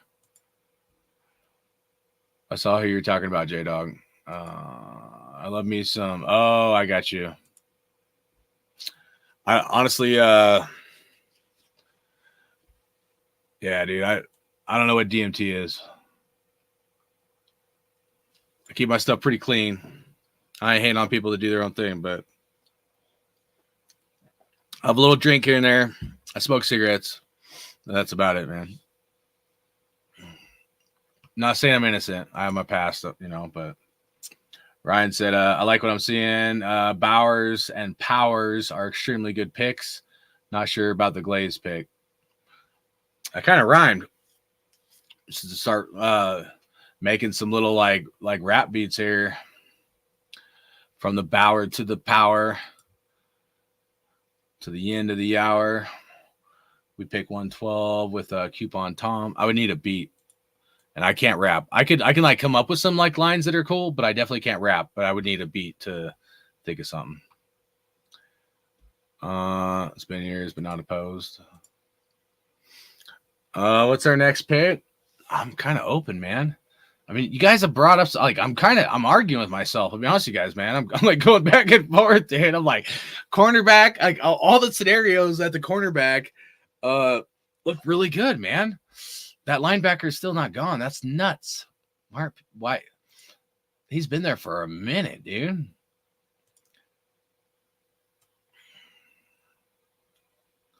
This Peyton Wilson guy.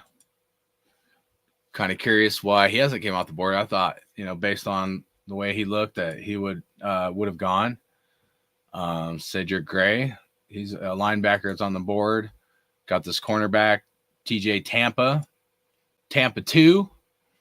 He's on the board. And then, I don't even know where the next quarterback would be, meaning Spencer Rattler, QB. Oh, did I just pass him? Oh.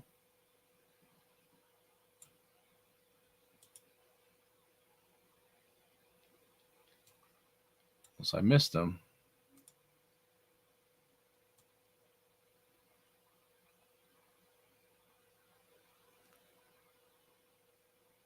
No way. Page 3? Do they have Spencer Rattler that low on their board? Or by best player available?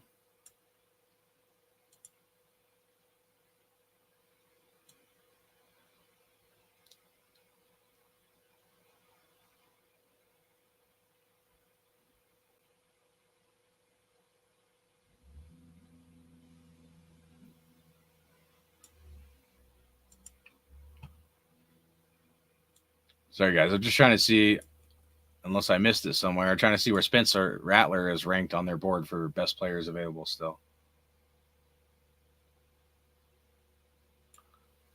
I had to miss it. It has to be on page 1 or something. There's no way Spencer Rattler would be that far on the board, is there? You telling me they'd have Spencer Rattler ranked in what, the 5th or 6th round? Oh, there it is. I did miss it. Okay, so he's 22. 22 on the board as far as best players available right now. 6 foot, 211 pounds. So that's short, man. That does concern me. If you're mobile enough, you can roll out, I guess, but it's a completely different scheme style. He's got potential, though. I know he does. All right, so this is Rattler was productive despite production issues and the lack of consistent ground game in his last 2 seasons at South Carolina. He has the physical traits, starting with his arm strength and his quick release, to develop into an NFL starter. He can drive the ball downfield and rip passes into tight windows. Rattler did not test well at the combine, but he has quick feet to escape collapsing pockets and extend plays on tape. He's fast, man. Like, he ran some in the I think it was like the Senior Bowl or whatever the hell it was, and I was like, damn, dude. Like, he's definitely got some wheels. Or I should have gone back to best available.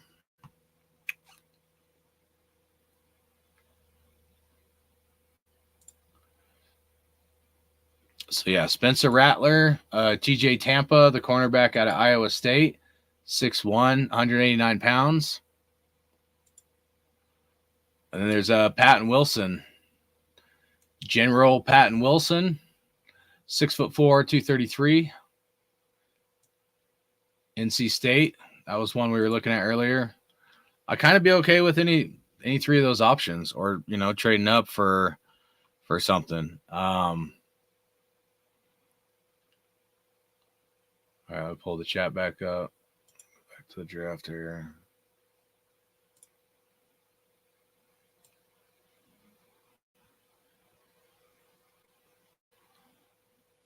So another linebacker went off the board, but not the guy, the Peyton Wilson guy, or Patton. Let's see how many picks we got left in this round 3 here. All right, we got 1, 2, 3, 4, 5, 6, 7, 8, 9. 9 picks left in the draft, man. Or sorry, the 3rd round for tonight, I mean. So, yeah.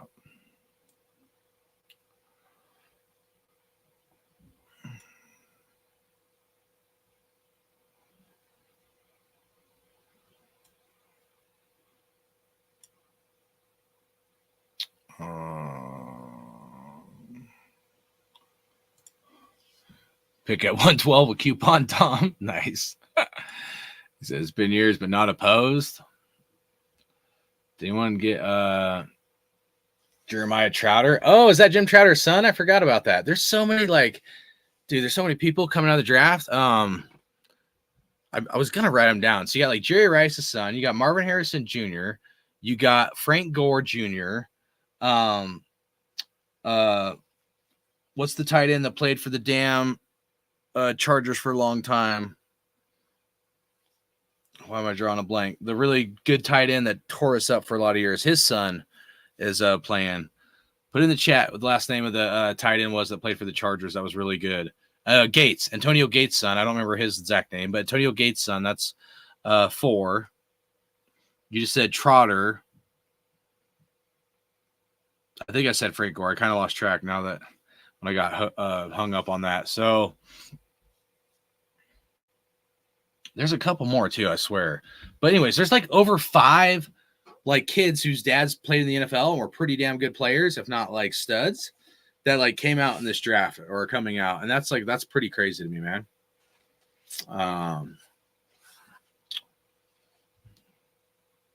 So yeah. Rebels, so we better not pass on Wilson. I don't know if he's gonna be there available. Ryan Miller, I like Rattler. I don't know, bro. Like, oh, I think I skipped something. I wanted to address that one real quick. Right there, 10-day. Said, oh shit, yeah, Stroud is 6'3". Yeah, see, that's what I'm saying. Stroud is at 6 foot. 6 foot's pretty short, bro. 6 foot or 6'1's pretty short, man. That's like Bryce Young. It's really hard for you to see over the line. You're gonna have to roll out a lot to see the over the line, and the offensive lines in the NFL are typically a lot bigger than college. So, you know, it scares me to have somebody that short as your quarterback.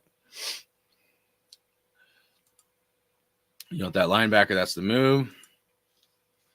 I'm all about it if we trade up, man. We better not pass on Wilson. Like Rattler, I'm kind of 50-50 on it.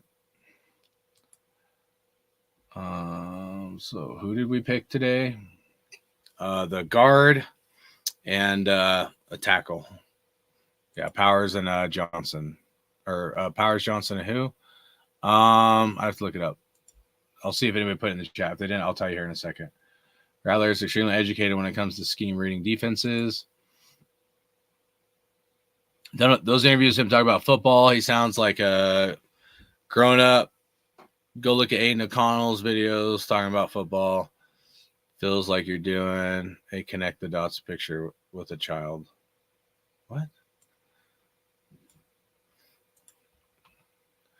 Aiden O'Connell was a later pick. I say give Rattler a chance.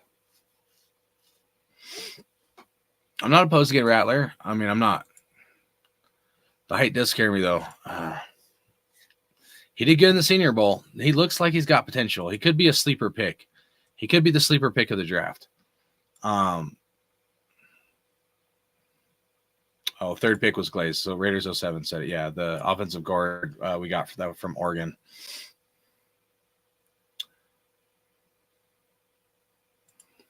Rice's kid is projected to go 133 overall. So they might get him after the linebacker. Oh, okay. Nice. Now, I'd love to have, even if it's not the best talent, just to have like the bloodline, have Jerry Rice back on our sidelines cheering for the Raiders and shit, instead of the Niners. Shit, that alone would be like awesome, man. You know what I'm saying? Niners would probably get him, but yeah, they just said it. I just saw it. The Niners probably saw it after I said it. Niners would probably draft him. They have to draft a wide receiver. Debo is 100 years old and injured for half the season for the last 2 seasons. Yeah, dude, that's kind of what happens when you run these guys into the ground like they have Debo, man. Great player, very versatile, but yeah, they can wear on you. Same with the Kittle. The guy's hardly ever playing with the Niners. Well, Jerry Rice's Niners will get Jerry Rice's kid. Yeah, you guys are probably right, man. Give me a minute. I'll be right back. Give me a couple minutes here. Getting close to the end of the draft. Let me scroll this up real quick.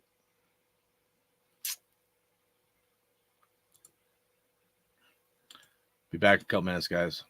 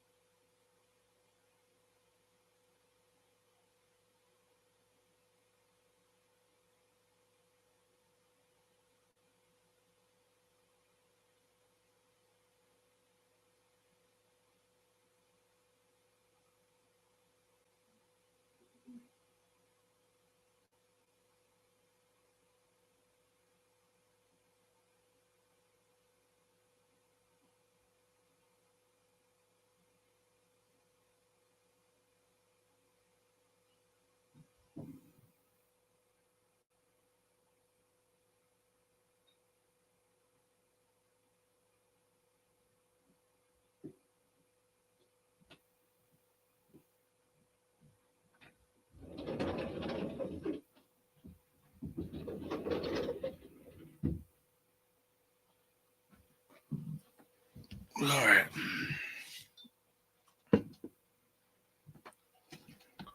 Oh, my shit froze. Hold on. Really?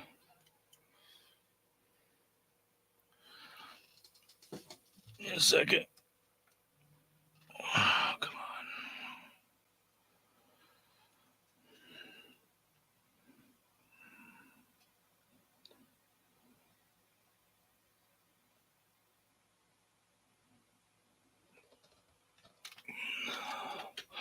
See, I pulled up my iPad.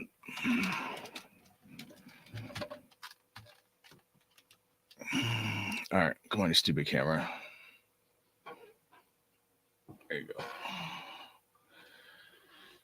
All right, guys, we're getting close. If Raiders gonna make a move, gonna have to be here soon.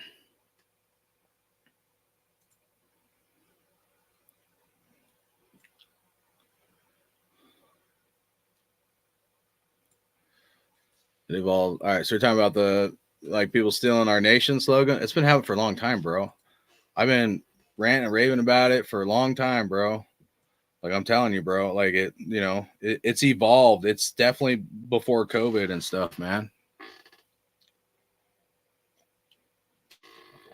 Yeah, man. I've been griping about it for a long time, man. Calling people out. It seems like maybe us and Raider Nation care to some degree, but a lot of people just don't care, man. I've called radio station like talking about it and stuff, and some people just don't really care about our slogan being stolen. It pisses me off though. Now you have every swinging D, every sport, doesn't matter what type of sport or who plays in the sport, if you know what I'm saying, stealing our slogan. Like what was that chick for the basketball team that was really good? I think she called her team something Nation. I'm just like, dude, you got to be shitting me, bro. Everybody is like literally stealing our slogan, man. So I don't know, man. It's aggravating for sure. For sure, man. A lot of D tackles, a lot of cornerbacks taken today, for sure. That's right. There's only one nation. That's Raider Nation. That's also why, like, I don't think I said this last couple times. I'm a little rusty, but that's honestly, that's why, like, I coined it. So here's something you got to understand about me. About like most of us are Raider Nation. Like we know, like our slogan is Raider Nation, right? But like when I was in the Army and I was stationed in Texas, dude, my sergeants, two of my sergeants were Cowgirl fans. They would just run their mouth. And I'm like, dude, why do you guys even hate the Raiders? I'm like, we play you guys once every 4 years or 2 years or something, you know what I mean? And that was back in the Jamarcus Russell era. So they always had plenty of stuff to shit talk to me about because we weren't very good, to say the least.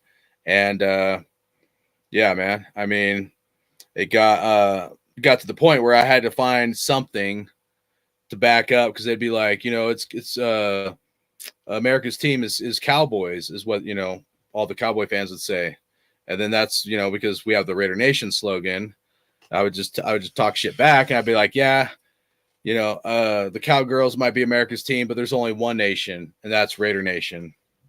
And then I might sometimes I'd say like, United We Stand or something like, American to throw in there. But that was kind of my defense, was saying Raider Nation. So, and I would probably use more vulgar terms because they'd get me fired up. And I'm telling you, dude, I'd be in formation, bro, at like 5 a.m, bro. Raiders would just lose after a Sunday or something. I'm pissed off, and they'd start running their mouth about the fucking Raiders, and start talking about how Cowgirls are America's team and all this shit. And I'd be like, fuck that. I'm like, there's only one nation, that's Raider Nation. So the point is, that's why like I've tried to kind of get to a point at the end of the shows that I've done and the lives where I'll end it saying there's only one nation, that's Raider Nation. So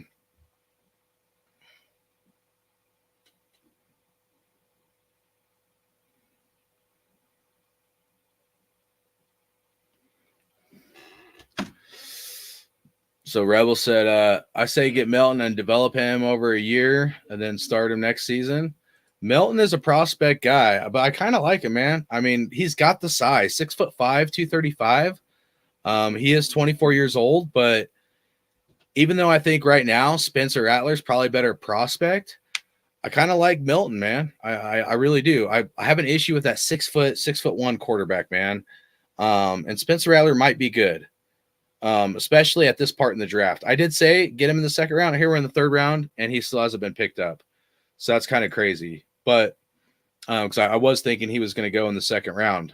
So obviously I was wrong on that, you know. But even though I've said that, some people brought up some good points at linebacker, cornerback, you know, and then, you know, obviously we need a QB, but if we went cornerback or linebacker, I kind of like that as well. So, you know, people have made some good arguments, I feel like, for, you know, some other situations to get some guys. Like J-Dog, I think it was talking about this TJ Tampa. I think he got a good argument, man. I kind of like him. I don't know if he's going to fall to us in the fourth round unless we move up. And then same with the linebacker, Patton Wilson. I'm kind of surprised he's still on the board too. You know, there's always guys that kind of slide, you know, but once people sleep on it and then they kind of marinate on it, you know, they might want to go get one of these guys unless we move up right here. So would you guys be willing to move up? Because if we move up, it might be harder to get, say, another, like, say, a quarterback or another position of need. So if we get linebacker here and move up, we may not get a cornerback like we want or a good one. Or if we freaking move up to get a cornerback, we may not get a linebacker or may not get oh, there Wilson goes. I jinxed it, didn't I? I jinxed it. It's my fault. Damn it. Rebel Raider, peace, man. Have a good night. Yeah, I'm just going to finish it up here with kind of this last few draft picks, and then I'll probably call it a night too, guys.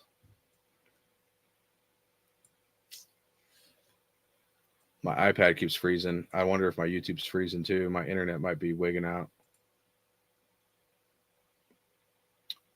It's on dial-up mode.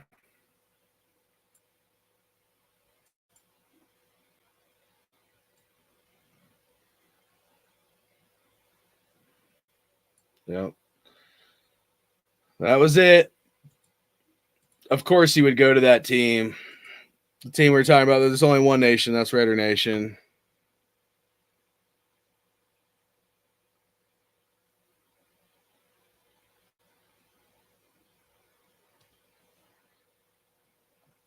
Bro, dude, what's going on here? Give me a second.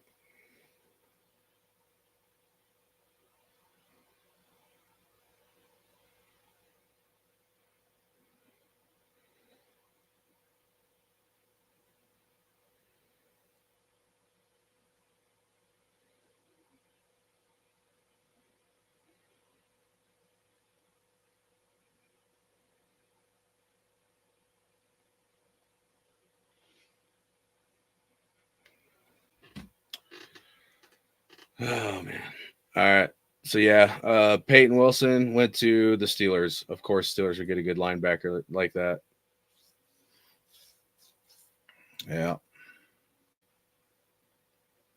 Yeah, Pittsburgh got Wilson. Yeah, I know. Did someone get Trotter? Who? Let me go up and look. I may have missed that. I don't think so, bro. Go to best available real quick.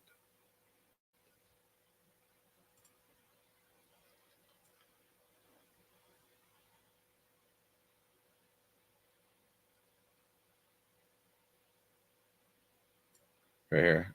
Jeremiah Trotter, Clemson linebacker.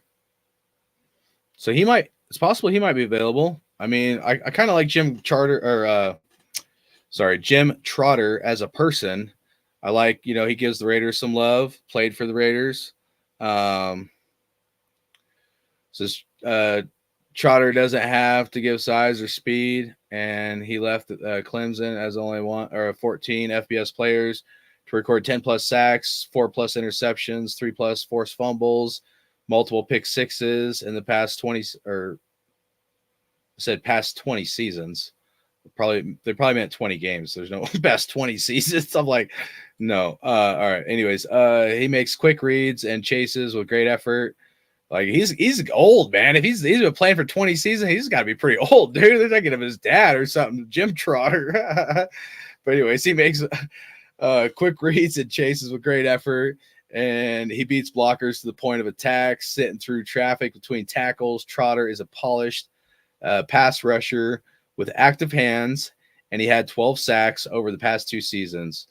He reads the quarterback, breaks on the ball, and flashes the ability to pluck the ball out of the air underneath coverage. So, yeah, man, that might be a good pick. I'm pretty sure let me make sure I'm not messing up. His dad did play for the Raiders, right? Jim Trotter? I swear he did. Maybe I'm goofing up. Oh, man. Oh, Rice. I thought that was Jerry Rice's last name. I got the college mixed up. For a second there, I thought that was Jerry Rice's son going to the Washington Commanders. So, all right. What do you guys think, man? Yeah, Trotter's still on the board. Damn it. Thrash is like pissed his linebacker went. I know, bro. Happened to me last year, too. What time does the draft start tomorrow? Give me a second. I have it. I took a screenshot of it. I'll tell you in a second. 10 to. Rounds 4 through 7, noon Eastern. So that's a 3-hour difference for West Coast, because it's 2 hours for me. Yeah, so it should be a 3-hour difference. So for you guys, that should be like 9 a.m., I guess. 9 a.m. West Coast, man. Draft should start tomorrow. Oh, yeah, Jada already said it. Sorry. Yep, 9 a.m. He said, hey, wait until 5. Yeah, the Saturday one starts a lot earlier. The way I usually look at like the last day is like rounds 4 and 5, cool. And then after that, I lose interest. It's kind of a crapshoot, but yeah. Noon East Coast time, J-Dog, but yeah. You got it correct. Linebacker makes the most sense because we have Jacorian Bennett. I guess could sign a corner. Yeah, I think Jacorian Bennett could be good, man. He kind of had to get humbled, but I think that probably happened. Hopefully he's been putting in the work this offseason. Is Luke McCaffrey related to Ed McCaffrey or Christian McCaffrey? I'm not sure. That's good question. Oh, J-Dog said yes. It's his brother. Oh, okay. Dang, this is Is Luke? Yeah, so 9 a.m. East West Coast time, Pacific time. If that's his brother, like, is he coming out of college? There's a big gap there. He said, "Oh fuck me, thank God McCaffrey is on Denver. That jersey name used to terrorize me." Oh, because he just went to I totally missed that. That was the last pick in the 3rd round there.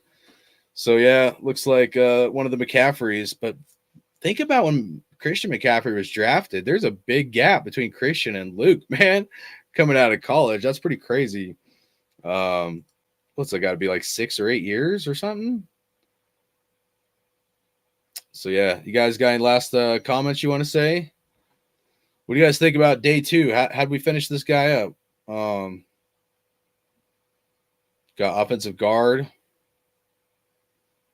and tackle. I'm going to say, like, I don't know, at least a B, right? Are we thinking a B? I don't know if I'd say an A. I mean, I did like the guard pick. I was pretty pumped about that one. I don't hate the tackle pick. I did want to go tackle, so I'm not going to shy away from that. Like, I'm not going to say it was like a super home run day 2, but I'd say C plus or B, maybe even a B plus. I don't know, somewhere in that range. Not mad. Other drafts I've been real mad. I'm pretty happy and content. Ralph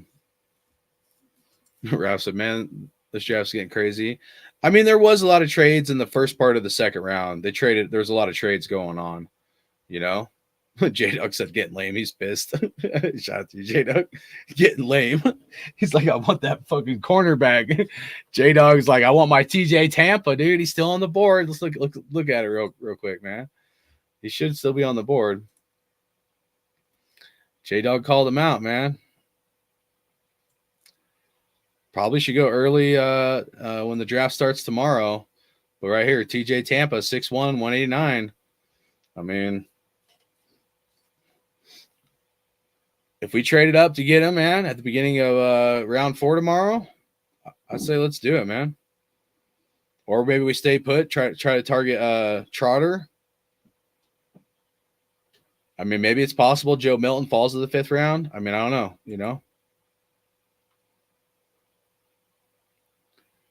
J-Dog said very lackluster draft for us, but whatever. I mean, we got some positions of need today. You know what I mean? I guess we need a tackle, but I want a playmaker. I know. It's not on D. I got you, bro. You were trying to remember. I mean, you were in here pounding the table for a linebacker last year, if I remember right. And I was too, like in the 3rd round. I'm trying to remember when that happened, like how it all kind of went down. But we were really wanting like a linebacker, and Raiders went, you know, D tackle, freaking, and there were still good linebackers on the board last year. I felt like I think both of us did in 3rd round. Like if we weren't going to go Hendon Hooker, if we weren't going to go Hendon Hooker, then you know, go linebacker, and I was liking that, you know.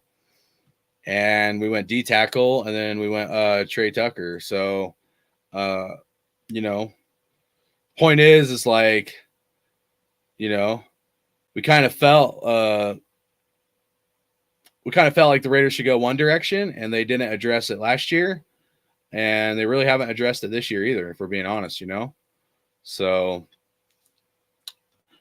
as far as the linebacker goes, but cornerback, we should really get another cornerback too. So, you know, the point is, J-Dog, I'm not calling you out. I'm saying you're right, J-Dog, is what I'm saying. You know, that you're not wrong on like feeling like, you know, we should get a playmaker on defense. And I know the offensive line ain't sexy, but we got to get some depth. We got to get some like guys that hopefully can be starters one day. So we got rid of what I feel like is the non-sexy stuff. Now let's go get a good player. So I'm all about it, J-Dog. Let's trade up, bro. Let's go get this TJ Tampa guy. And I'd be all about it, man. I really would. You know, I like it, dude. I really do. I think you found a guy that's you know, got potential, and I like that, man. 10 days said McCaffrey's mom. No, man. J-Dog said, yeah, I might need a linebacker now because it's so damn late. Waiting for paint to dry. Yeah, you're right. I mean, that's kind of what happens too, man. Plus the linebackers just left the board in round 3.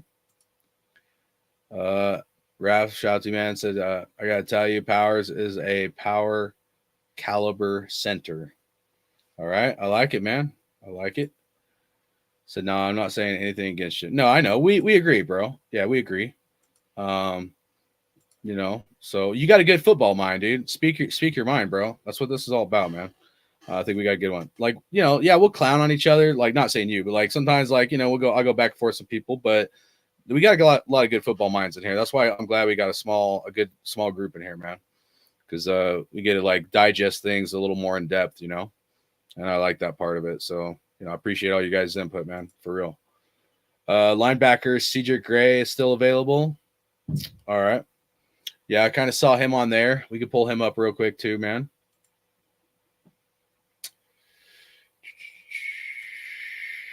Cedric Gray. All right, 6'2", Cedric Gray from North Carolina, North Kakalaki. 6'2", 234 pounds. Gray is a highly productive inside linebacker who led all Power 5 players in tackles. Interesting. 279 over the last 2 seasons. He is a rangy run defender who is good with good closing speed and has the burst to fill gaps and blow up plays. And the line. Sorry, I got to get closer. I'm too far away. Blow up plays in the backfield before offensive linemen get a chance to square up. Gray reads the quarterback in the underneath zone and competitive matching up in man coverage and flashes above average ball skills. He had 5 interceptions, 18 passes defended at North Carolina. Not bad. I like the size because I always look at that, especially linebackers. I mean, every position, but linebackers, I really look at the size. He's got good size, and that's important. Like if he's 6 foot and 200 pounds, I don't like that in a linebacker because that's almost more like a slot safety or slot cornerback than a linebacker. You know what I mean? So he seems like he's got some good size for where he's at. Might be nice if he was a little bit heavier, but seems like he could be pretty fast if he's like that size. And same with that other linebacker, the Wilson dude that went. So I kind of like that as well, man.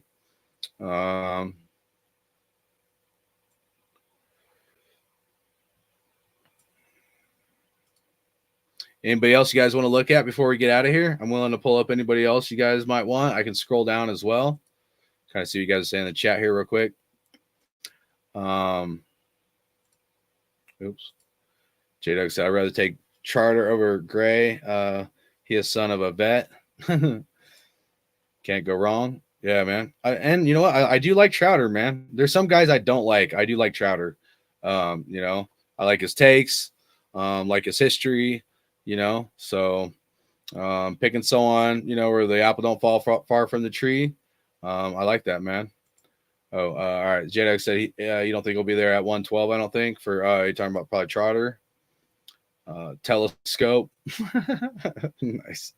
Or no, you said Telesco. Sorry. It's getting late and my eyes are getting tired. Far away from the screen. But I thought you said telescope. But Telesco better gotta move nothing down. They're worth the crap. Yeah, man. Dude, I'm all for more moving up at this point, guys. I really am. We need a cornerback and linebacker, trade up, draft one if possible. Don't need anything else. Yeah, I'm with it, man. I really am. You're like, yeah, I like they're like Milton. I kind of like Milton if he was in the 5th round. But man, we got to trade up to get one of these guys. If they're a difference maker, let's do it, man. I'm all about it. I'm all about more of a win now mode, you know, versus other drafts. So I might have like a little bit different stance. Rams have had the best draft staff and scouts in the league. Not even close. They've done well. I mean, who had Puka, whatever the hell his name was, the wide receiver, Puka, on their draft board? You know what I mean? He turned out to be a pretty good dude.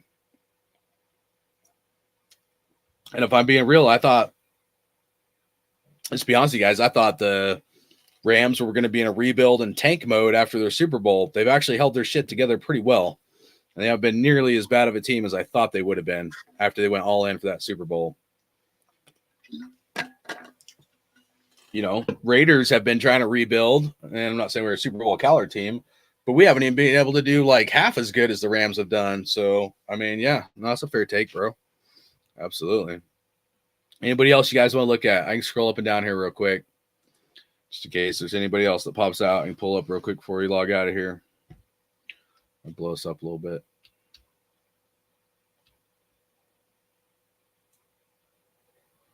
This is best players available still. TJ Tampa, cornerback, Cedric Gray, linebacker, Jaden Hicks, safety, Jatavian Sanders, tight end, Cade Stover, tight end, Troy Franklin, wide receiver, Brandon Dorless, D tackle, Brendan Rice, USC wide receiver. That's the son of Jerry Rice. Cam Hart, cornerback, Notre Dame. Austin Booker, edge, Kansas. Christian Jones, offensive tackle, Texas.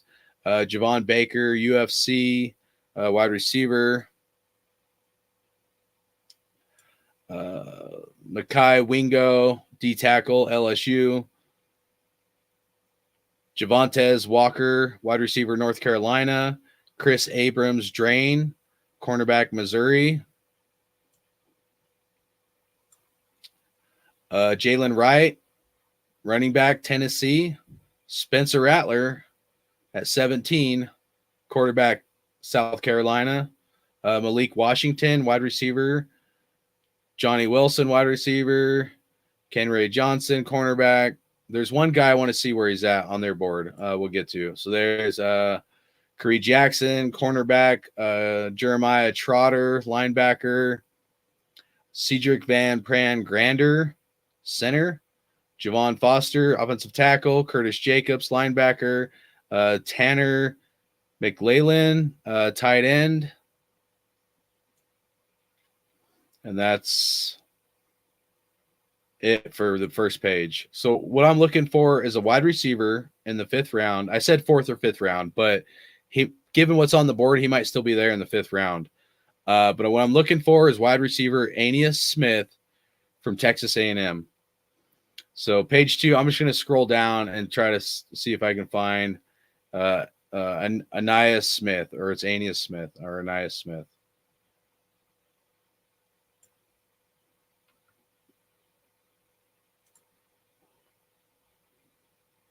He's probably pretty far down on their boards. He's a sleeper kind of guy, though. Just be patient with me. Let me see if I can find him on here. I'm just curious how they rank him.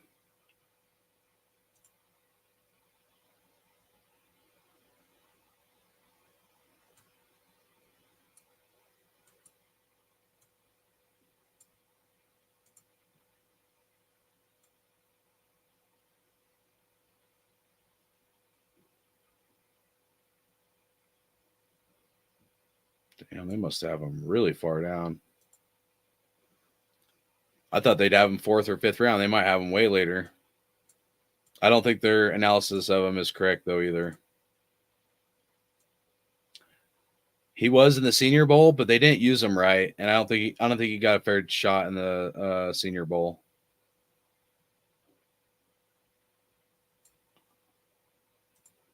There's got to be a faster way to find him than this.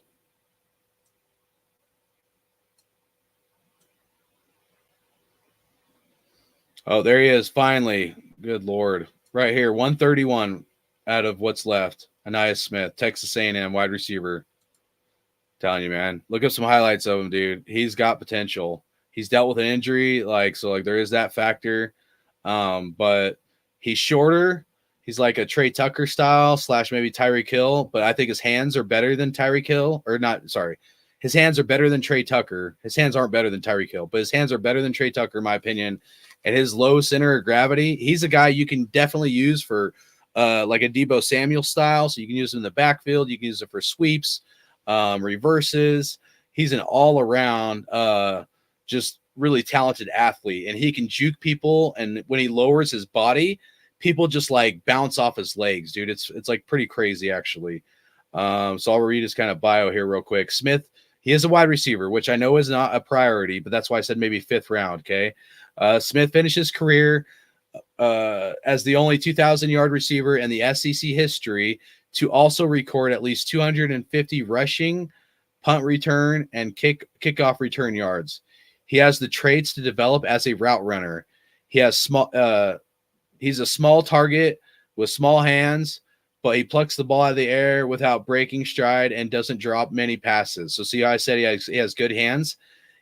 Smith is an instinctive open field runner with burst, elusiveness, contact balance, and speed to threaten after the catch. So both runner and in the game or in the return game. So the point is, dude, he's a yak guy. He's a yards after catch guy. But it's nuts watching him, and like when he gets low and jukes people. And then even like linebackers, big boys will like just try to tackle him, and they like slide right off him because he's got such a low center of gravity, and his like legs. I'm telling you, dude, this dude's legs are freaking massive, bro. Like his thighs are like insane. How like strong his legs are. It's pretty nuts. But that's my sleeper pick. So I've been pretty open for most of the stuff. I mean, I want an offensive lineman and stuff like that, but this is the guy later in the draft that I've wanted, even going back to last year's draft, because I thought he was going to come out in last year's draft. But that's my guy. They got him ranked at 131. He hopefully will still be there. I mean, the Chiefs went and got a speedster, so maybe the Chiefs don't need another wide receiver, but that was one of my biggest fears, is that Aeneas Smith go to the freaking Chiefs. But, it's possible maybe the Chargers or something pick up a wide receiver like that. So I hope not. I hope the Raiders get him, man, because that could be a weapon in the future and a versatile guy you can use in a lot of different ways, man. All right. I know most people are bouncing out, and that's cool, man. I just want to roll back up here. See if I missed any last comments.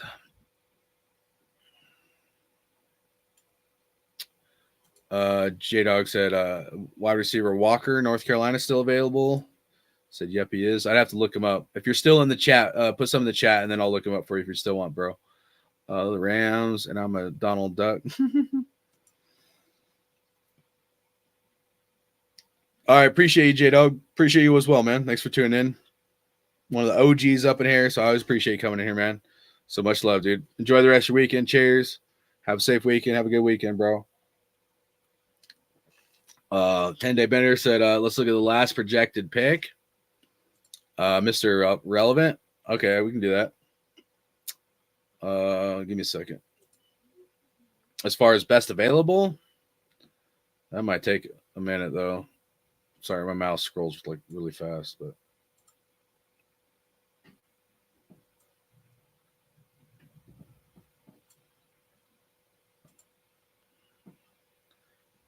we might be scrolling for a while because their last projected pick is not going to be like well, maybe.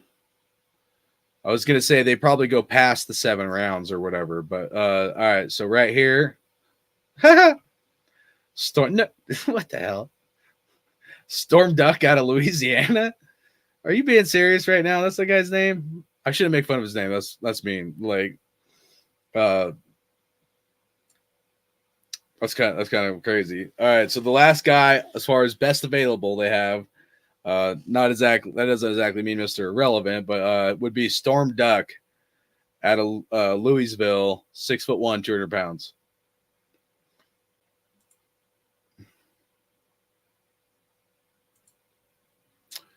Raph said, great show. See you there, Hardcore. I'll send you a message. Appreciate that, man. Much love and respect to you, man. Hopefully you're doing good. Take it easy. What position? Wasn't it wide receiver? Sorry. Or I may not scrolled up enough for you guys to see it. Sorry.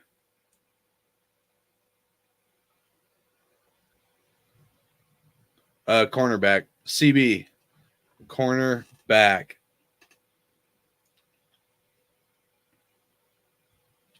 So the cornerbacks are going to be storming the Ducks. Dude, I could make so many jokes, but I don't want to. That's kind of messed up. I'll be nice. You guys better watch out when the Ducks roll in. See, I can't help myself. I can't. All right, guys. Think about bounce out.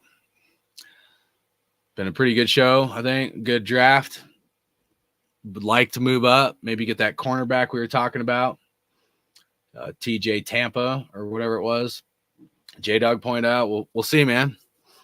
I mean, we haven't over-leveraged too much yet, right? So if we're going to make a move to move up, I think now is the perfect time to do it, right? Like, yeah, I want Ainias Smith. I don't think he's going to last till the 6th round. Maybe he'll be there in the 5th round. But I would like to get my guy Ainias Smith just because I've been kind of watching him from afar for the last couple seasons. But, you know, if we got to leverage some draft picks to move up to get a guy, you know, let's do it, dude. Let's do it. Whether it's a cornerback or CB, I'm all about it, dude. You know, if we stay put, then I think there's options still there too. So, you know what I'm saying? So, said I want to be surprised if somebody drops that guy just because his goofy name, only because of Brock Purdy ended up working out. Yeah, man. Oh, you mean drafts him? Yeah. Yeah, storming the Ducks, man. You're like a cornerback. You're like on the sideline talking trash. Oh, dude, you imagine the amount of like certain wide receivers that would talk shit to you about your name? I bet he's already gotten it in college or whatever. But yeah, not saying my name's like, you know, anything special or whatever. So.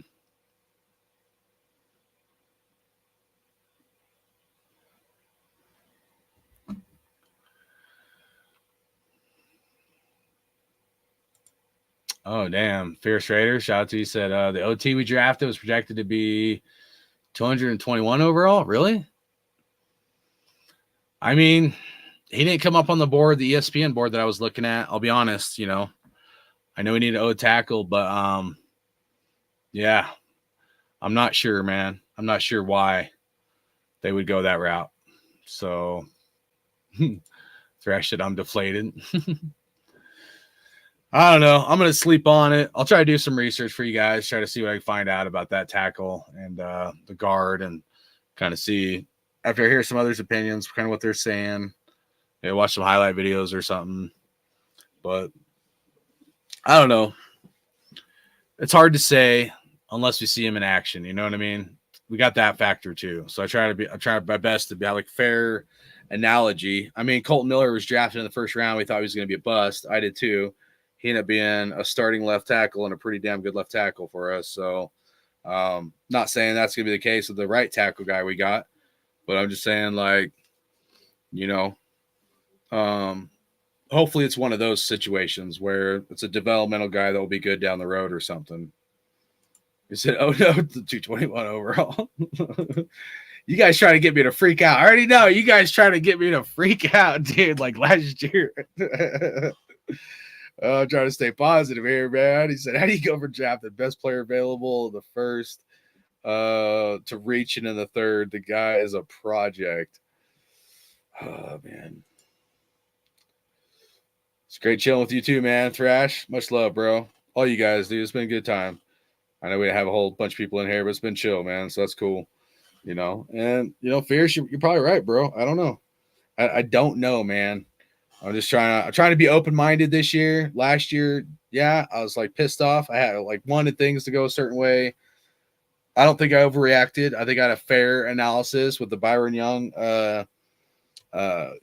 trade or draft pick in the third round, I meant, and then Trey Tucker I kind of like, but I even thought that was a bit of a reach. So I don't know. Like if I try to compare today, like round 2 or day 2, rounds 2 and 3 this year with last year, I at least feel a little bit more comfortable with what we did this year than last year. Last year, I was like really perturbed, you know what I'm saying? So like we drafted a 4th, maybe even a 5th round wide receiver, Trey Tucker, in the 3rd round. Byron Young should not have been picked up in the 3rd round when we got Byron Young, guys. I'm pretty sure it's Byron Young. Dude, he didn't even get on the field. I can't remember his damn name. That's kind of funny. You know what I mean? But so anyways, I guess the point is I just think that we had a lot, like, if we could end the draft, and I feel like this at least after day 2, I'm like a little more chill than like what the hell they did last year. You know what I mean?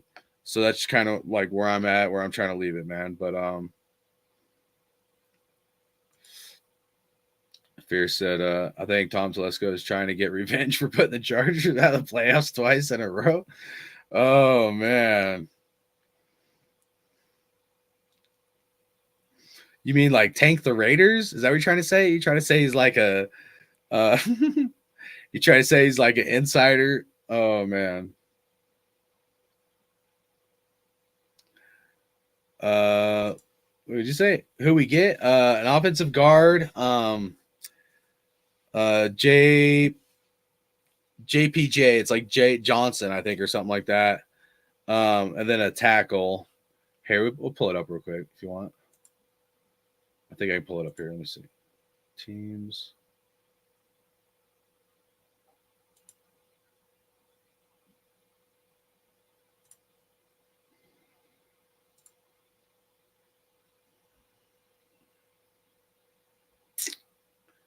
All right, so obviously Brock Bowers 1st round. Oh, there we go. All right, and then we got the Jackson Powers Johnson, the center from Oregon, and then Delmar Glaze, the offensive tackle from Maryland. So this the first pick in the 2nd round. So the 2nd round pick we got was Jackson Powers Johnson. Powers Johnson's first Oregon and Pac-12 player to win the Remington Trophy as the nation's most outstanding center. He's a powerful run blocker with excellent size and strength, and in addition to the range to get downfield and reach second-level defenders. He's a former high school wrestler and rarely loses when he wins with his hands in the pass pro. JPJ has the powerful punch to stun and stand up defenders. He sets high, but tends to get away with it due to his size and his strength. and Powers Johnson has experience playing both guard spots in addition to center. So he's a versatile player, man. He's a little short, a little on the shorter side, but that's good for a center. Not as always as good for a guard. But it's not like he's super small. It's like he's 6 foot, but 6'3" is a little on the shorter side for height, but that's good for a center. So he's probably a guard, going to transition into center. And then the next pick, so the guy we got in the 3rd round is this offensive tackle. So this is the one that some are probably thinking we've reached on. I don't know enough about him to really tell you guys one way or the other. But DeMar Glaze, 6'4", 315 pounds, out of Maryland. And it said, oh wait, was there a post-draft analysis? Oh, I didn't even notice that. That's interesting. Hold on. Let me go back. I didn't even notice that Jackson Powers Johnson, the center we got, has a post-draft analysis. Let's see what they say about that because I'm interested in that. And then we'll move on to the other one. I apologize. All right. So the 2nd round pick, JPJ, the center, after signing center Cody Whitehair in free agency, the Raiders add Oregon interior lineman, likely with an eye toward moving him to guard. Powers Johnson has top center on many's team boards. He came in at number 43 on my board. I love this potential as a guard, thanks to his power at the point of attack and his ability to control defenders. The Raiders had a top 5 need at guard entering the draft and can check that off the list with this pick. And the guard position wasn't deep. So if he's a good guard that can be center, eventually, I think that's a good universal player. So I did like that 2nd round pick. I wanted guard or tackle, but that's probably why we went guard. That's probably why we got him in the 2nd and not tackle, because we probably felt like there was not going to be any good guards left after the 2nd round. All right, and then let's go to our 3rd round pick, DeMar Glaze, the 6'4", 315-pound dude from Maryland. Okay. Pre-draft analysis, Glaze started 16 games at the left tackle, 16 games at the right tackle, so he's universal, can play on both sides. He has the length and kick step to take the edge away from speed rushers when his technique is sound. He has powerful punch to knock out pass rushers off balance and pass protection and jolt linebackers when he climbs to the 2nd level. So even though he's a little bit shorter for a tackle at 6'4", usually your tackles, I think, good is like 6'5", 6'6". So he's a little shorter. Excuse me, but it seems like he's good under pass protection based on their analysis. So I'd rather have somebody that's better at pass protection than better at run blocking. All right, post-draft analysis. Right tackle, Jermaine Illuminor left in free agency, and the Raiders need a tackle to compete with Thayer Munford Jr. for the starting job there. Left tackle, Colton. They got that wrong. They said left tackle, Colton White. It's Colton Miller. So I'm just going to replace the name because they messed it up. All right, the left tackle, Colton Miller, also missed time last season. Glaze can play both left and right, but he has a reach at this point in the draft. So to J-Dog and some others, and Fierce Raider 88, to their perspective and points, which is a fair point. Looks like the Raiders reached. Even the draft analysis are saying it was a reach. So I don't know why they chose him over someone else, unless it's an attitude or a fit thing. Because a player and their mindset and do they fit being a Raider is really important. So maybe the Raiders felt like he was going to fit being a Raider better than the other guys, which it might seem. Oh, I totally did not pull any of that up, dude. Damn it. Sorry, guys. Anyways, just read all that for you guys. I didn't pull it up. Damn, that sucks. I forget to do that sometimes. But yeah, so my bad. But yeah, so I don't know if it's a better fit, because he's a better team player for what the Raiders are trying to do, then maybe that needs to be considered as well. I don't know, but people that are critical of it or that are frustrated, looks like you guys all have a valid point as well, And there's the 2nd round pick, Jackson Powers Johnson, and of course Brock Bowers in the 1st round. So you know, pretty pumped about the second round pick. The third round pick, I don't know. You know, it's kind of too early to tell. I mean, with everybody, but especially, you know, right now or whatever. So, all right, let's get up in the chat real quick. I'm going to close it out here shortly, guys. If anybody else has anything to say, said, is that good? Subjective is what I would say. I like the second round pick. The third round, I'm not sure. Jackson Powers Johnson was great. The second guy seemed Yeah, that's kind of where I'm at. The OG pick I'm good with, but the O tackle was a huge reach. Yeah. James Furpo, no defense, bro. We went O-line. Tunde said agree. Said nope on defense. But we did have to. I know it's not sexy. We had to address the offensive line. All right, let's see what unknown Raider guys. Salute you, man. So you guys say. He said, did I just hear on the Raiders interview with Tom Telesco that when they had asked him about the QB situation, he said that it is question mark? Did I just hear that? He not going for a QB? I'll be transparent. I have not listened to the interview. I've been live this whole time, bro. I will go listen to it, man. And you know, it's probably on the Raiders. He said what link? It's probably on the Raiders YouTube is my guess. So all right, yeah, Raiders YouTube, yeah.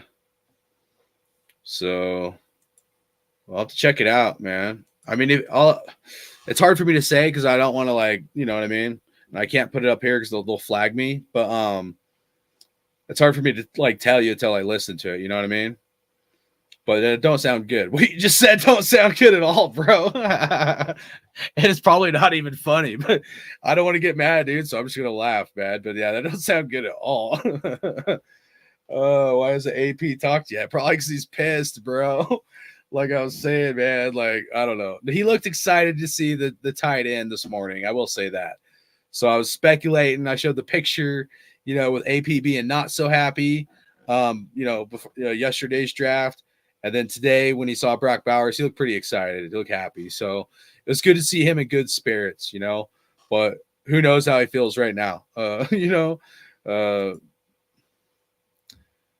they asked him, and he said that is it. Hold on. All right, so put it all right, because I think I know what you're saying, but I just want to be clear.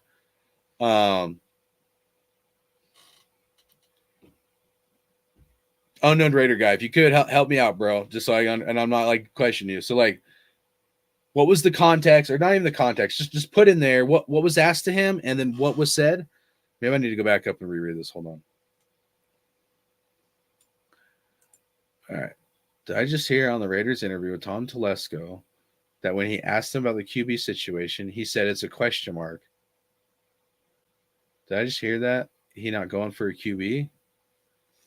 So, unknown Raider guy, are you saying he was asked about the quarterback situation and all he said was like the quarterback situation is a question mark? Or drafting a quarterback is a question mark? Like, I just want to clarify which context. The current QB room is a question mark, or drafting a QB is a question mark? Just so I'm clear and like understand.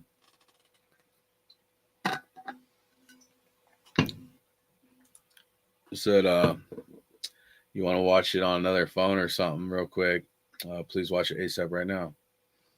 I'm sick tired of this guy already. You guys want to pull it up? I think that means they thought they were gonna get in a QB yesterday. They asked about the QB situation drafting. How are y'all rate the Raiders draft so far? I mean, I don't know. I thought it was like maybe like a B, C plus B, maybe B plus. I wouldn't say A. I think it's been pretty good. I mean, I agree about the quarterback situation that we need to address it, but all right, hold on. Let me pull this up. Maybe if I just play the audio on my phone, maybe they won't flag me. Make sure my headphones are off. I'll have to see how long it is, though. Maybe should we fast forward just to the end, to that one part? Most of us are probably going to watch it, but let's see. 16 minutes. Let me see when it goes live.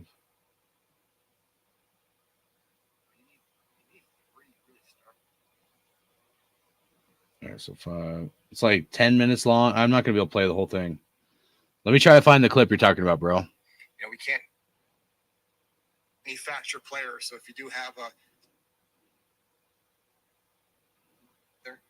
we added a couple, and in free agency and on defense, certainly with Christian Wilkins, but then re-signing some of our own players. But just trying to balance the roster the best you can. Your allocation of resources are important, and trying to use them in the right spots. And he's got a great feel for that. I already talked about Brock last night, but having him in the building today, meeting his family, that sort of thing. What was it like that? I'm just assuming you guys did too. So, Brent Turner. How much of the character, the demeanor plays a factor in this draft? it's a big part of it. This is a very difficult game to play. There's a lot of adversity that we can count on and have a drive. And sometimes we're right, and sometimes we miss on it. But those traits are important to us because there's just so much work that goes into be a professional football player. That's more All right. than just I'm going like down the last game 50 playing. seconds. So, Let's see if it's right here. these three 40 kids, seconds. These three players, not kids anymore, but these three players, we think they have those traits. That's good. All right. Thank you. See you tomorrow. Did I miss it? I must have missed it. Damn. Because there's just so much work. So that's what we're trying to find in everybody we sign or draft. And because if you're just talented, you don't have that drive and desire, you're just going to probably plateau out as a player that we can count on. Both.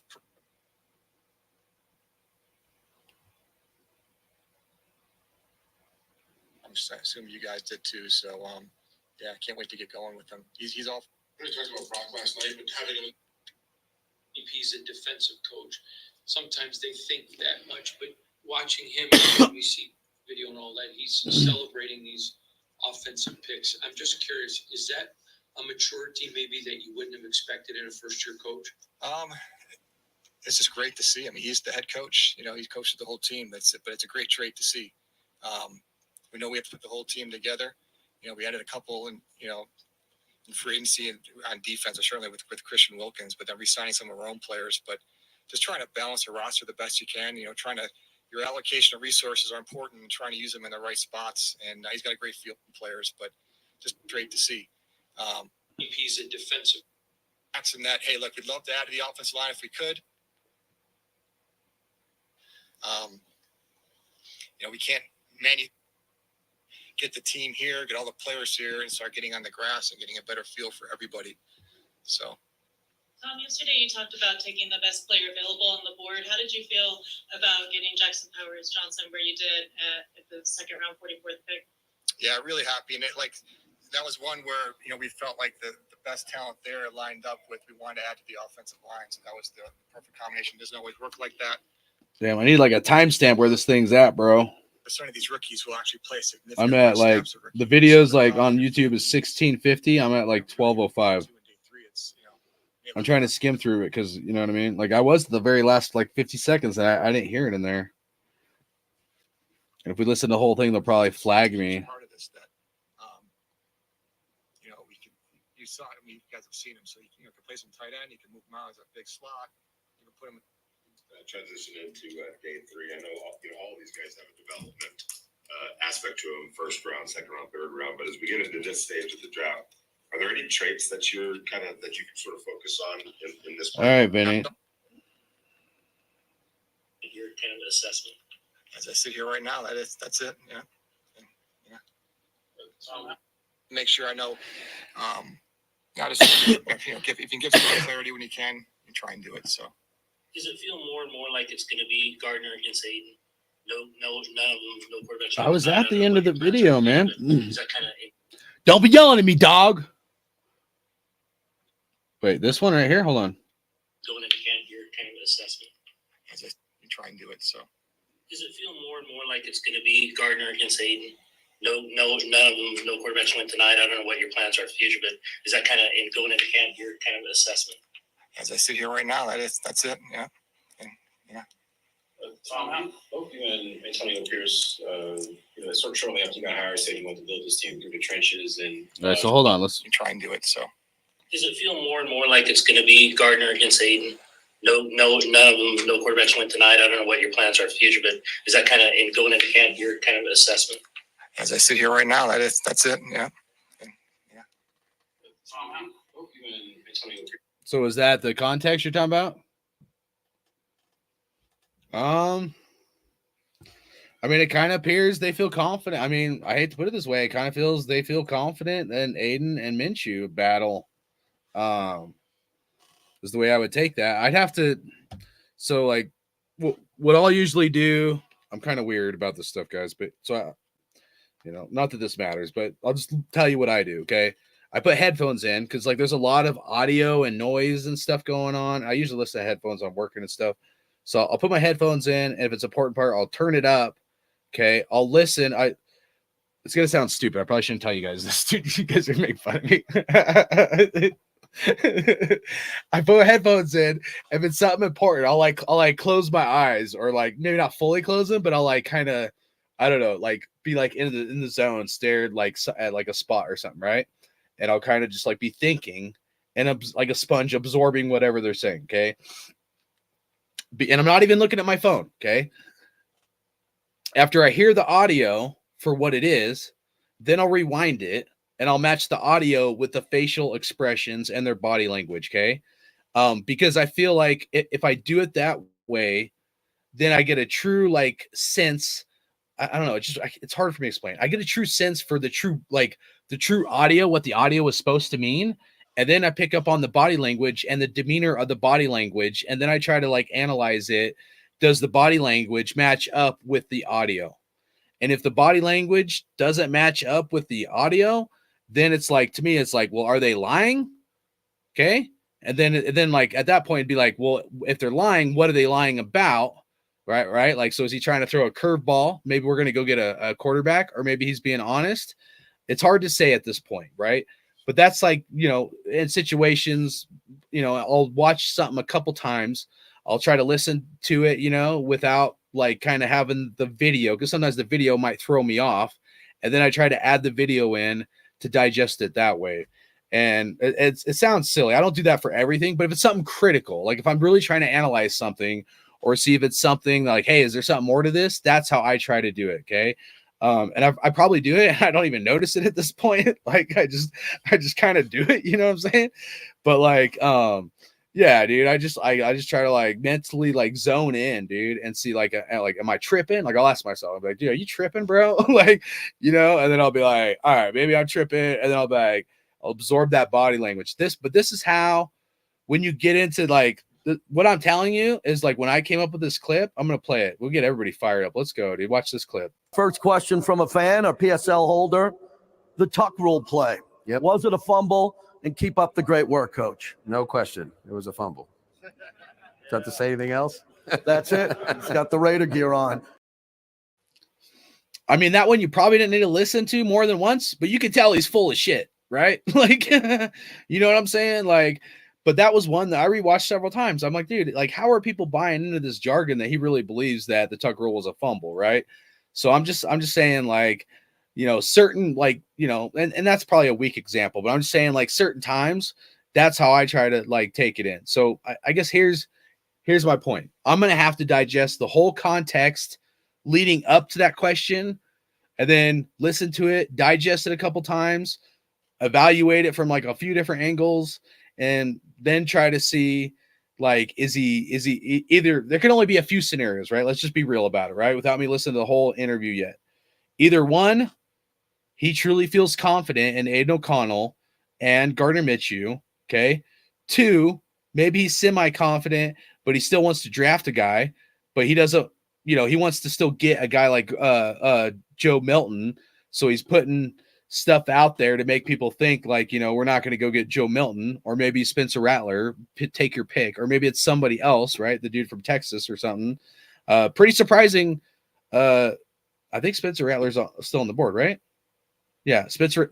Dude, a quarterback didn't go in today's draft at all, did we?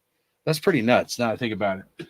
Yeah, I don't think any quarterbacks came off the board. But the point is, maybe he's throwing some bullshit out there, to draw people off. There's like those two scenarios, or I don't even know if there's a third one. It's probably got to be one of those two. Either he's being honest, and that's probably what we're going to roll with, or he's trying to throw people off that might want to go get a quarterback, like maybe the Seahawks or the Cowboys or one of those teams. You know what I'm saying? So, yeah. All right, let's get into what you guys are saying. I kind of ranted for a minute there. All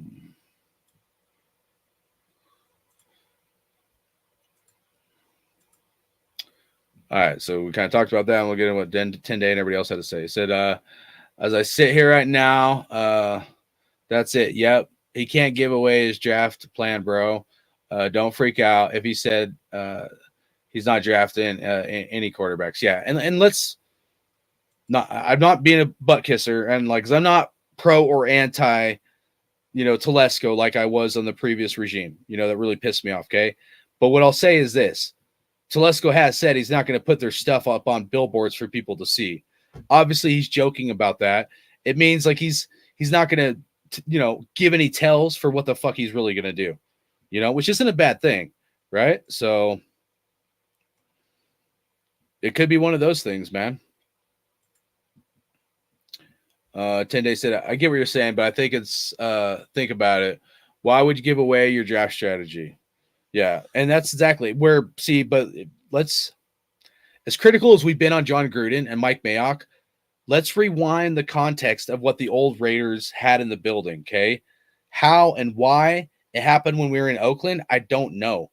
But do you remember when John Gruden, and it was either Mike Mayock or John Gruden, or maybe both, but remember one of them had made a comment that the Raiders and the information leaking out from the Raiders organization was like a ship with all these holes, and there's all these leaks within the Raiders organization, and they couldn't figure out who was leaking all this shit to everybody else. So you'd have the insiders writing these articles, creating tons of drama for the fucking Raiders guys, and putting all this shit out, and the Raiders organization couldn't figure out who the guys were that were leaking all this information everywhere and all over the place. Okay, so the point is that was previously. We had a ship, we were sailing, and the motherfucker was leaking, dude. It's like all these holes in the boat, and you're pitching out water, but there's still holes in the boat. The thing's still sinking. That's what we had before. So to keep things tight-lipped or to put out, I don't like exactly how McDaniels did it, because they were just liars, right? Like I have no problem being like secretive or like keep it like tight to the vest, but McDaniels was just a clown and a liar, him and Ziegler. So that part pissed me off. That like snake in the grass type shit. So I don't want a general manager to do that, but I'd rather somebody keep it tight to the vest than what we had. And I'm not taking shots at Oakland. I'm just saying there was people within the Raiders organization that was leaking too much shit. So everybody knew what we were going to do before we were going to do that. To what 10 Day was saying, which is you don't want to give your battle strategy to your enemy, right? Essentially, that's what was happening. We had people that were supposed to be part of our team, but they were actually an enemy. There was like a 00 agent or some shit. You know what I mean? So he said, yeah, I hope it's just to throw teams off. I do too, man. I mean, I'd still like to target a quarterback, man. I like Joe Milton, dude. I like a perfect scenario, trade up, either get a cornerback, a CB, or a linebacker, trade up in the 4th round, and then figure out a way to trade up again, freaking, and get Joe Milton or something. You know what I mean? I'd almost rather have Joe Milton than Spencer Rattler. So, and I don't know how far Joe Milton might fall. I don't think he's going to fall out of the 5th round. He might even go in the 4th round. You know what I mean? So, our Gonzalez, what up, big dog? He said, like, I get it. It's like turning the radio down when you're driving, looking for address. Nice. I do that sometimes. I got to concentrate. Oh, man, that's funny, bro. Much love to everybody here, man. Just old school, keep your mouth shut. Hondo Carpenter is the worst beat reporter in the NFL history. Oh, dude, you already know, dude. Those guys pissed me off so bad last year, man. Oh my god, all my emotions, dude. I could not keep my shit together. Now I just tune them out. I won't even fucking listen to them. I have like an Anto Hondo fucking mute button, dude. When Hondo comes on, I'm just like, oh, this fucking clown is talking again. I'm an asshole, but whatever. I don't fucking like him, man.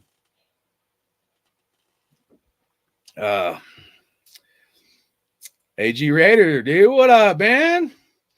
Salute. Hopefully you're doing good, big dog. You're not a Hondo fan? Oh man, there's a couple. There's another one I had issues with, but I think he's getting better. I think he's getting out of that maybe LA vibe-ish kind of thing, and he's like maybe not as bad as I was, previously being irritated about. I'll just leave it at that. Today said Alejandro Carpenter said 48 hours just before Josh McDaniels got fired in the locker room. Wasn't lost, I know, dude. And there's only 5% chance that he would ever be fired as an insider. Bro. Yeah, you're not talking about Hondo being fired. You're talking about McDaniels. I know. Dude, these guys are fucking clowns, bro. Don't even get me started, man. You guys are going to get me fired up. I'm staying positive. I'm saying you ain't doing it, dude. You trying to drag me down the rabbit hole. Oh, man. Yeah.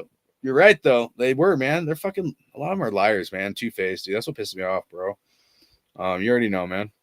But it's worse to take the NFL beating history and I'm not even close and then be out of touch from reality and still have a job is, yeah, beyond me. Yeah, a lot of these guys are. Same with the draft analysis, bro. Same with the draft analysis. Saying Jalen Hurts is a bust or Jalen Hurts should go in the 4th, 5th round, stuff like that. I know right in the locker room was completely lost. Yeah, bro. Yeah. And all of us, not all of us. A lot of us with critical thinking brains, we could see it from the outside. We're not even in the locker room. And we could see there's this huge disconnect in the team. And you can see it with the lack of production on the field. We got talent. That comes to a leadership thing, man. It really does. And there's other people that was maybe a little more calm, collected about it. That not going irate like a lot of us were. But just remember, even the haters, whatever, dude, you're forgiven, man. Welcome to the truth. The truth will set you free, kind of thing. But all I'll say is I get it. A lot of them wanted to be positive, right? And they don't want the team to lose. So I get that perspective. I do. But all of us that were also hating on McDaniels also saw something, and we don't want the team to lose, and we want the team to win. And we knew McDaniels was not a good leader at a certain point. A lot of us came to reality hey, this guy's got to go, man. He is not good for our organization, and he's got to kick rocks, bro. You know what I mean? So those that woke up to the truth and came over to the reality, man, salute and welcome to truth, man. We'll accept you. It's all good. It's all water under the bridge. You know what I'm saying? Even the ones hating on me and shit. And people were hating on me hard, bro. And I came off the handle. I know people didn't like it, but I was just being honest, man. I couldn't keep my shit together. I'm passionate about this team like a lot of us are, man. I don't want our team to lose. Fuck no, bro. Come on, man. We've been dealing with this gut grinder, ball kicking, fuck, man, for too long, guys. Arkansas said our line going to be named the Power Glazers. Nice. Power Glazers. I like it, man. Hopefully a little questionable on that tackle, but hopefully it ends up being good, man. I don't know. I don't know what they see. I don't know, but I'm trusting. I'm hoping and trusting that these guys are doing what they need to do. You know what I mean? That they're doing this shit right. Telesco has been good in the first rounds and stuff in years past, but some questionable stuff in the later rounds. So, I feel like it's kind of judgment day for him to see what he's going to do in these later rounds. So, but I'm not hating. I'm pretty content with what we've done so far. But let's hopefully they keep grinding. Let's get this last bit of the draft worked out, man. Even if we got to trade up, man. I don't even care about the 6th, 7th round shit. I know, you know what I mean? But if we get 2 more picks and move up or something to get a stud, dude, let's do it, man. So Thrash said, I guess DJ Glaze in the 3rd pick. He's super versatile. I think he's played everywhere on the O-line. He could be a good depth player. And that's kind of what the Raiders have done before, at least the previous regime, was pick guys that, can play multiple positions and shit, which could be valuable. Hopefully it ends up being a good pick, guys. So, all right, man, I've been long-winded going for, over 6 hours, guys. This is nuts. But I appreciate all you guys. I didn't think I was going to go this long, but definitely wanted to be in there for the draft. I don't know if I'll go live tomorrow. Probably not. I got my son's birthday thing I'm going to be doing. So I'll probably won't be able to go live tomorrow, guys. But, I'll be watching the Raiders. We'll see what we do. Be nice to go linebacker, cornerback, maybe get a QB, maybe Joe Melton or something like that would be nice. So we'll see, man. We go any of those 3 scenarios, I'm still going to be pretty happy, But it seems like Tom is not big into trading up There's a few times where I was like, man, maybe he's going to trade up. Nope. So if he's going to trade, like, you know, let's remember the previous regime, they traded. We had more draft picks, you know, or whatever, but they traded up kind of right about this point in the draft. Mike Mayock, I feel like he traded up in the later round picks. So if we're going to trade and we want a quarterback or a position of need that has talent still available, I feel like we should do it early and pull the trigger. And we'll see. I don't think they will. So I guess we'll have to be patient and frustrated. But it would be nice to see maybe Telesco use some of his powers of authority, get some balls, and let's move out. Let's go get a stud, you know, that's left. So, all right, guys, I'm going to bounce on out. Appreciate everybody, man. Feel okay. I'm not like I was last year. So that's good, dude. I don't want to be like I was last year. That was not healthy. All right, guys. Appreciate you guys a lot. I'm Hardcore Raider. There's only one nation. That's Raider Nation. Much love. Catch you guys next time. Hardcore Raider out.